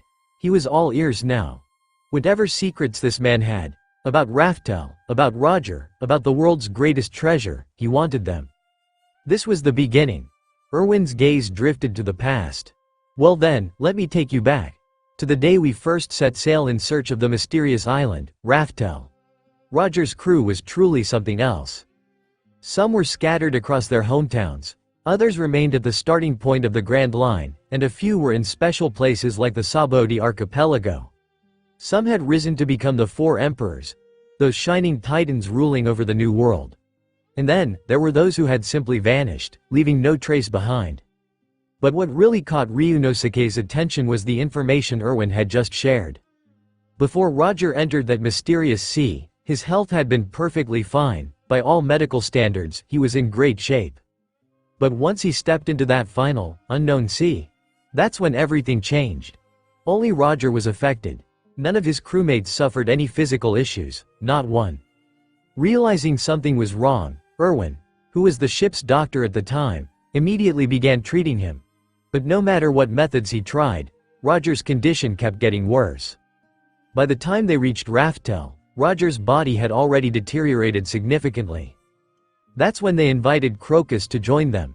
And thanks to the combined efforts of both doctors, Roger's condition was stabilized. Just enough to delay his inevitable decline for 5 more years. And then, Roger made the world-shaking decision everyone knew today. He sparked the golden age of pirates. If Roger had lived, the sheer weight of the treasure he carried would have made his pirate crew the world's #1 target. That, combined with certain other mysterious factors, even Erwin didn't know what those were, led Roger to make his final choice. To die, publicly, and pass the torch to a new generation. So, Ryunosuke asked, his voice serious, what exactly did you guys encounter in the seas around Raftel? He had to ask. Whatever harmed Roger had to have appeared there. But then, why was Roger the only one affected? That didn't make sense. Ryunosuke still had hopes, no expectations, for that final island. If he reached it, the world would recognize him as the Pirate King. And the reputation boost alone? Worth it? Erwin smiled. I don't know, he said simply. Maybe only the next person who makes it there will be able to bring back answers. He leaned back, eyes locked onto Ryunosuke. If you really do make it there, I hope you come back and tell me what you find. So that was his condition. The reason Erwin was willing to tell all this to some random young pirate? Just that simple. He wanted the truth, someday, from someone who'd been there. Ryunosuke narrowed his eyes. Why me? Why do you think I'll come back and tell you? Erwin chuckled. Ha ha ha ha, interesting question, but I think you already know the answer. The old man gave him a knowing smile, full of that unshakable wisdom you only find in the legends of the last era. They were built different. Their judgment, their decisiveness, their aura, all screamed that they'd lived lives far beyond ordinary. Ryunosuke smiled back. If I make it there, I'll definitely come back and tell you everything. But you better live a few more years, Mr. Erwin. I don't want to end up talking to a gravestone when I do. Erwin burst into laughter. Ha ha ha. I was the ship's doctor on the Pirate King's crew. I've got a lot of faith in my body, kid. A few more years? I can handle that. Then he stood up, heading over to a wooden locker in the corner of the room. By the way, he added, I've got something for you. Might be useful on your journey. From the locker, Erwin pulled out a weathered old box, worn and scratched by time. The marks on it made it clear. This thing had survived decades. What is this? Ryunosuke asked, eyes lighting up with curiosity. Erwin opened the box slowly. Inside were 2 tightly rolled scrolls, preserved with extreme care. Treasure maps, Erwin said with a grin. One is a map to the treasure of the Rock's pirates, the very same treasure from the Valley of the Gods battle. The other is a map to an eternal pose pointing to a mysterious island. He handed the maps over without hesitation. If you really plan on reaching Raftel, you'll need your own strong pirate crew. That island could be the perfect base for them. Ryunosuke's eyes gleamed. Whether it was the Rock's pirates' treasure or the island base, both were massive opportunities. If he could secure them, the Dragon Hunter pirates would see a huge jump in power. Thank you, Mr. Erwin, Ryunosuke said with a respectful bow. I promise, I'll be back with the answers you want." These old legends weren't just strong, they were full of charm, wisdom, and stories deeper than any sea. They weren't like the young upstarts nowadays. Time had carved depth into them, and no amount of talent could match that. "Oh, right. Do you know anything about the Rumbar Pirates?" Ryunosuke suddenly asked. "The Rumbar Pirates?" Erwin looked puzzled, then said, "You mean the crew Laboon's waiting for?" Ryunosuke nodded. "Yeah, there's a guy on that crew. Goes by the name Brook." Erwin's expression shifted. "The Rumbar Pirates disappeared a long time ago," he said softly. "Do you know how old Laboon is?" Ryunosuke raised an eyebrow. "How old?" "Almost 900 years. That made Ryunosuke freeze. "Wait, what? That didn't add up." According to Brook's own stories, he wasn't that far removed from the current era. Maybe a few decades, sure, but not centuries. And yet, Erwin seemed so certain. "Incredible, isn't it?" Erwin said, seeing Ryunosuke's reaction. "The Rumbar Pirates must have existed hundreds of years ago. There's no way we'd run into them now." He paused, then added with a sigh, "But Crocus and I, we never told Laboon the truth. Because the only thing keeping that whale alive is hope. The belief that someone will return for him." There was a long silence. Ryunosuke clenched his fists. "Do you know Brook?" he asked again, this time more carefully. "Ever heard of him?" Erwin shook his head. "No, if someone like that was active in our time, and had any connection to Roger's crew, I definitely know." Ryunosuke frowned. So Brook's identity was even more mysterious than he thought. And right now, there was no way to find out the truth. "Sorry for bothering you," Ryunosuke said as he stood up. "Thank you for everything, Mr. Erwin." He took the box, bowed once more, and turned to leave. Erwin watched him go, his expression calm but thoughtful. "Want more chapters? Check my Discord for extra content." After stepping out of the shop, Ryunosuke didn't look back. Even though a million questions were still swirling in his head, he resisted the urge to return and pester Mr. Erwin. Whatever Erwin had hinted at, Ryunosuke figured he'd only understand it after living through it himself. So, he left without hesitation. Once he made it back to the street, Ryunosuke headed straight for the port. Shopping wasn't really his thing. When he arrived at the harbor, he was surprised to see a large crowd hauling supplies onto the evil warship. Standing at the side, calmly directing the whole operation, was Kuroro. IDK. Why the author put the word evil on Ryunosuke's ship? Is it because it can devour other ships to grow? What do you all think about the reason? Comment here. Captain. Crollo greeted him with a rare smile as soon as he spotted him. Even though this guy was the textbook definition of black-bellied schemer, Ryunosuke trusted his loyalty. And honestly, Crollo's personality had shifted a bit. He seemed more open now, like he'd finally found his element. "Crollo, who are all these people?" Ryunosuke asked, a little confused. Crollo grinned. "Them? Pirates who were planning to set sail from here." He paused dramatically. "Then they ran into me, and lost." He pulled out his infamous bandit's secret book. Instantly, a list of names appeared in glowing letters. "This is an oath-based restriction?" Ryunosuke raised an eyebrow. "Some kind of specialized nen technique, no doubt, binding the losers through a contract." With their names engraved in the book, they were now bound to Crollo. The restriction enforced loyalty, much like the absolute obedience enforced by Ryunosuke's system. Crollo nodded. "Captain knows his stuff. They're now temp workers for the Dragon Hunter pirates. We can toss them if they outlive their usefulness. For now, they're great for handling chores." He shrugged. "A pirate crew needs this kind of practicality, right?" Ryunosuke chuckled. "Fair enough." Honestly, Crollo ditching the Phantom Troop and becoming a pirate didn't feel out of place at all. The guy might have been born for this life. "Alright, I'll leave this part to you," Ryunosuke said, giving Crollo a nod before heading back to the ship. He noticed there were over 60 new additions, and none of them looked weak. Clearly, Crollo had cherry-picked the strongest from the various crews docked at Logatown. "Next up is the Reverse Mountain," Ryunosuke muttered to himself. Once they crossed it, they'd officially leave the East Blue behind and enter the Grand Line, the real stage for legends. The other side of the Red Line was the true playground. The first half of the Grand Line. Powerhouses and alliances ruled that stretch of sea. Even the four emperors had carved out territories. Ryunosuke knew what he had to do now. Make his name echo across the Grand Line. Reputation, stronger crew members, new abilities, and expanding power. None of that could go further in the East Blue. He'd already stirred enough chaos here. If there were secrets left to uncover, he should have found them by now. Time to head into the Grand Line, Ryunosuke murmured, eyes scanning the horizon. With our current strength, we're still no match for the Navy or the world government. Hell, even the four emperors would squash us. He opened up his system panel, checking on his progress. From what he could tell, an SS rating probably put him around the strength level of a Yonko. Of course, he still wasn't on red-haired Shanks level yet. And even red hair wasn't crazy enough to take on the world government directly. Ryunosuke recalled the so-called Celestial Guards he encountered on that noble merchant ship, not Navy, but clearly top-tier enforcement.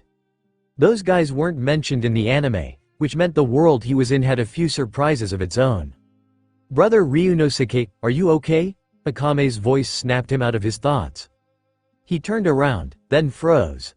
Akame stood there in full-blown Lolita fashion. White over the knee socks, short frilly skirt, cute little top. Ryunosuke's nose practically exploded. For the record, Akame usually dressed in a long black dress. This was an ambush. A goddamn fashion ambush. As a time traveler and an unashamed anime fan, Ryunosuke's defenses were non-existent against this kind of nuclear-level cuteness. Brother Ryunosuke, why's your nose bleeding? Akame blinked innocently. It's nothing. Ryunosuke wiped his nose hurriedly. You just look really cute, that's all. I told you Akame would look adorable in that. Kuina appeared beside her, smugly grinning. She herself had changed into something casual yet stylish, her hair tied up, a form-fitting tee, a light jacket draped over her shoulders, and black pants that hugged her legs just right. Ryunosuke suddenly had an epiphany, girls really were a whole different species when they dressed up. Different outfit, whole new person. No wonder all the best tailors were pervy old dudes. They were onto something. Ahem, Kuina, you look great too, he said, quickly changing the subject. But, won't these outfits affect combat? Not at all. Akame and I tested them out already, Kuina replied. But, we kinda spent all our money on clothes. She rubbed the back of her neck sheepishly. Ha ha ha, that's fine. Sounds like we need to install some proper wardrobes in the cabin, Ryunosuke said with a grin. Right then, Chrollo stepped forward and bowed slightly. I can build wardrobes. Using my nen. He raised his hands, dark box. Two shimmering black cubes materialized behind Kuina and Akame. This space inside is as big as the evil battleship. Should be plenty of room for their outfits, Kuroro explained. Also, this materialization technique only requires a one-time payment of nen. After that, it's fully functional. He then showed the two girls how to use their new storage spaces. Yeah, helping women build walk-in closets? That's peak diplomacy right there. Suddenly, the vibe on the ship got a lot more relaxed. When Najenda returned that evening, she brought along a dozen people with her. Not as many as Chrollo, but each one of them looked fiercely loyal. Like they'd follow her to hell and back. Clearly, she hadn't become a rebel army commander for nothing. Her charisma alone could match Chrollo's mind abilities. Once everyone had regrouped, Ryunosuke looked around at his crew and smiled. Alright, let's go. Time to head into the Grand Line. And just like that, the ship set sail, straight into the unknown. Want more chapters? Check my Discord for extra content. At that moment, in Logia Town. A new generation of pirates is really coming in strong this time, muttered a middle-aged man, standing atop a tall building, gazing out at the pirate ships sailing toward the reverse mountain. Leading the charge was Ryunosuke's infamously evil warship. Behind it trailed ships belonging to pirates subdued by Chrollo and Najenda, vessels that had all been united under Ryunosuke's banner. A massive pirate fleet stormed into the Grand Line together, an imposing sight not seen in a long while. This was inevitable, another middle-aged man beside him said with a faint smile. The pirates of the new era were bound to replace the old. Those clinging to power while doing nothing should be swept aside. That's just how progress works. The Navy's operation completely flopped, he continued. One of their vice admirals got taken down by a bunch of rookies. They're not gonna sit still after this. As he finished speaking, a strange grin crept onto his face, before he faded into nothingness, vanishing into thin air. "TCH, that old bastard," the man beside him muttered, then glanced one last time at Ryunosuke's terrifying flagship. In the next instant, he too disappeared. The East Blue, so deceptively calm, hid many monsters beneath its surface. No one truly knew what ancient horrors might be lurking there. Meanwhile, in Marineford, what? Vice Admiral Gion was defeated. How badly was she hurt? Is she okay? Sengoku's voice rose sharply as he reacted to the report from Vice Admiral Suru. Gion had grown up right under Sengoku's watch. She was like a little sister to him, not to mention the strong bond he shared with Suru herself. Even in his role as Fleet Admiral, this wasn't something he could ignore. "She's fine," Suru said calmly. The damage to her and her fleet wasn't critical. Gion said the Dragon Hunter pirates utterly overwhelmed her squad. The only reason she's still alive is because they chose not to kill her. If they had gone for the kill, she added grimly, her fleet would have been wiped out, and they would have escaped without a scratch. Though it pained her to admit it, she couldn't deny the facts. It was a bitter pill to swallow. "Dragon Hunter pirates," Sengoku repeated, his brows furrowed in thought. "We should mobilize the 7 warlords," Suru suggested. Hawkeye Mahawk and Crocodile are already near the area where the Dragon Hunter pirates were last seen. Having pirates deal with pirates is our best option right now. Besides, we can use the Shichibukai to collect intel on this group without risking more of our own forces. Sengoku nodded slowly.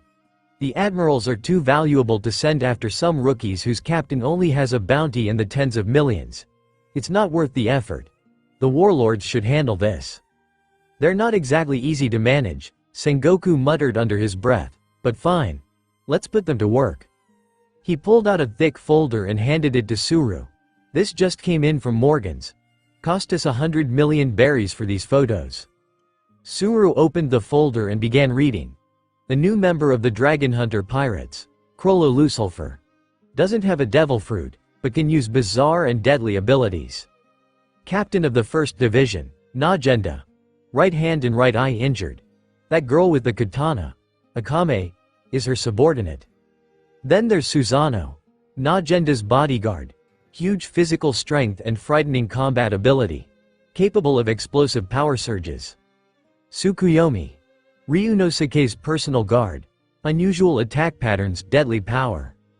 Rolki, a swordswoman. Strength approaching that of a top-level swordmaster. Finally, the last photo. Ryunosuke, alone on the ship's bow, grinning arrogantly, confident, sinister, and commanding. This was the man leading the Dragon Hunter pirates.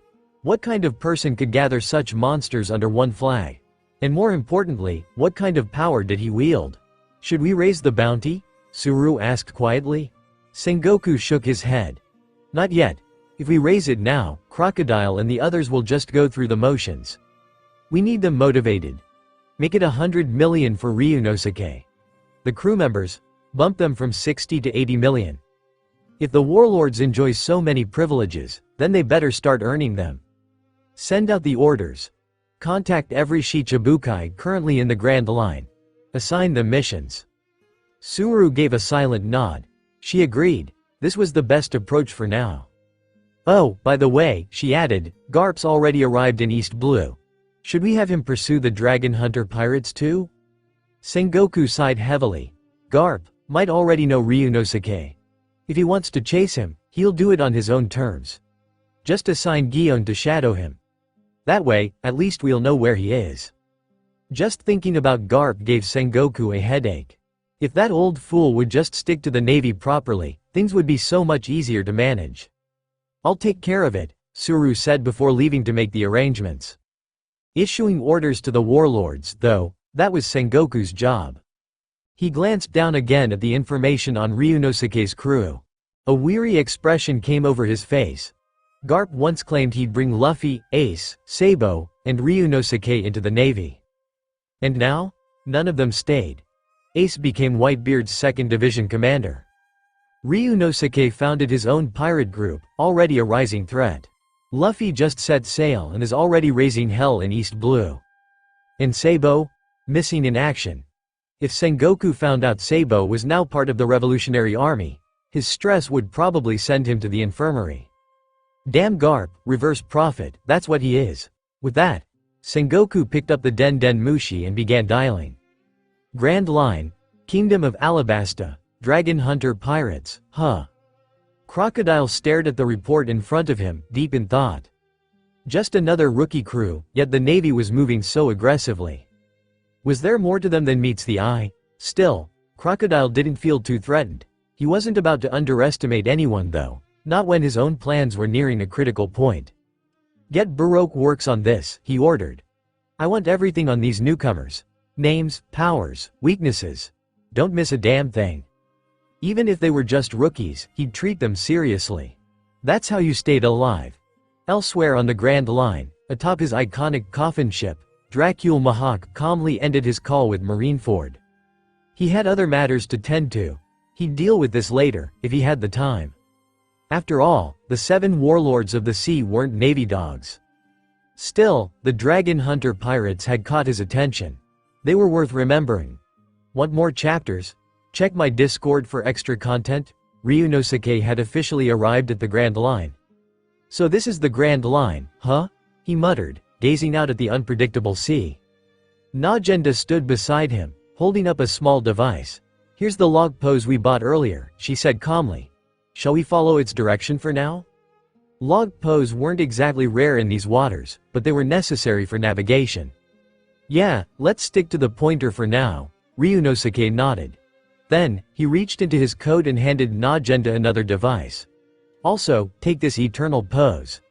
It points to the treasure location of the Roger Pirates. We'll need it later.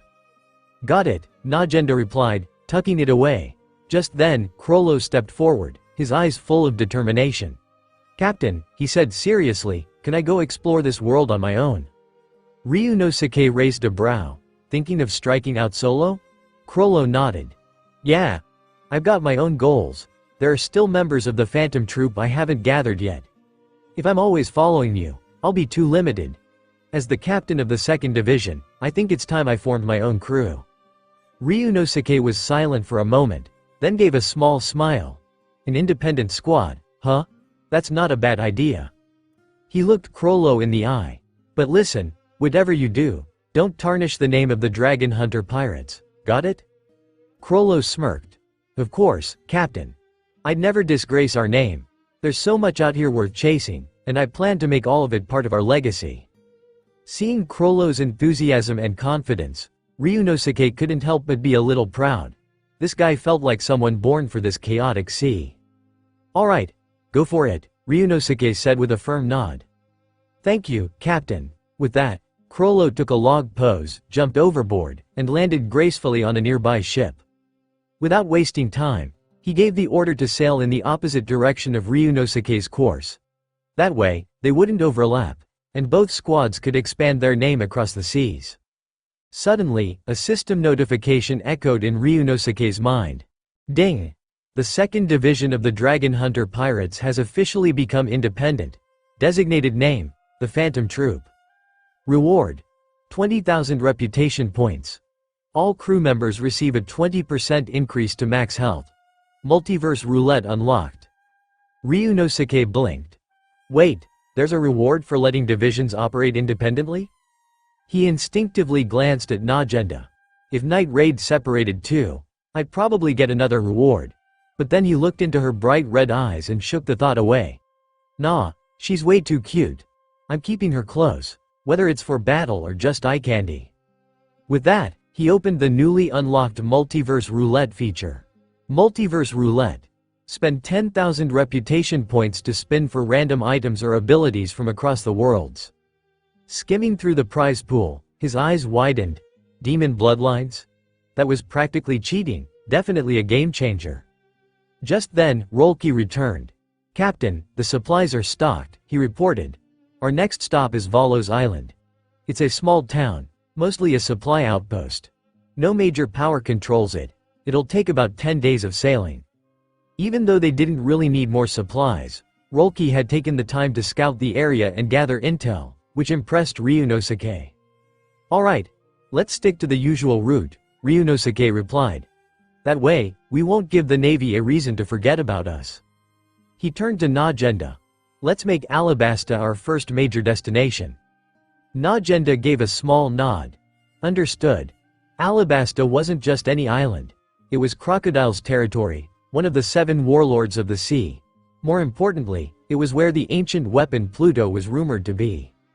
Crocodile had been searching for Pluto for years. Ryunosuke intended to pay him a visit. He was curious about the man's true strength. Fans often joked Crocodile was like the Lao Ji of the One Piece world, always showing up to fight, no matter the opponent. Yet somehow, he got beaten by a newbie Luffy who didn't even know hockey yet. That defeat was still hard to accept. "Let's set sail," Najenda announced, snapping everyone back into action. And so, the Dragon Hunter pirates officially began their voyage across the Grand Line. Meanwhile, a group of captured pirates and Rolki's old crew had gathered on deck, murmuring among themselves. "Is this really a newly formed pirate crew?" One of them, Maki, asked suspiciously. "It feels more like one of those legendary crews from the stories." Maki had been dragged into the crew by Najenda.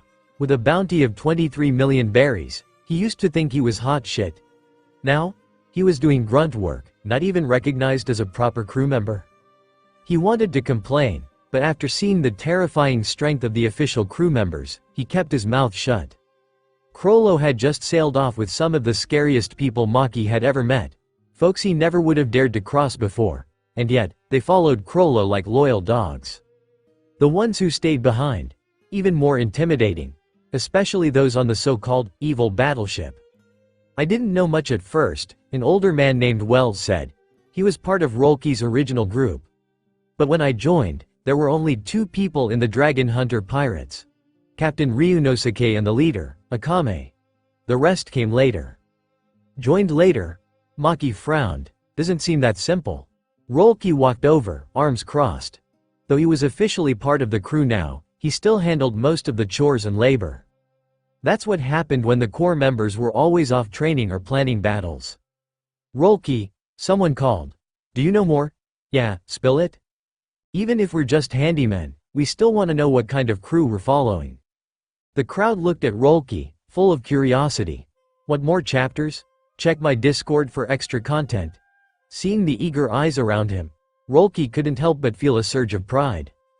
After all, he was the only official crew member here personally acknowledged by Ryunosuke. Even better, he'd been gifted a devil fruit by the captain himself. "You know, I started off as a nobody, just a small-time pirate with a bounty of barely over 10 million, Rolki began, puffing out his chest. "Now, I've got a devil fruit. I don't know what my current bounty is, but it's gotta be way higher than before." He grinned smugly. "And this fruit? Given to me by the captain." "Damn, I'm jealous. When's the captain gonna hand us a devil fruit?" "Are you kidding? You think devil fruits grow on trees or something?" "Still, are all the higher-ups devil fruit users?" "Don't think so. I've seen the captain dive straight into the water." The group broke into a low, excited chatter, everyone throwing out questions and guesses, envy clear on their faces. Rolki, standing off to the side, wore a proud smirk. Ahem. He cleared his throat dramatically. The noise died instantly. All eyes turned to him. "You guys ever find it odd?" he asked, lowering his voice for dramatic effect. "The strength of our captain, the strength of the other full-time crew members. They don't match a rookie pirate crew." The others nodded slowly. "Yeah, the Dragon Hunter pirates feel way too elite to be a new crew. Their strength is beyond anything I've ever seen." Rolki grinned. They were taking the bait. "You know Najenda, right? The new 1st Division captain? It's called Night Raid. And the 2nd Division captain, Crollo, is called Phantom Troop. You think the captain just handed those names out randomly?" That hit the curiosity button hard. The handymen stared at him, practically shaking with suspense. "Boss Rolki, come on. Just tell us already. Damn, I'm dying to know. Is our crew hiding some kind of insane backstory?" "Boss, spill it." Rolki pretended to hesitate, then finally leaned in, voice low. I've got a theory. Our dragon hunter pirates used to be one of the top pirate crews in the world. Gasps rippled through the crowd. Something must have happened. A major event. They disbanded. Laid low for years. But now, the captain's making a comeback. He's regrouping. He pointed around. Look at all of you. Each of you had your own pirate crew once, right? And now you're just handymen. A few heads dropped in frustration. I had a bounty of 18 million, now I'm scrubbing floors. Same. I was worth 17 million, now I do laundry. Join the club. They sounded defeated, but Rolke's voice turned sharp. That's because you haven't earned the right to be full crew yet. I started just like you, cleaning, carrying supplies, a nobody. But the captain saw my potential, gave me a devil fruit, promoted me.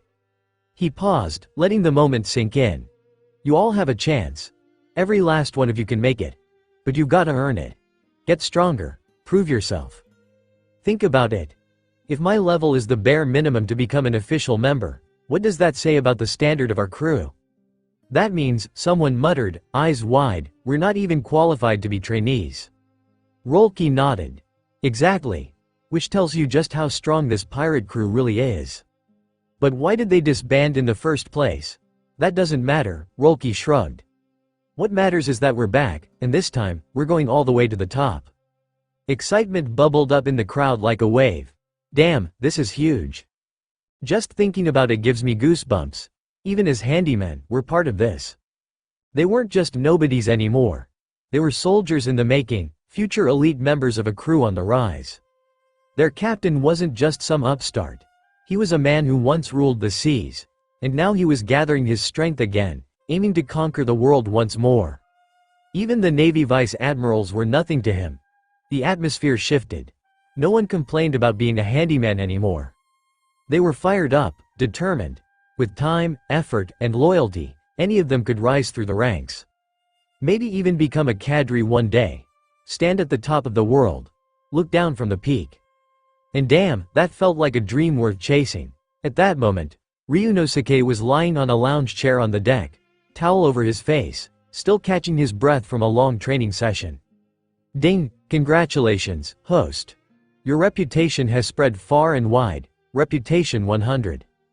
Ding, reputation 200. Ryunosuke blinked in surprise. What the hell? He hadn't even done anything major lately, just trained in peace. How is his reputation skyrocketing? So even staying put and training is boosting it. That was good news. No slacking off from now on. After all, reputation points were the fastest route to power. The moment he had that thought, his fatigue vanished. He sat up, eyes sharp again. A flutter of wings caught everyone's attention. A news bird descended from the sky. Rolke spotted it and quickly stepped forward. It was his job to collect the daily paper. He handed over a few coins, grabbed the rolled-up newspaper, and opened it. What he saw made his breath hitch. Right there on the front page, Ryunosuke, confidently holding his long sword, Tsukuyomi standing just behind him. A full-blown bounty poster. Rolke's eyes widened as he read the figure beneath it. 100 million, berries? He whispered, his hands trembled slightly. Even though he'd just been boasting about Ryunosuke's legendary past, seeing it in print, official, undeniable, was a different feeling. It hadn't even been that long since the Dragon Hunter pirates were formed. Yet Ryunosuke's bounty had already rocketed to 100 million. And not just him, Najenda and Akame had also jumped to 70 or 80 million berries. That kind of growth wasn't normal. There had to be history behind them. There was no way they were nobodies before this. Rolke clutched the paper, eyes burning with conviction. This crew, Ryunosuke, they were going to the top, and he'd be right there with them.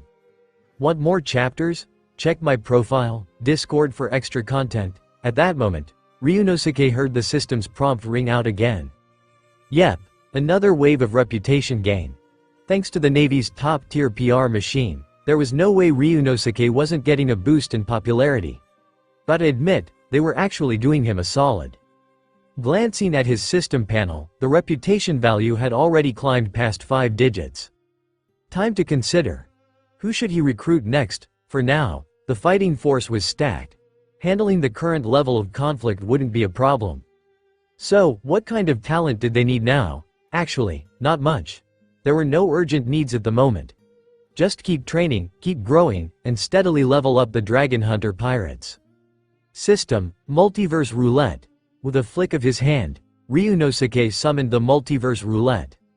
A massive, glowing wheel appeared in front of him, visible only to him, of course. What's the captain doing? Najenda, freshly showered and drying her hair, walked onto the deck.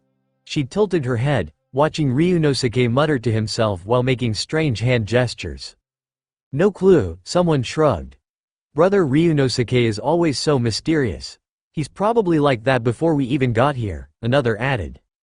Looks like some kind of ritual or some ceremony, Akame commented flatly, wearing a JK uniform that clashed hilariously with her deadpan tone.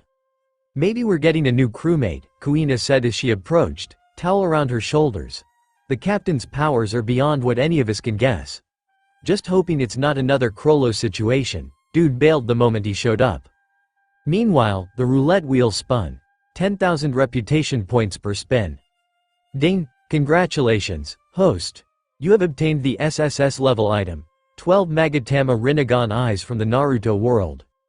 As the announcement hit, a powerful energy surged into Ryunosuke's eyes. His vision blurred for a second as his pupils began to morph, rings forming layer by layer. Magatama beads appearing along the outer edges. His entire body was flooded with an overwhelming wave of power. Rinnegan abilities unlocked. Heavenly Hand Power, Shinra Tensai, Bansho Tenin, Elemental Absorption, Dynamic Vision. Soon, the transformation completed, and the system had more good news. Ding! Through the aura amplification, all crew members have unlocked Intermediate Observation Haki. Ding! Dragon Hunter Pirate's strength has significantly increased. You gained 10,000 additional reputation points. Ryunosuke grinned. Now that's what you call an SSS level pull. Not only had he gained terrifying new power, but the system had refunded his spin and boosted his entire crew. Rolke, who had been about to report something, felt the change instantly. He used to be the weakest member of the crew, even after getting a devil fruit. But now, with observation haki suddenly unlocked in him, his senses expanded like never before. For the first few seconds, it was overwhelming. He couldn't control it at all.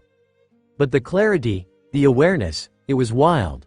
He could sense every movement on the ship, from footsteps to breathing patterns. And in battle? This would be a game changer, Captain. Rolke ran over, holding a rolled-up newspaper. Here's today's news. You and Big Sis have updated bounties. Also, the Navy just issued a public statement.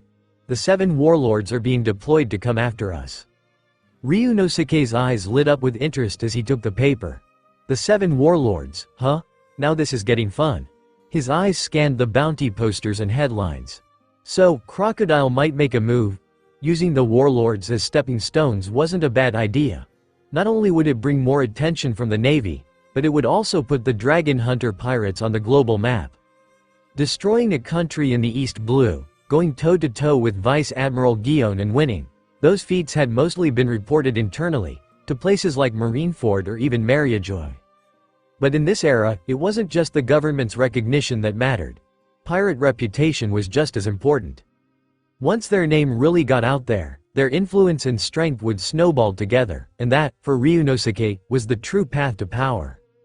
Captain, should we go confront these so-called warlords head-on? Najenda asked, feeling the new strength pulsing within her.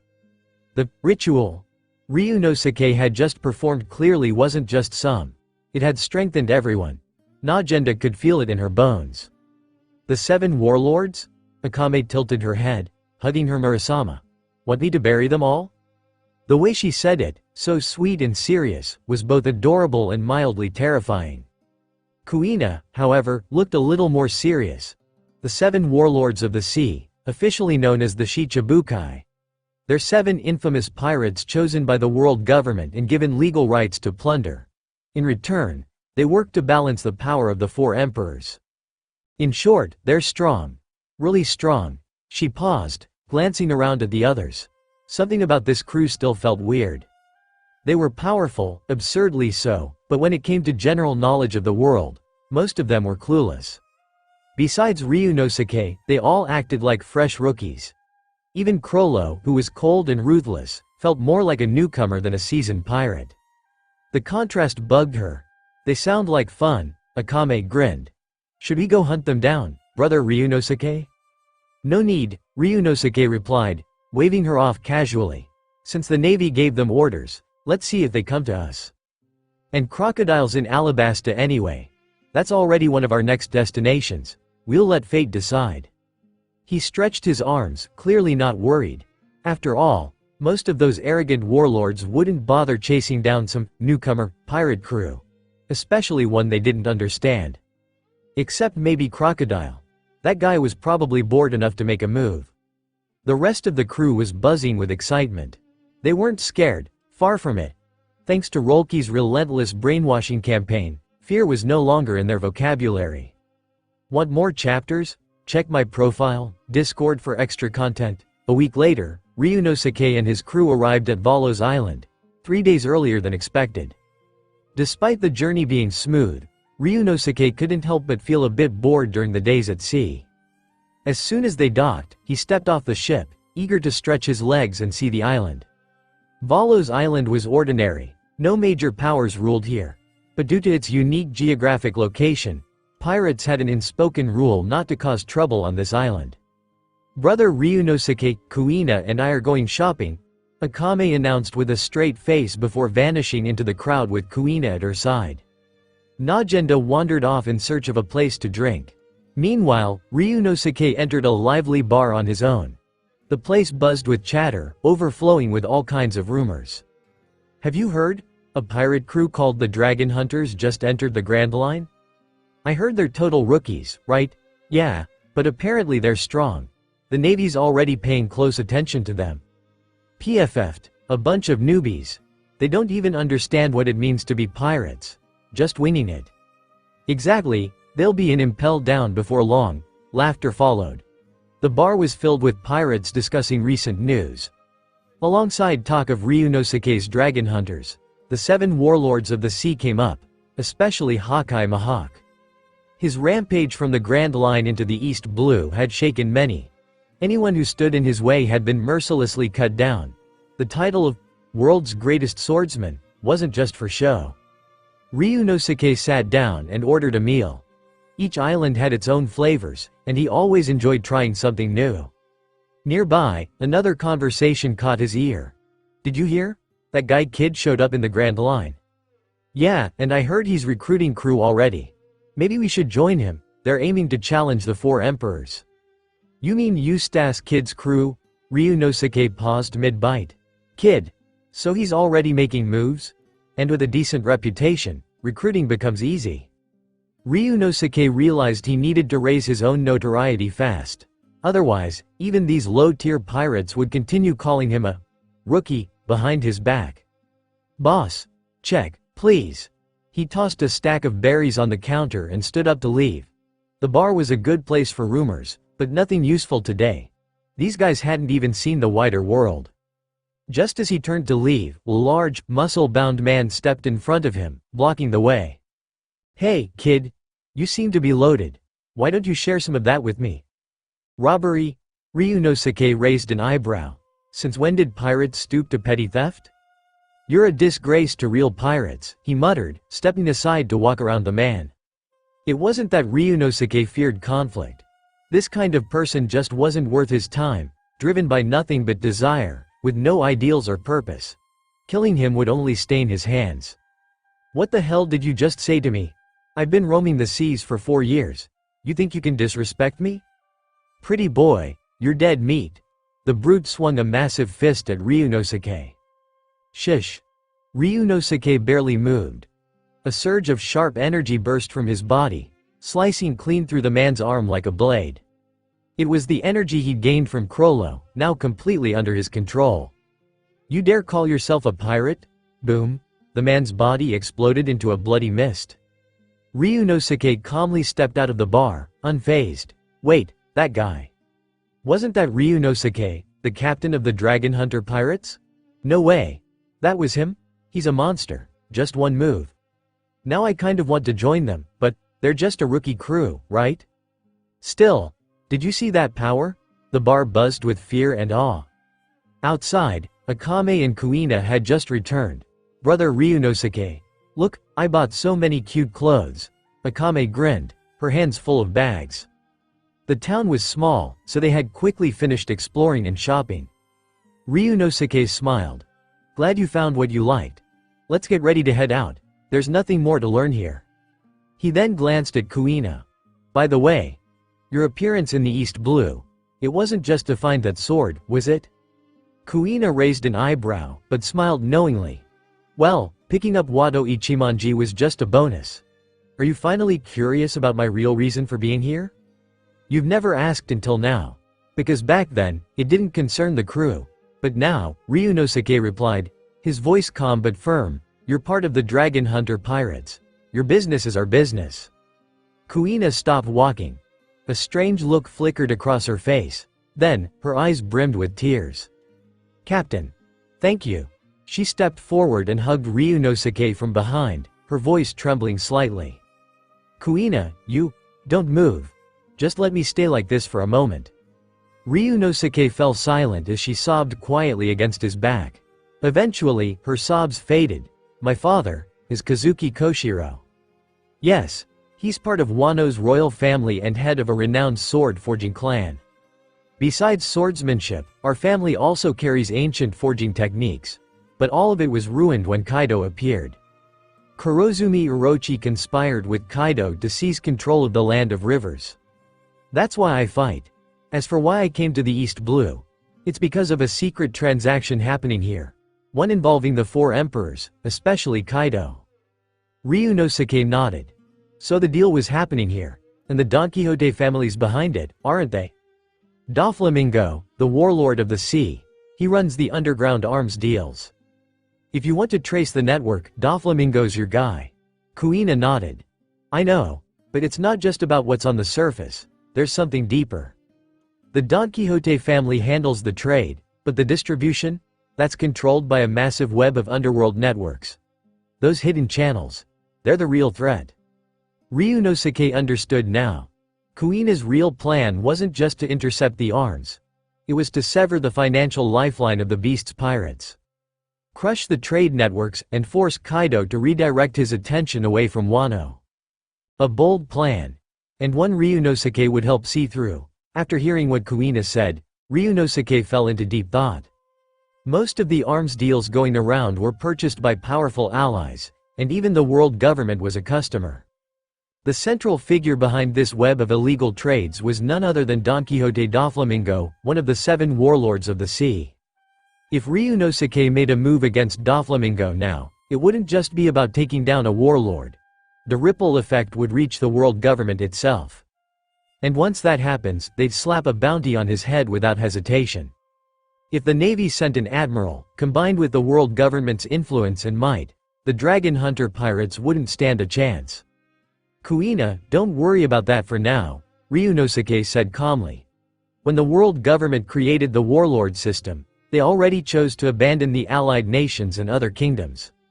What they care about is balance, keeping the 3 major powers in check. But outside of that structure, new pirate groups like us, we're the wildcards. Of course, the Revolutionary Army is also a factor, he added. But even with their strength, they're still hiding in the shadows. That's why we need to move carefully, step by step. When we reach the new world, I'll take you to tear down the so-called underground empire, but not yet. Ryunosuke's voice was steady, but firm. Kuina's determination was admirable, but the path she was eyeing was one that touched the very core of this world's power balance. Anyone who poked at that power structure too early was marked for elimination. And Ryunosuke wasn't planning to spend his life being hunted across the seas. I understand, Captain, Kuina said softly. She let go of him, wiping away the last of her tears with a smile. Seeing her like this, Ryunosuke nodded in approval. Together, the 3 of them made their way back to the ship. Captain, we found an incredible pirate. Just as Ryunosuke stepped on deck, Rolki rushed over, visibly excited. He had stayed behind to guard their warship, the evil warship. After all, a ship this magnificent couldn't just be left unguarded. Incredible pirate? Ryunosuke raised a brow. Aren't there already enough incredible pirates on this ship? Rolke froze for a second before scratching his head. Well, yeah, I guess we are kinda amazing too. But seriously, Captain, we found the 2nd Division commander of the Whitebeard Pirates, Fire Fist Ace. Ryunosuke's expression shifted. Ace? The son of Gold D. Roger, and the godson of Whitebeard? Also a member of the D clan, he muttered. The one who'll trigger the summit war in the future. Ryunosuke quickly sifted through everything he remembered about Ace. Why was Ace near the East Blue? Could he be trying to visit Luffy before chasing down Blackbeard? Or, more likely, knowing Ace's direction-challenged personality, he just wandered here by accident. As for tracking Blackbeard, it probably depended more on dumb luck than any real plan. Fire Fist Ace, huh? Ryunosuke smirked. Invite him aboard, we're old friends. Back in Fuchsia Village, he used to mess around with those 3 troublemakers all the time. Everything back then was to save money and prepare for their own journeys to sea. During that time, he'd grown close with Luffy, Sabo, and Ace, and almost became a regular victim of Garp's love-fueled training. Since Ace was here, why not catch up? But Captain, he's the 2nd Division commander of the Whitebeard Pirates, Rolke said hesitantly. His bounty is 550 million berries. You really think he'll come? Rolke didn't doubt Ryunosuke's strength. He knew their captain could take on monsters. But still, Ace's connection to Whitebeard added a dangerous layer. Ryunosuke simply grinned. He's my brother, he'll come. Then he turned toward the ship. Susano, Tsukuyomi, get a feast ready. We're having a guest tonight. Understood, Captain. The 2 chefs responded in unison. Both had become the culinary backbone of the Dragon Hunter Pirates. Their skills were top-notch, far better than Akame's, though hers wasn't bad either. Alright, I'll go get him, Rolke said, bolstered by Ryunosuke's confidence. Ryunosuke's easygoing smile made it clear, he wasn't joking. Rolke set off to bring Ace to the ship. Huh? Dragon Hunter Pirates? Ace raised an eyebrow. That new pirate crew? Never heard of him. His main priority right now was Luffy. Well, that and chasing down Blackbeard, though that idiot was annoyingly hard to pin down. Blackbeard had been laying low for a while now. Maybe he was hiding because of internal Whitebeard politics, or maybe he was scared. Either way, Ace wasn't interested in dealing with other pirates. Mr. Ace, our captain said you're his brother, Rolke pressed. He's invited you to dinner, please don't refuse. Rolke had expected to be intimidated, maybe even grovel a little in front of Ace. But as he stood there, all he could feel was pride. He was a member of the Dragon Hunter Pirates, and that meant something. His brother, Ace blinked. Then he laughed. Haha, I'm my old man's son. Wait, did Whitebeard adopt this guy too? Well, now I'm curious. Let's see who this brother is. Ace followed Rolke back to the Extreme Evil Warship 7. After all, his old man had a habit of picking up sons like seashells on a beach. Maybe this crew was one of them? Damn, this is a nice ship, Ace said, admiring the sleek design. Your captain's got good taste. Then, something hit his nose. Whoa, what is that smell? He turned and saw a massive feast laid out across the table. Is this all for me? Ace's eyes sparkled. Food was always the way to his heart, and right now, his stomach was winning. He forgot all about pirate crews and rivalries. Some things never changed. Ace, Luffy, and Sabo were still gluttons at heart. Yo, Ace, long time no see, a familiar voice called out. Ace froze. Ryunosuke, he turned and burst out laughing. You're the captain of the Dragon Hunter Pirates? When did you become one of the old man's sons? Roel G blinked in shock. Wait, Ryunosuke was Whitebeard's son. But if that were true, why start his own pirate crew? Ryunosuke waved off the idea. Nah, I'm not Whitebeard's son. Your old man's just getting old and forgetful. I heard that, Ace joked. Say that again and I'll punch you. Ryunosuke chuckled. Alright, come eat. Ace grinned and plopped down at the table. After that, the two didn't talk much. Ace was focused on the food in front of him, and Ryunosuke followed suit, digging in. There was still that old saying, no talking while eating, no talking while sleeping. And surprisingly, Ace had picked up some manners from Miss Makino back in the village. Soon enough, the entire table was cleared. Plates emptied, bottles drained. Burp, Ace leaned back, patting his full stomach as he let out a satisfied burp. Normally, after a big meal, he'd be knocked out and snoring within minutes. But Ryunosuke's food? Nah, it didn't make him sleepy, it was too damn good. Ryunosuke, who's your chef? Ace sat up, eyes gleaming. Can I buy them off you? I'll pay 100 million? Ryunosuke raised an eyebrow, lips twitching. Oi, are you half asleep or just dreaming with your eyes open? He put down his chopsticks and let the ship's crew clear the table. My people aren't for sale, you idiot. Then his tone shifted slightly. Anyway, have you found any leads on Blackbeard? Hearing that name, Ace's expression darkened. Meanwhile, the crew cleaning up gave subtle glances toward the two. Seeing their captain casually chatting with Fire Fist Ace, a man with a 500 million bounty, was surreal. Some of them couldn't believe their eyes. This was Ace. That Ace. And he'd even said thank you to the ship's handyman. They were floored. That single word, coming from someone of his caliber, made them feel like their role on the ship mattered. Of course, what they didn't know was, Ace was just that kind of guy, polite by nature. You know what's crazy? Ace muttered. That bastard Teach, I can't believe what he did. I haven't tracked him down yet, but word is, someone spotted him in Alabasta. I'm heading there next. Alabasta, huh? Ryunosuke leaned back. Crocodile's turf. If you go poking around there, you'll end up on the Sand Gator's radar. Ace snorted. Crocodile? Whatever. I'm not there to stir up shit with him. I just want to find Teach. By the way, when did you head out to sea? He asked, glancing around at the impressive crew. And you already formed such a strong group? Your crew's no joke. That girl with the sword, the one with the red eyes, even those who just served the food gave me chills. Ryunosuke smiled, watching Ace take it all in. Gone was the kid from Fusa village who needed protection. Now, Ryunosuke's strength was something even Ace couldn't fully grasp. I left the same day Luffy did, Ryunosuke said casually.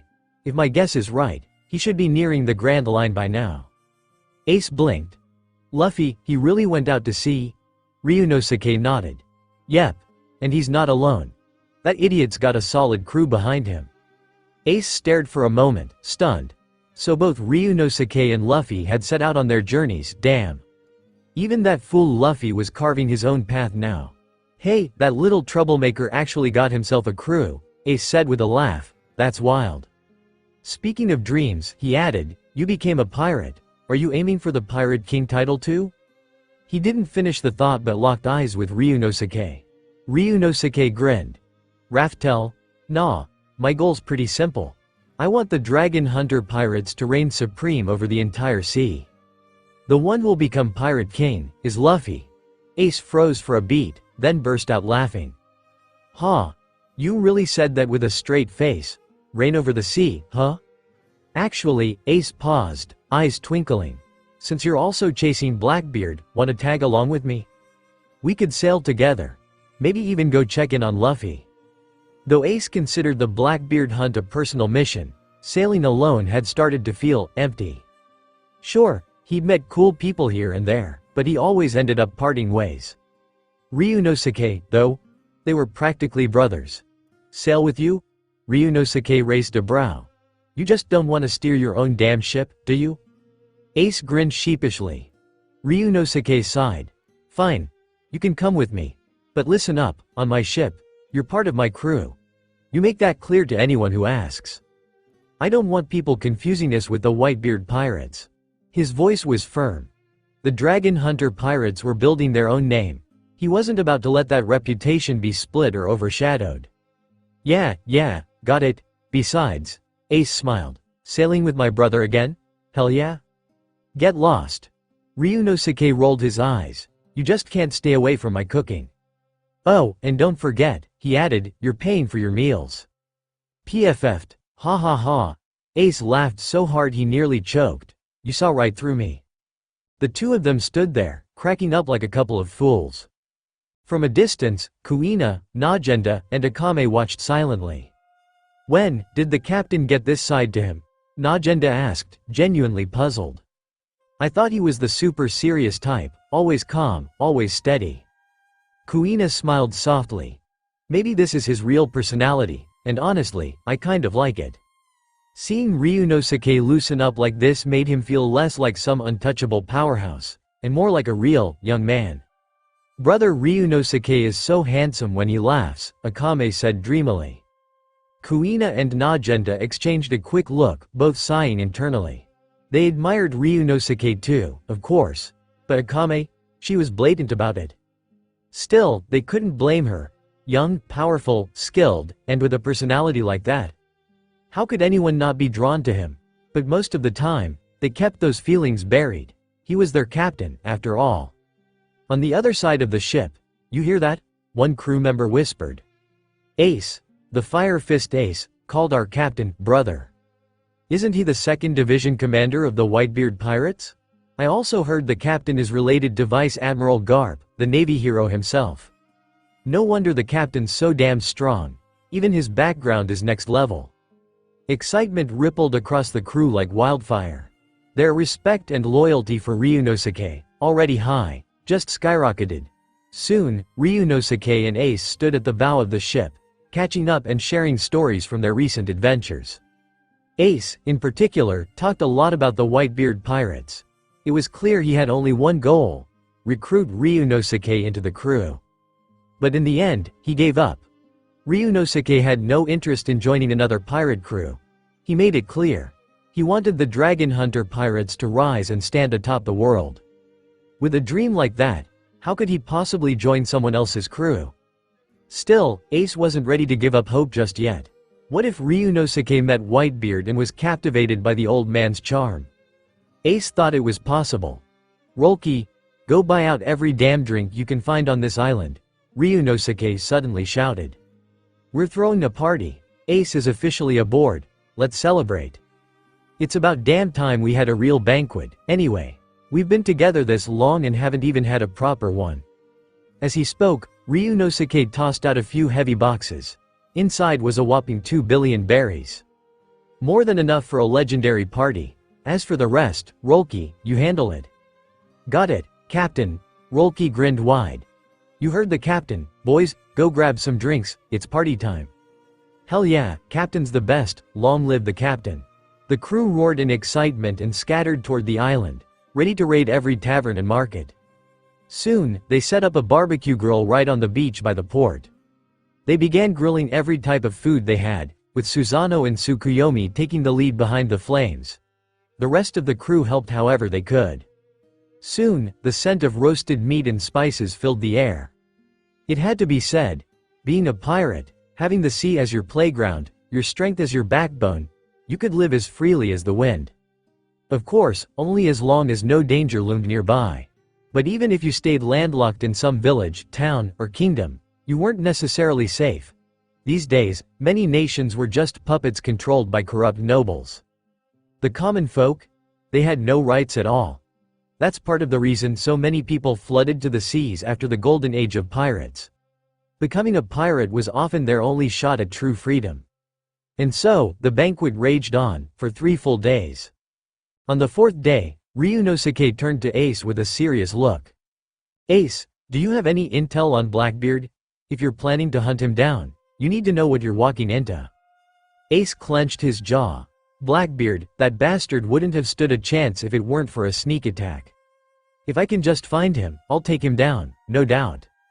He spoke with confidence. After all, Blackbeard had always been a background figure in the Whitebeard Pirates.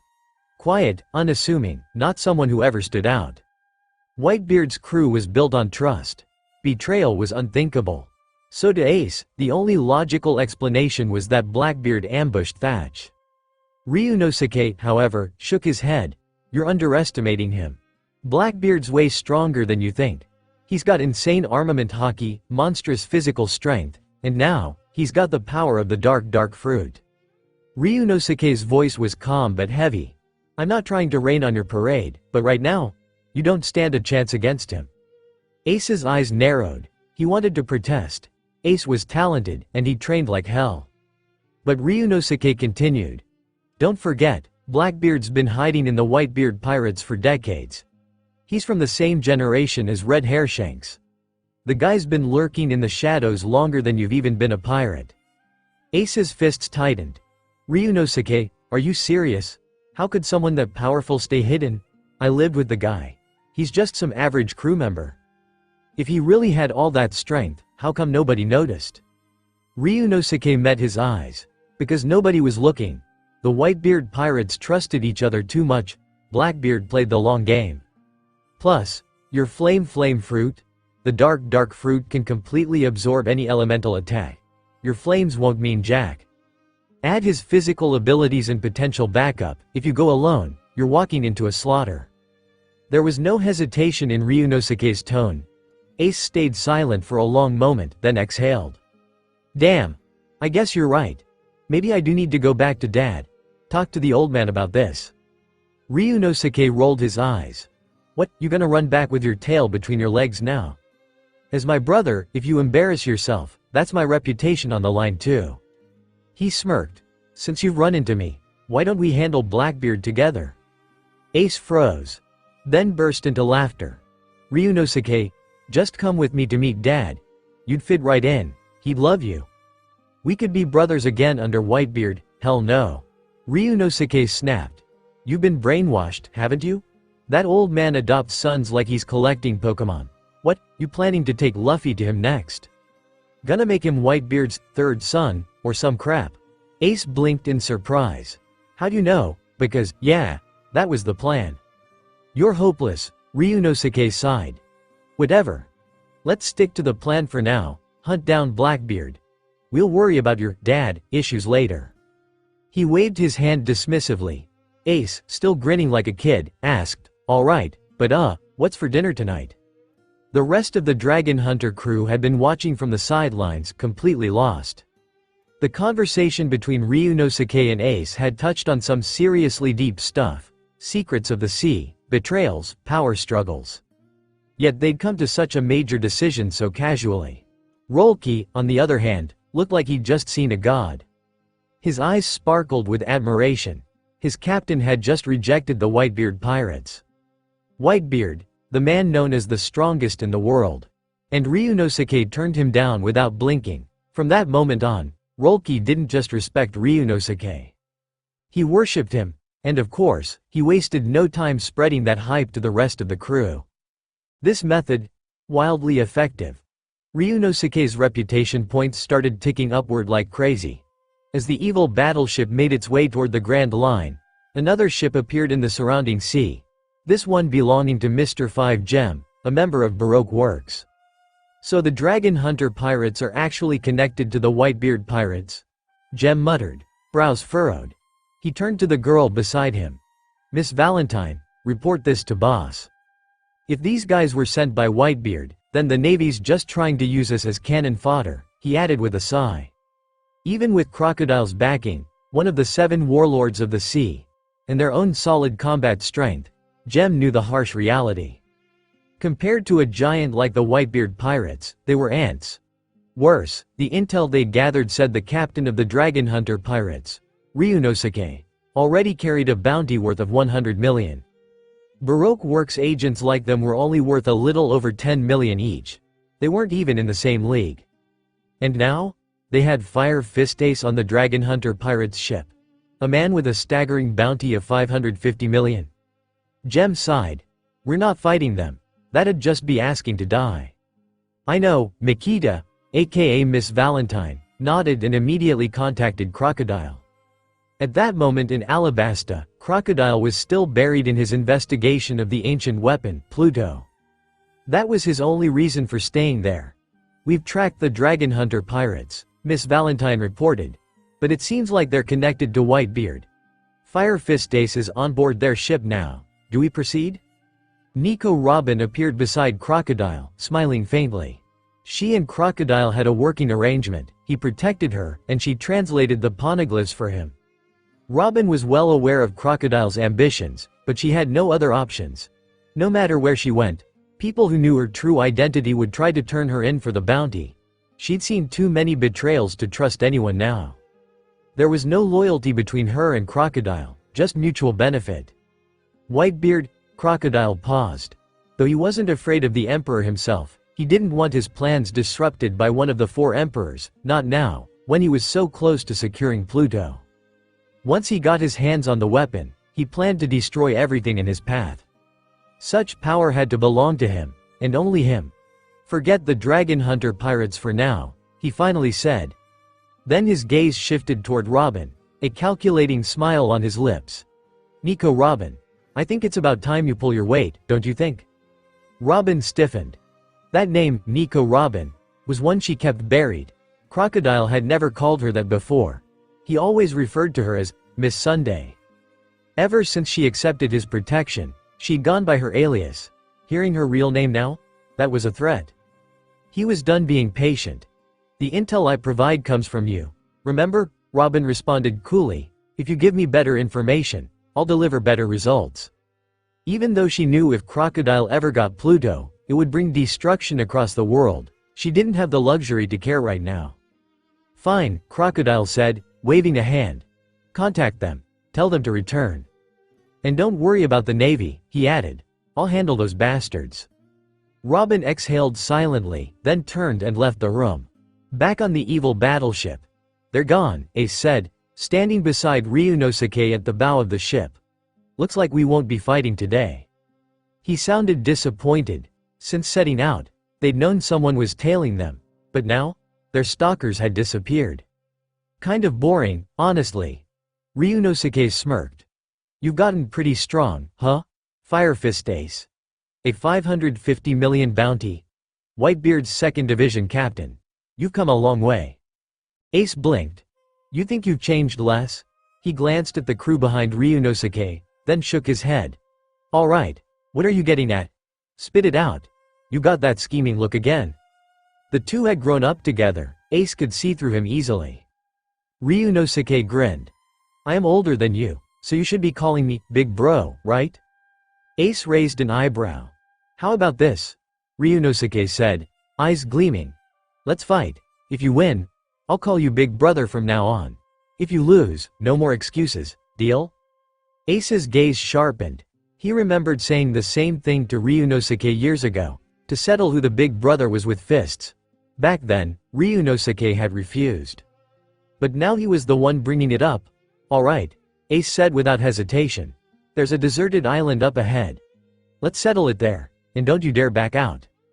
Ryunosuke chuckled, the corner of his mouth curving into a sly smile. He knew Ace was proud of his brothers.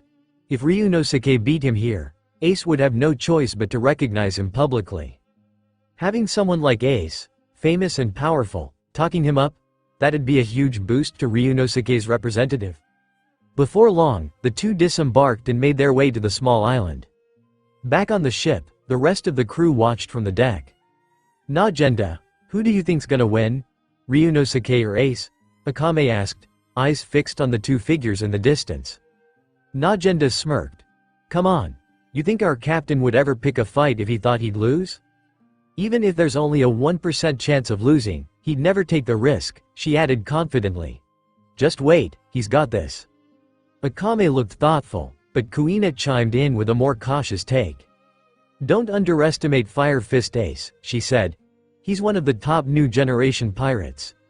In just a few years, he's already faced the Red Hair Pirates and went after Whitebeard himself. Sure, he lost, but he still earned the 2nd Division captain spot afterward. That's huge. The Flame fruit is a logia-type devil fruit. That firepower has turned him into a nightmare for other pirates. Kuina had more knowledge about the seas than the others, and she couldn't help feeling a little nervous for Ryunosuke. Najenda, meanwhile, just smiled. Sounds like he's got a pretty legendary journey of his own, she said, sitting on the railing with a cup of coffee from Susano in hand. But either way, those two, I don't think either of them plans to lose.